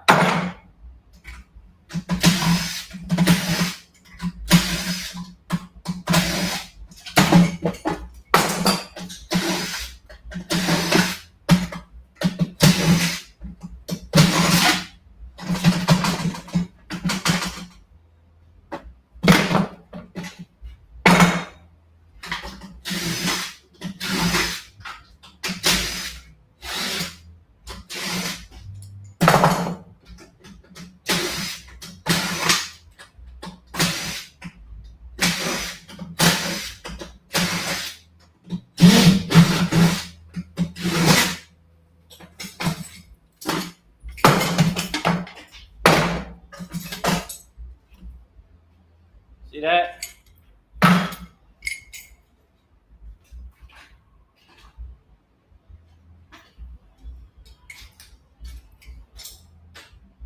The little screw right there. Now that it's free, actually get in there from the side.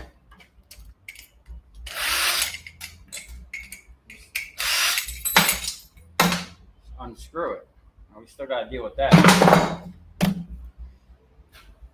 Hey man, first time doing these.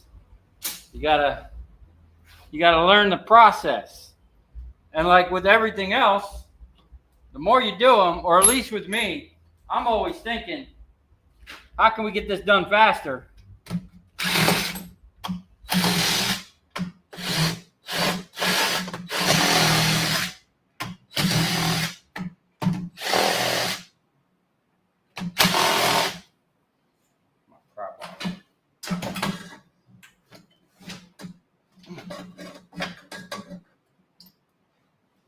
Oh. Man, I don't know what. Oh, I guess it was that switch that was turning these. Uh-oh.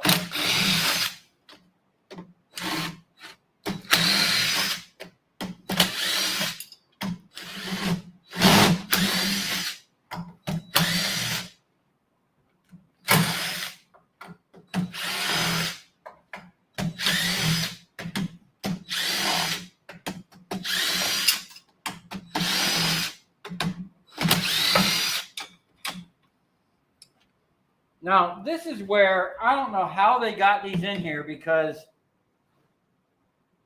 this lip is literally in the way.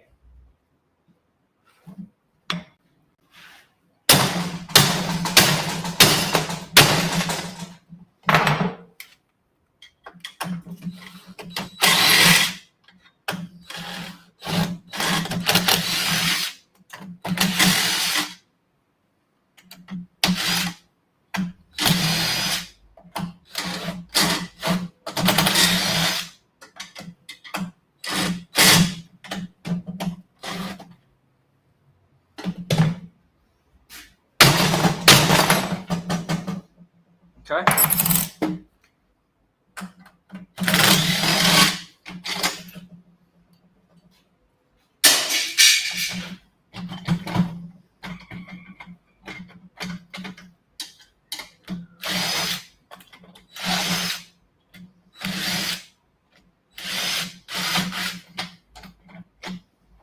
Now what?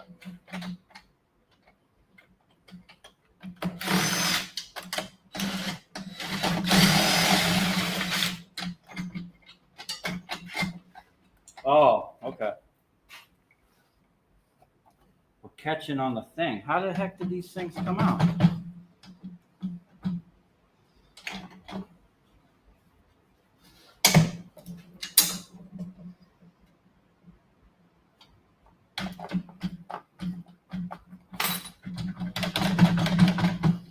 There's a lip on this side. It's not letting that thing come out. It just needs a little persuasion.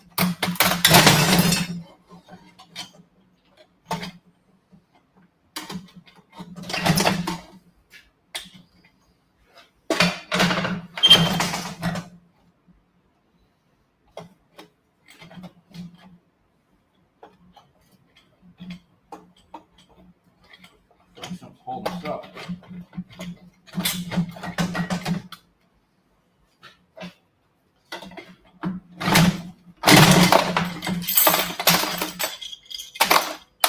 Okay.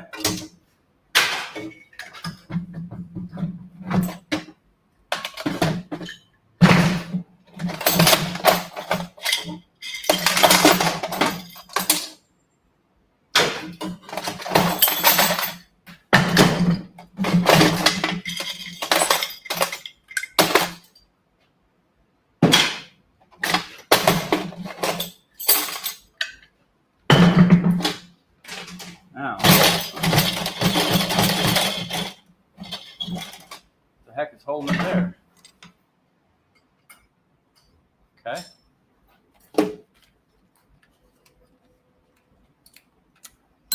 We're almost done with this thing, man.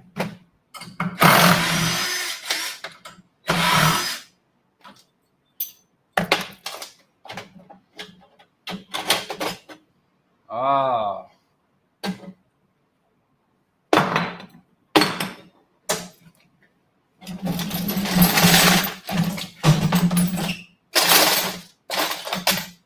Okay.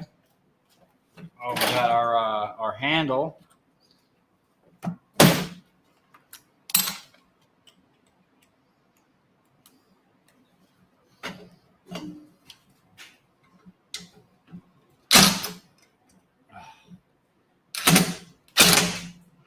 You know what? I'm gonna beat them off later.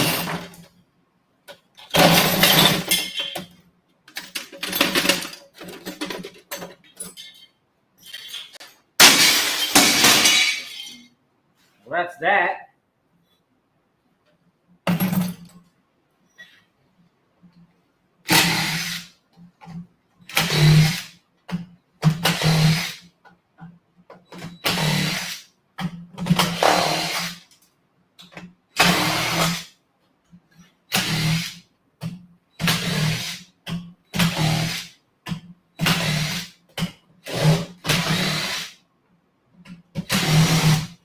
Imagine being the guy that had to build all this stuff. A lot of times these things are like custom built for jobs. And that's why you'll see sometimes I get a lot of brand new scrap, because they'll build stuff for a job and they'll either get it wrong or the job will change before the stuff is installed. And then they're left with a custom setup that nobody wants.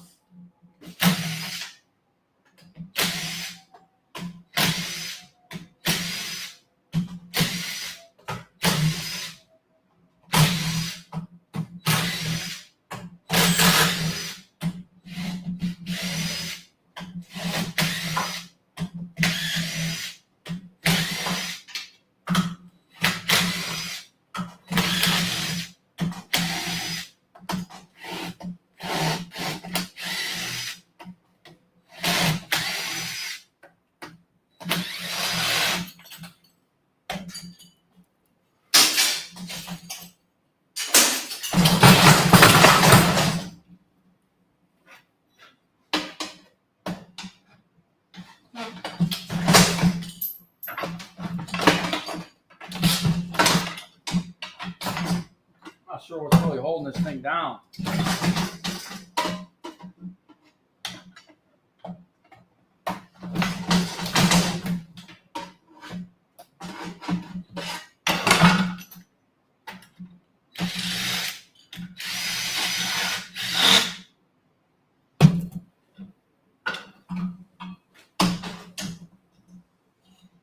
Huh.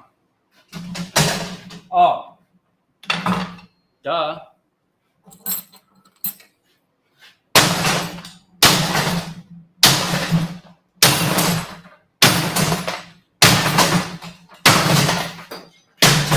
Oh. We got nuggets hitting the floor.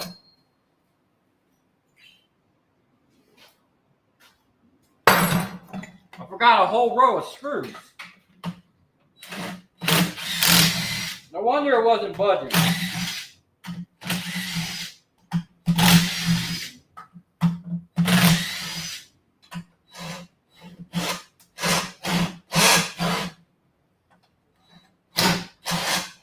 don't know how they even would have got these in here.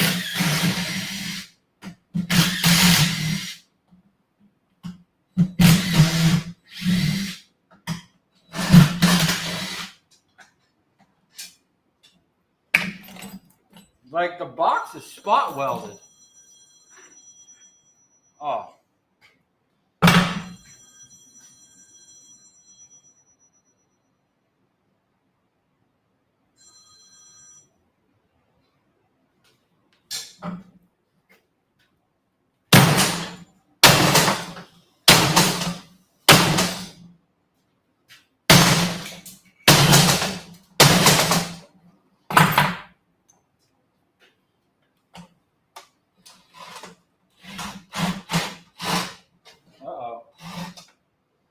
box is like got it on a weird angle, man.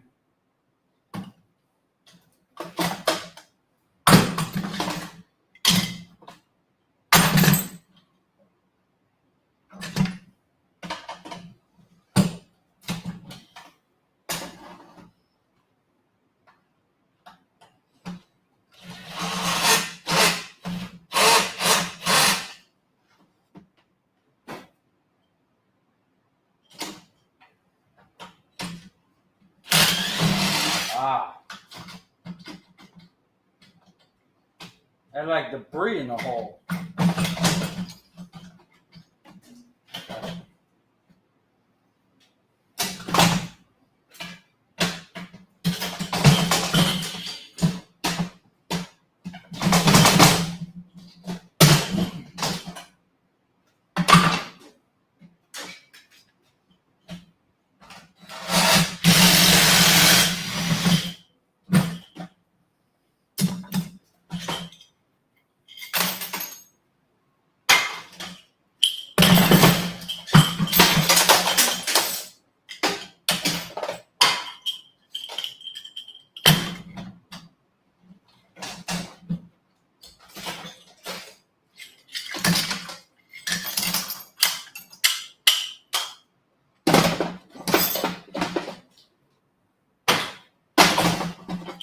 This red stuff is actually really heavy.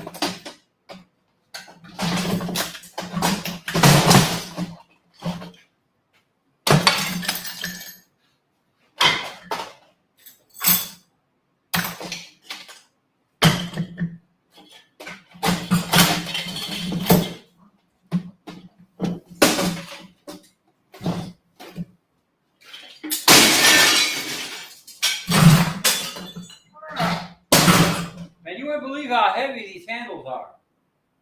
I wonder if they're made of something other than like aluminum. They're like really heavy. Like way heavier than you think aluminum should be. There we go.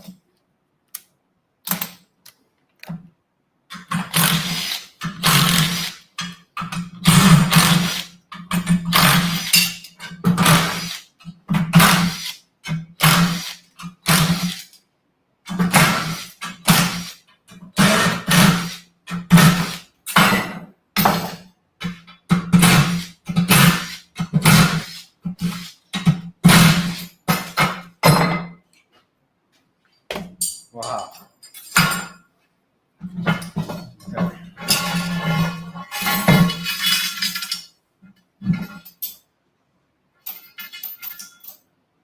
Nice. Man, this is so heavy.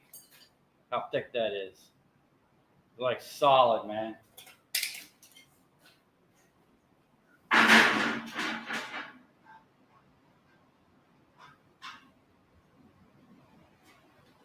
That's like 50 pounds of extrusion right there. Okay. Let's see what we got.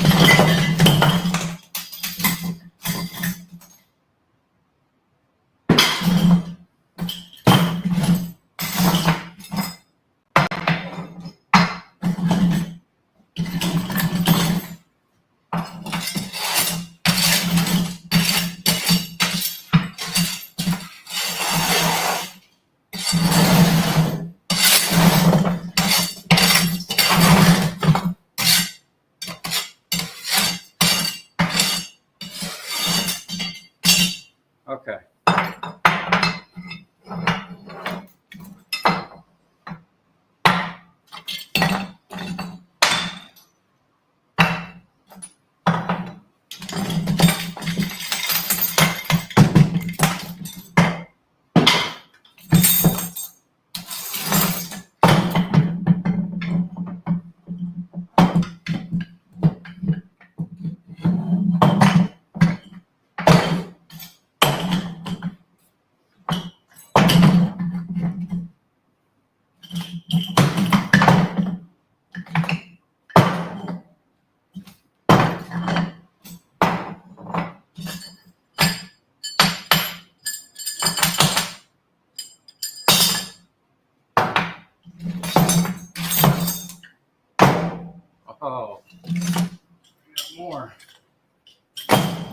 still together.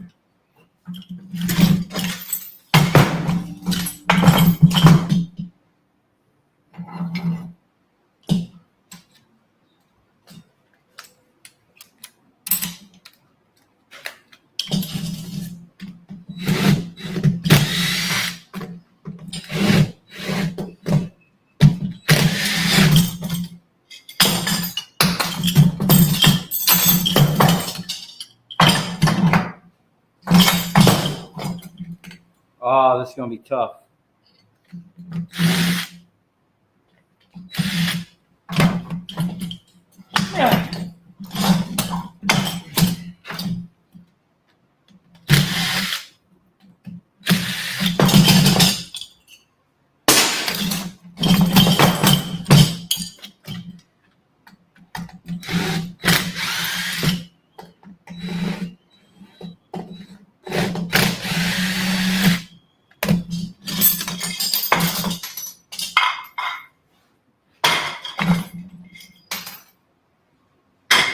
All right.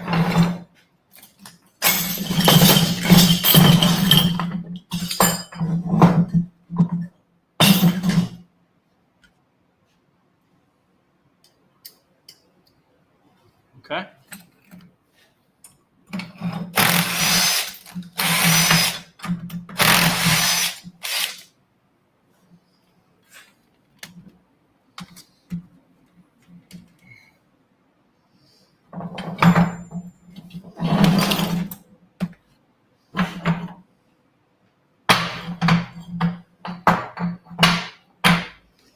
I feel like this one's going to have less copper.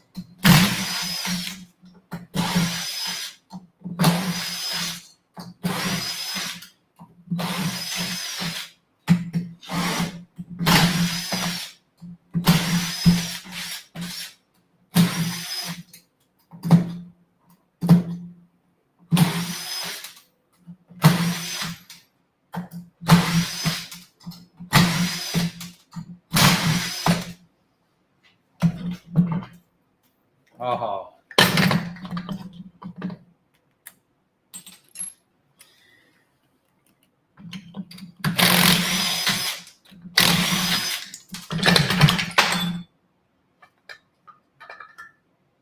Oh, more. Okay.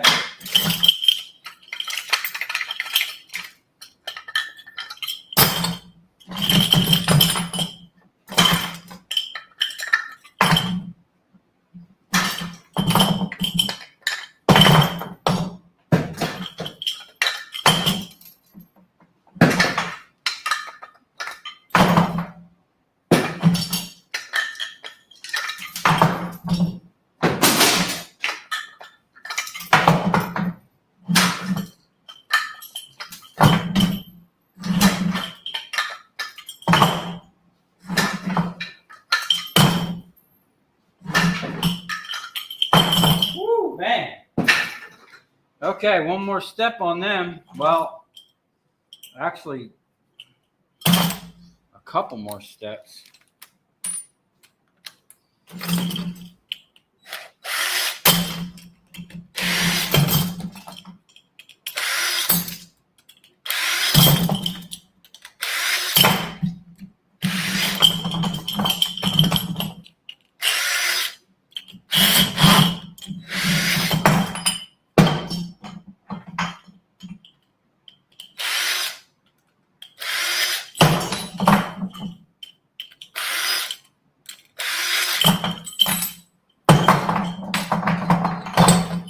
Okay. I need that. I think I was using this. No. No.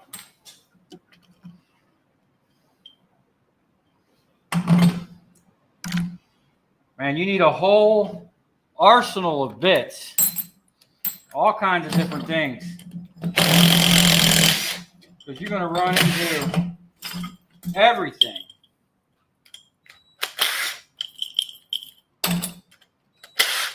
Now, these don't need to come all the way out.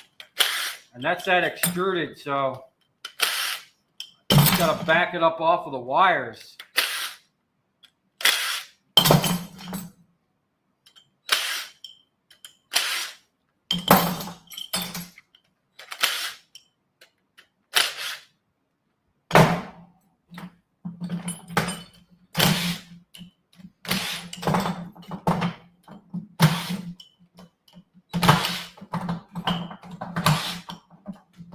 These are sticky. It's good that that bit locks in there.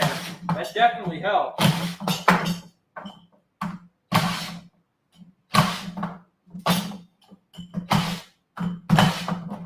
Okay, now back to the 7/16, wherever that might be.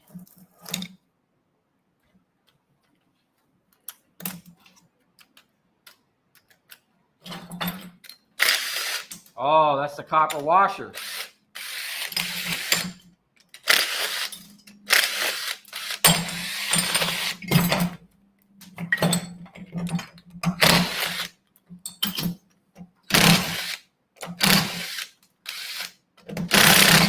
Uh-oh. Getting a weak battery.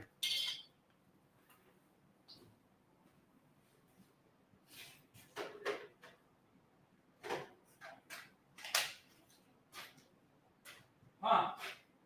I put that battery from earlier on charge. It didn't take.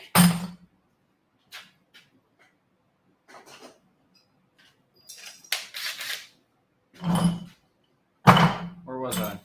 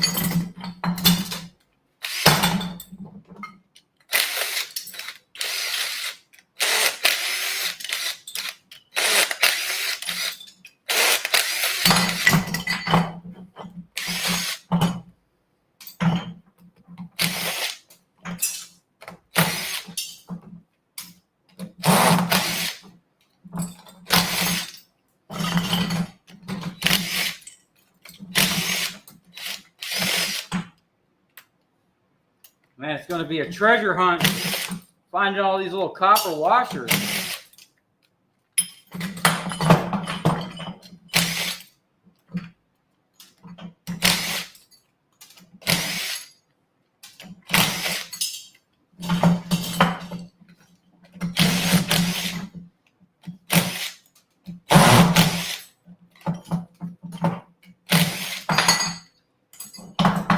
My arm feels like I just undid like a million screws.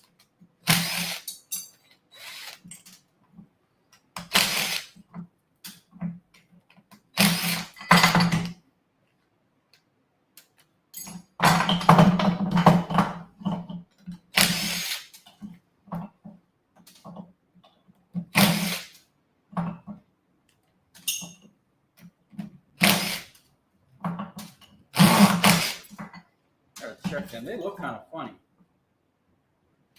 Oh, they're not copper washers. They're just washers. Okay. What's next? These things.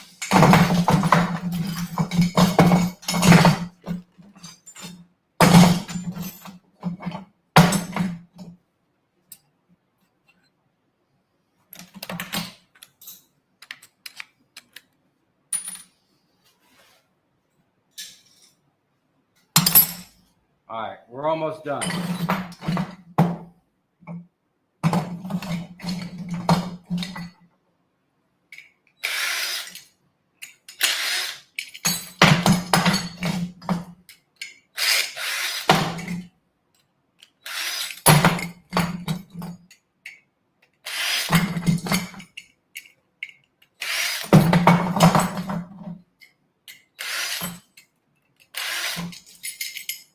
This is where two people would be very helpful because, you know, it's a multi-step operation. It definitely would benefit from a second set of hands.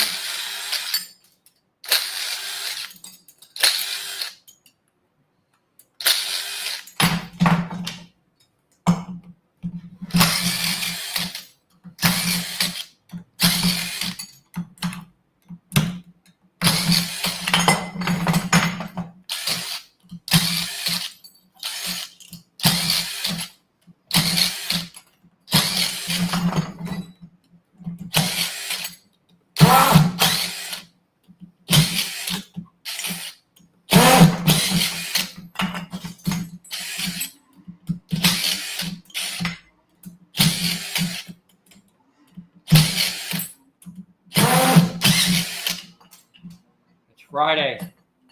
I can hear someone out there doing donuts.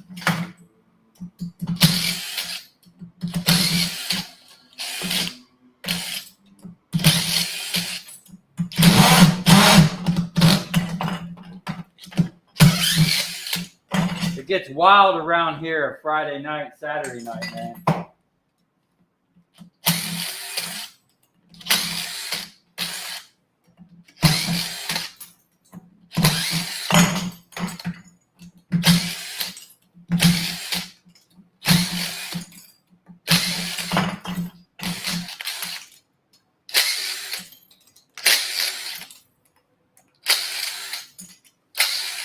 There's probably a couple $100 just in hardware here.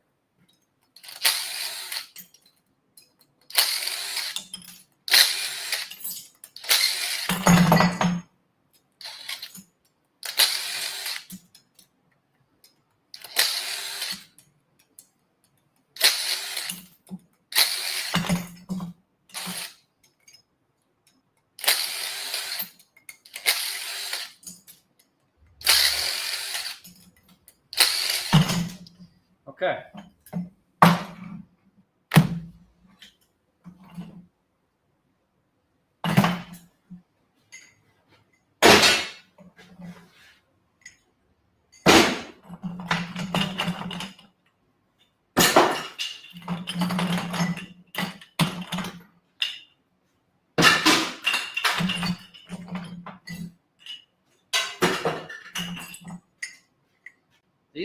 These are some really heavy chunks.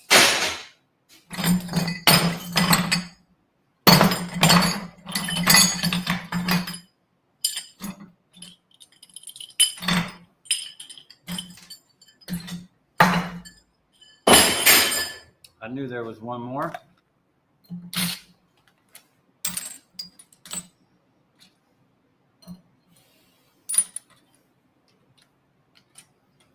Try to slide by. Okay. We're gonna need another bin. Oh!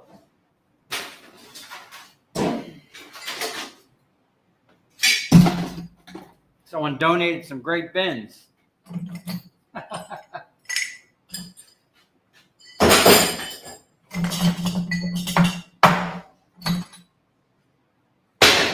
Chunks of copper.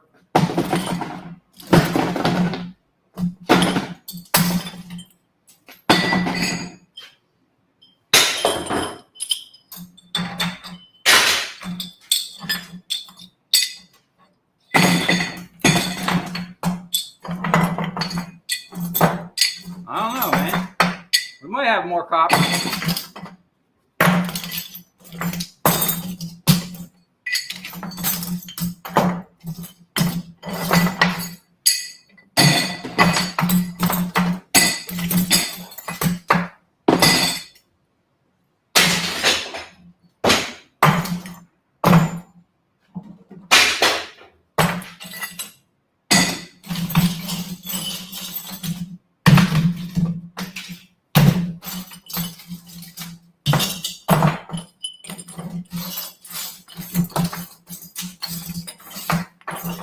Okay. The rest of this, I need to pull.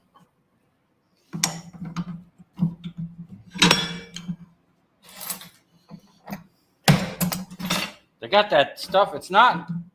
It's just like, I guess because it's been in there so long, it's like wedged in there. That's a heavy chunk.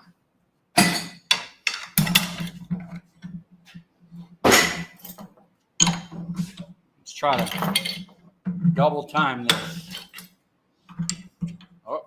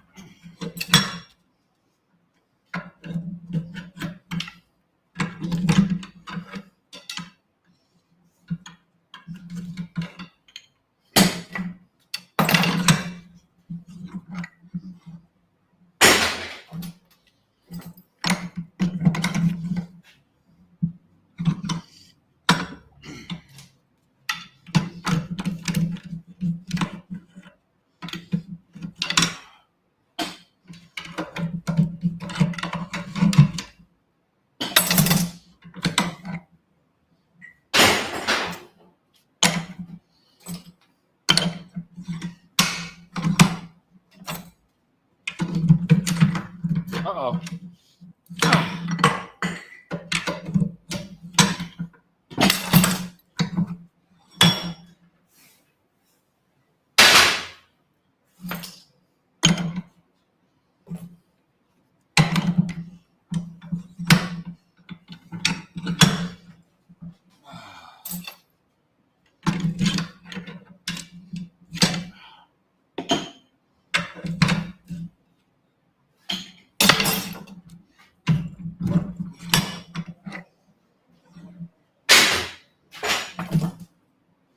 Yeah, I definitely feel like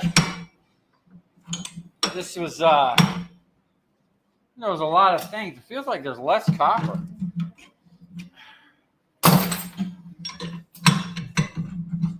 Someone's out there doing crazy donuts. Okay.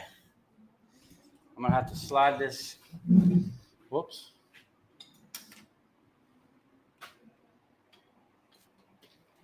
It's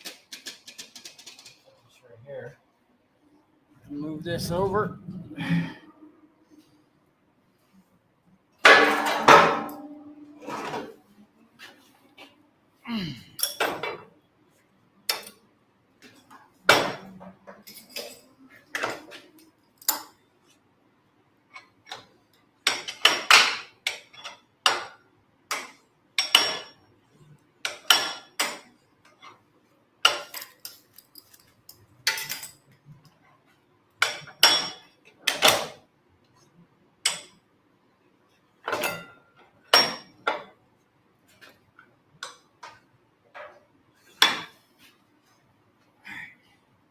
Now, I'm going to move my tools over because I'm pretty sure this thing is full of sand.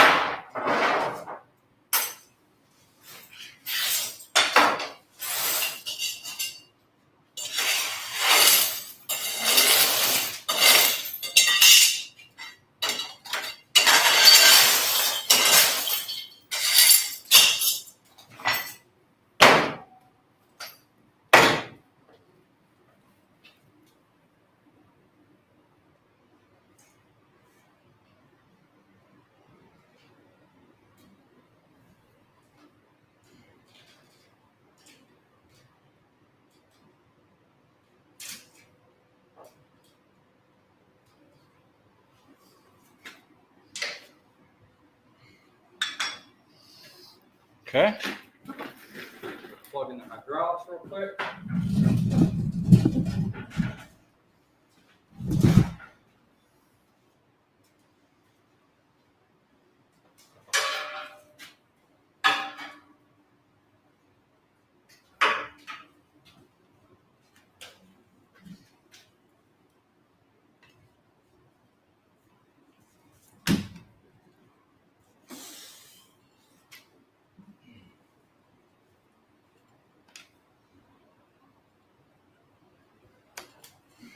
All right.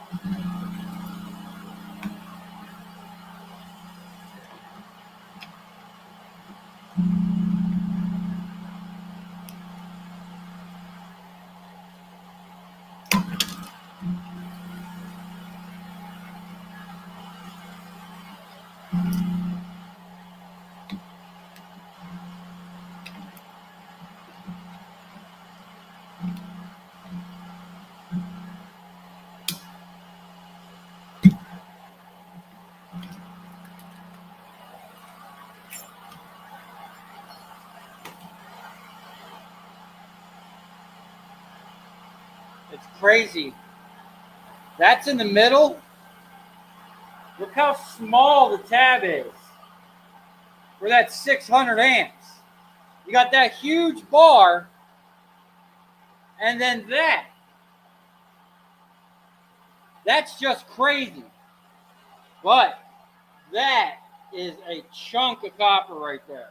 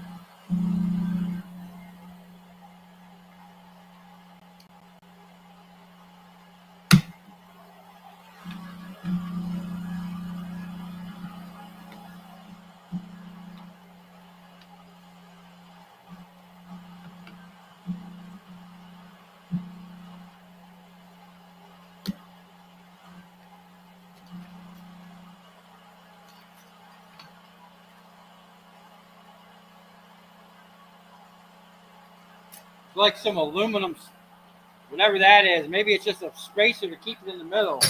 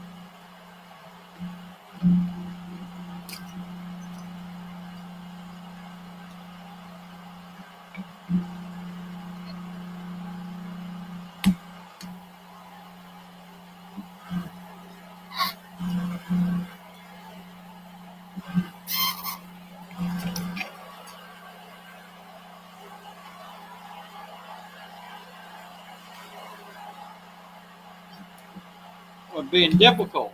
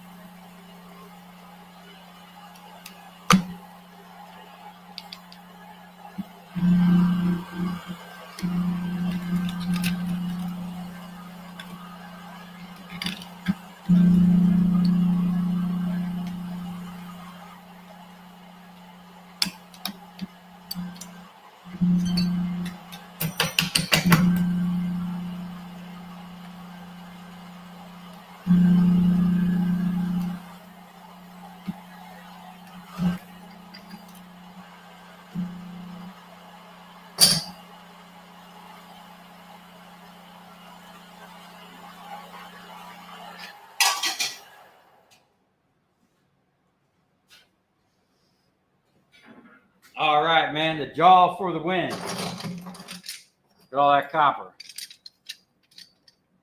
Big old nuggets. Okay.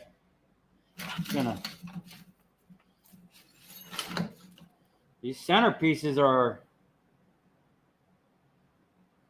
I think they're copper.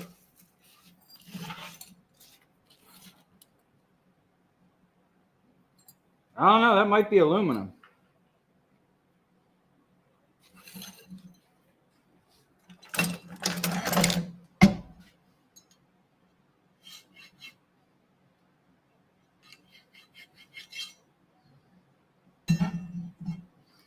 Whatever it is, it's silver.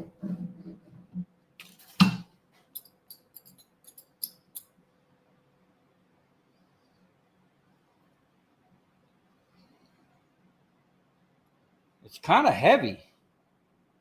You think they make that out of silver or something, or you think that's aluminum? Huh. I don't know. We'll keep that to the side. All right. Let's weigh up this aluminum. See what we got. We're just gonna throw this whole drum.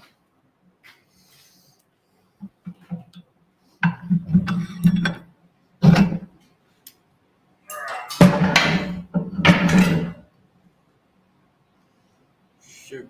Okay. We're gonna throw the whole drum on there.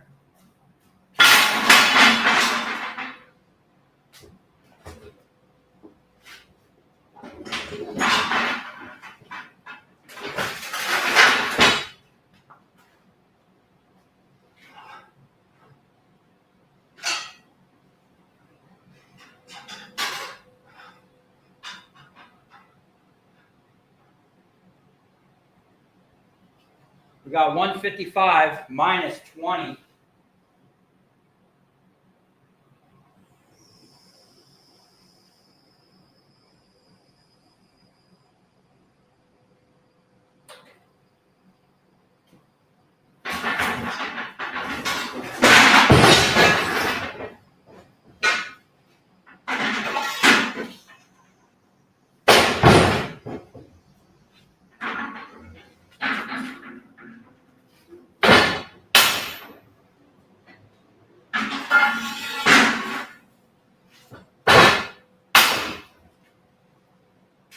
Okay.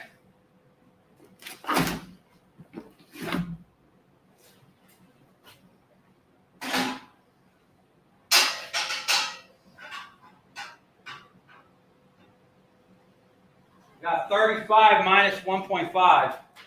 Oh, there's 1.5 on that other one too. All right.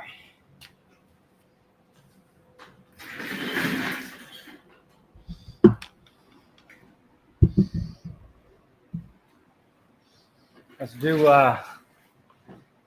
do a little bit of math here. Oh, I'm all wrapped up in my hydraulics. What's up, Made in Holland?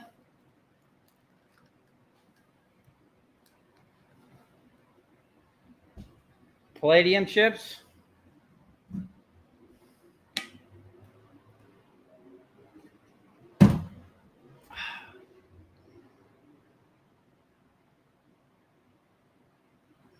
Uh, 133.5 or 33.5.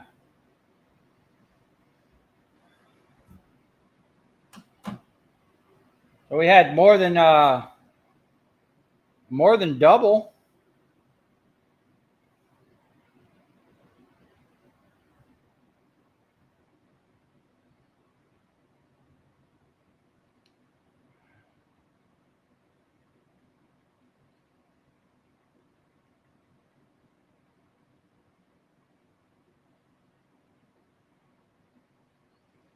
$117.25 on the copper.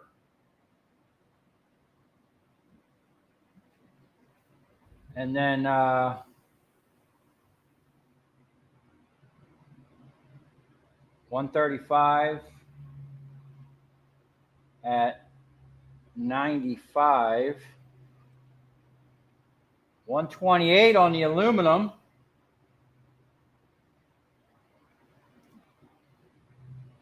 And then we started out with 366. I mean, I'm going to kind of guesstimate on that plastic. There had to have been minimum 10 pounds of plastic in there. So we're going to minus 10. 355 minus the 135. And then minus the 33. So we had 188 pounds of steel. Now, some of that is preparable. We're just going to go at 7 cents. 13.16.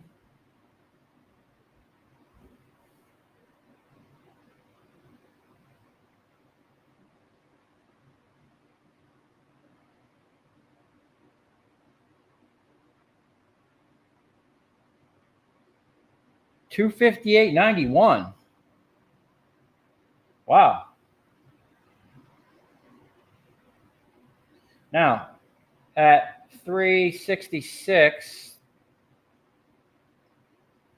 that would have been worth $27.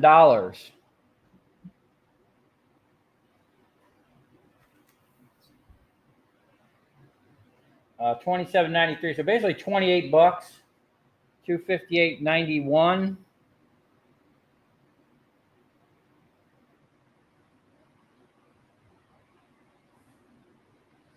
So we gained 230 bucks. And on the other one, we gained 69. So we made $299.91, basically 300 bucks.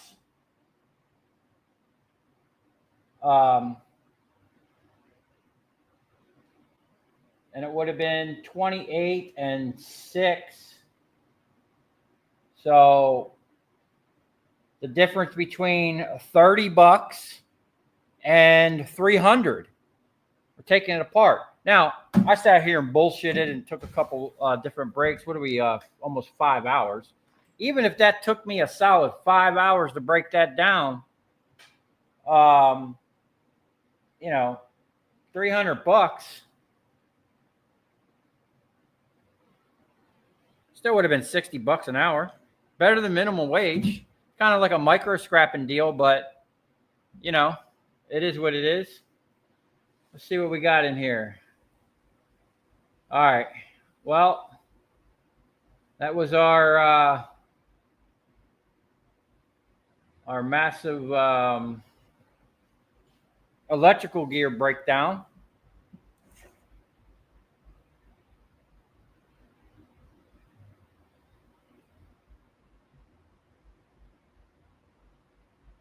My mom wants to know what a horchata. It's like a really sweet rice water. Steve never got back to me. He must be busy.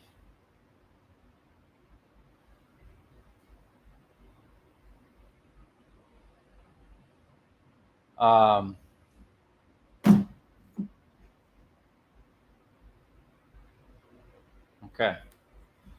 All right, man. We're almost hitting 5 hours, dude. We're gonna have to wind this down. I'm just gonna go through and see if there's any comments or questions anyone asked, and then we're gonna wrap it up. Let me know what you guys think about that, man. I think it's worth getting that stuff and processing. Even though we had a lot of aluminum, electrical gear is always gonna have some copper in it, you know? And matter of fact, half of those fuses were missing. I have the rest of them. They're in a bin out there. I have the rest of those big chunks of copper. So there's more copper coming.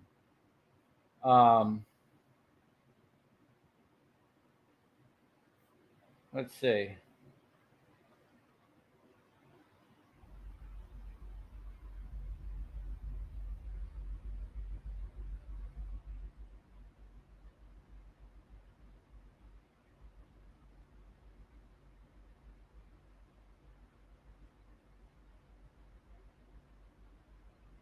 Joseph, you like that last video I did with the what I named that?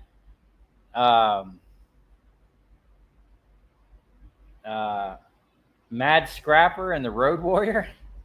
Man, I was all over the state in that one, dude. I was like from South Miami to way up in Martin County, man. I was all over. Speedster vlog. Who is Derek? That's a good question. Who is that guy? He's always talking shit on the internet.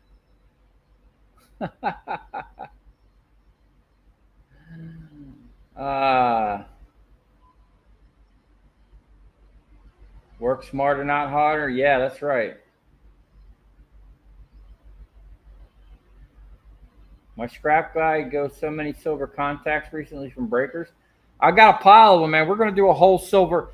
You know, I probably have enough to do to melt a nice silver bar if I cleaned all the ones I have. But I'm gonna go through that whole bin. I'm saving them. I'm not getting rid of them. And I got some monster breakers. There's 1,000 amp, 400, a couple 600s. We got those 300s over there. We're gonna get some nice nuggets. And all the stuff we got today, all this stuff here, I'm gonna save. We're gonna get that out. Good thing there aren't any flathead screws. Dude, the thing was loaded with flatheads.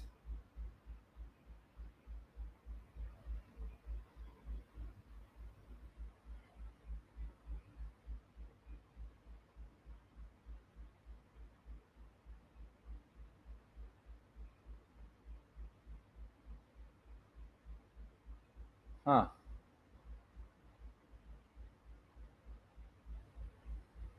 All right. Ed Weber. What's up, dude? From East Tennessee. Made in Holland. What's up, dude? Um,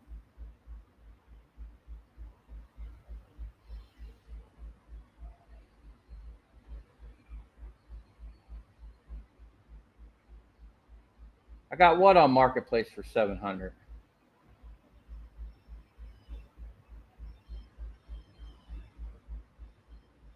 Oh, how much does Jaws of Life cost? Um, so that particular one there, I bought for like 250 bucks off of eBay because it had a chipped blade, and then I proceeded to chip the other one off, trying to penetrate through some thick stuff. Um, my other one, which I proceeded to snap the blade on, because they're only like 4 or 5,000 psi systems, and I'm cranking 10,000 psi to them. Um, that one I think I paid 400 for. And then I have the big spreader cutter combo jaw. You see me use to split them big rotors. I paid like 700 for that on eBay. They're all decommissioned fireman rescue tools. You get them on eBay, man. They're cheap. There's tons of them on there.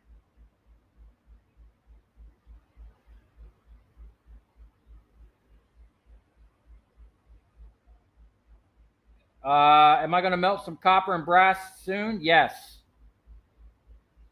I got to get back on there. Shout out from Romania. What's up, dude? One for cutting, one for pulling. Yeah. Well, the hydraulic pump I'm running, I think was like, it's a double acting 10,000, a 2-speed 10,000 psi pump with a foot pedal. I want to say that was around 300 bucks. And then I have the single acting one, and I think that was like 200 and something bucks. Man, eBay, you can get cheap. I mean, it's all China. I mean, the hydraulic stuff that I have, the hydraulic cutters, I think they're all made in America. But the pumps, well, those pumps are made in China. The one I run on the transformer press and the one I use on the 100-ton cylinder, that's a made in America one. That's really expensive. All right, I'm going to answer these last questions, and I got to get out of here, man. It's already, it's getting late.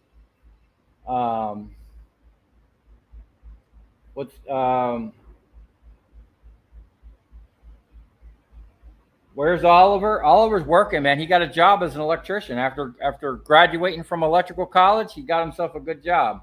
Well, I don't know if it's a good job, but he got himself a job. He'll be here tomorrow. He's got his he started last Wednesday or Tuesday.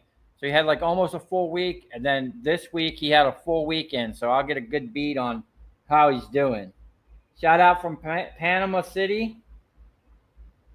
How's Steve doing? He's doing all right. He's around. I tried to get him to come in today. He must be busy.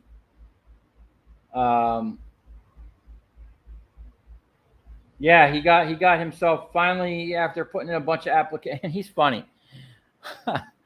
So right out of high school or college, this company offered him a job, $17 an hour, and he turned it down. I'm like, why do you turn it down? He goes, oh, I went to college for a year. I thought I'd be getting more money. I'm like, dude, they're going to start you at the bottom, dude. You're going to be basically digging trenches, you know?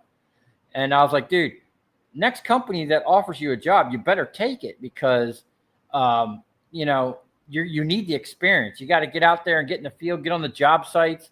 That way you can put applications out and be like, oh, yeah, I worked for this company for so many years. Plus, I got a college degree. You know what I'm saying? Like, $17 an hour is not bad. No, not to start out with no real life on the job experience. Doesn't matter how good you did in college, man. You can get out there and fry yourself if you don't know you don't know what you're doing. So obviously he just texted me. He's coming in tomorrow. He hasn't electrocuted himself yet, or at least not that bad. So we'll get an update on him. Maybe I'll do a live tomorrow with him, and he can tell everybody how he's doing. So, all right, guys, I'm gonna have to wrap this up. That I literally had that one piece of pizza and the oranges all day, so I got to go get a proper meal, and I got a little bit of stuff to clean up here. Thank you guys for coming by on this impromptu 5-hour live stream. I really appreciate it. Thank you for the guys that donated. Thank you guys for just watching my regular videos. I really appreciate it, man. I got something pretty big going on in my life, so I'm trying to knock out as much scrap and as much videos because I'm trying to get out of this place. I have to sign. Unfortunately, it's not going to be fast enough. I have to sign a new lease. They jacked my rent up another $300 a month, so now I'm at $5,500. So just watching the videos, even if you can't donate, helps immensely. Hit the the thumbs up button. And I always try and bring good content and show something different, or just something fun, and have fun. I honestly like getting on here and talking with you guys. It's people from all over the earth. It's crazy, man, and it really is. I feel blessed to have all you guys as my viewers, subscribers, that you get on here and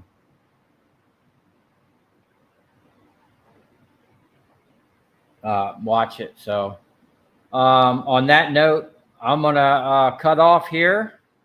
Thanks for coming by, and I don't know if I'll have a video up tonight, but I'll definitely have a video up for tomorrow. I got a lot of good stuff coming, and wait till you see some of the projects that we're going to be getting into, man. We're stepping it up.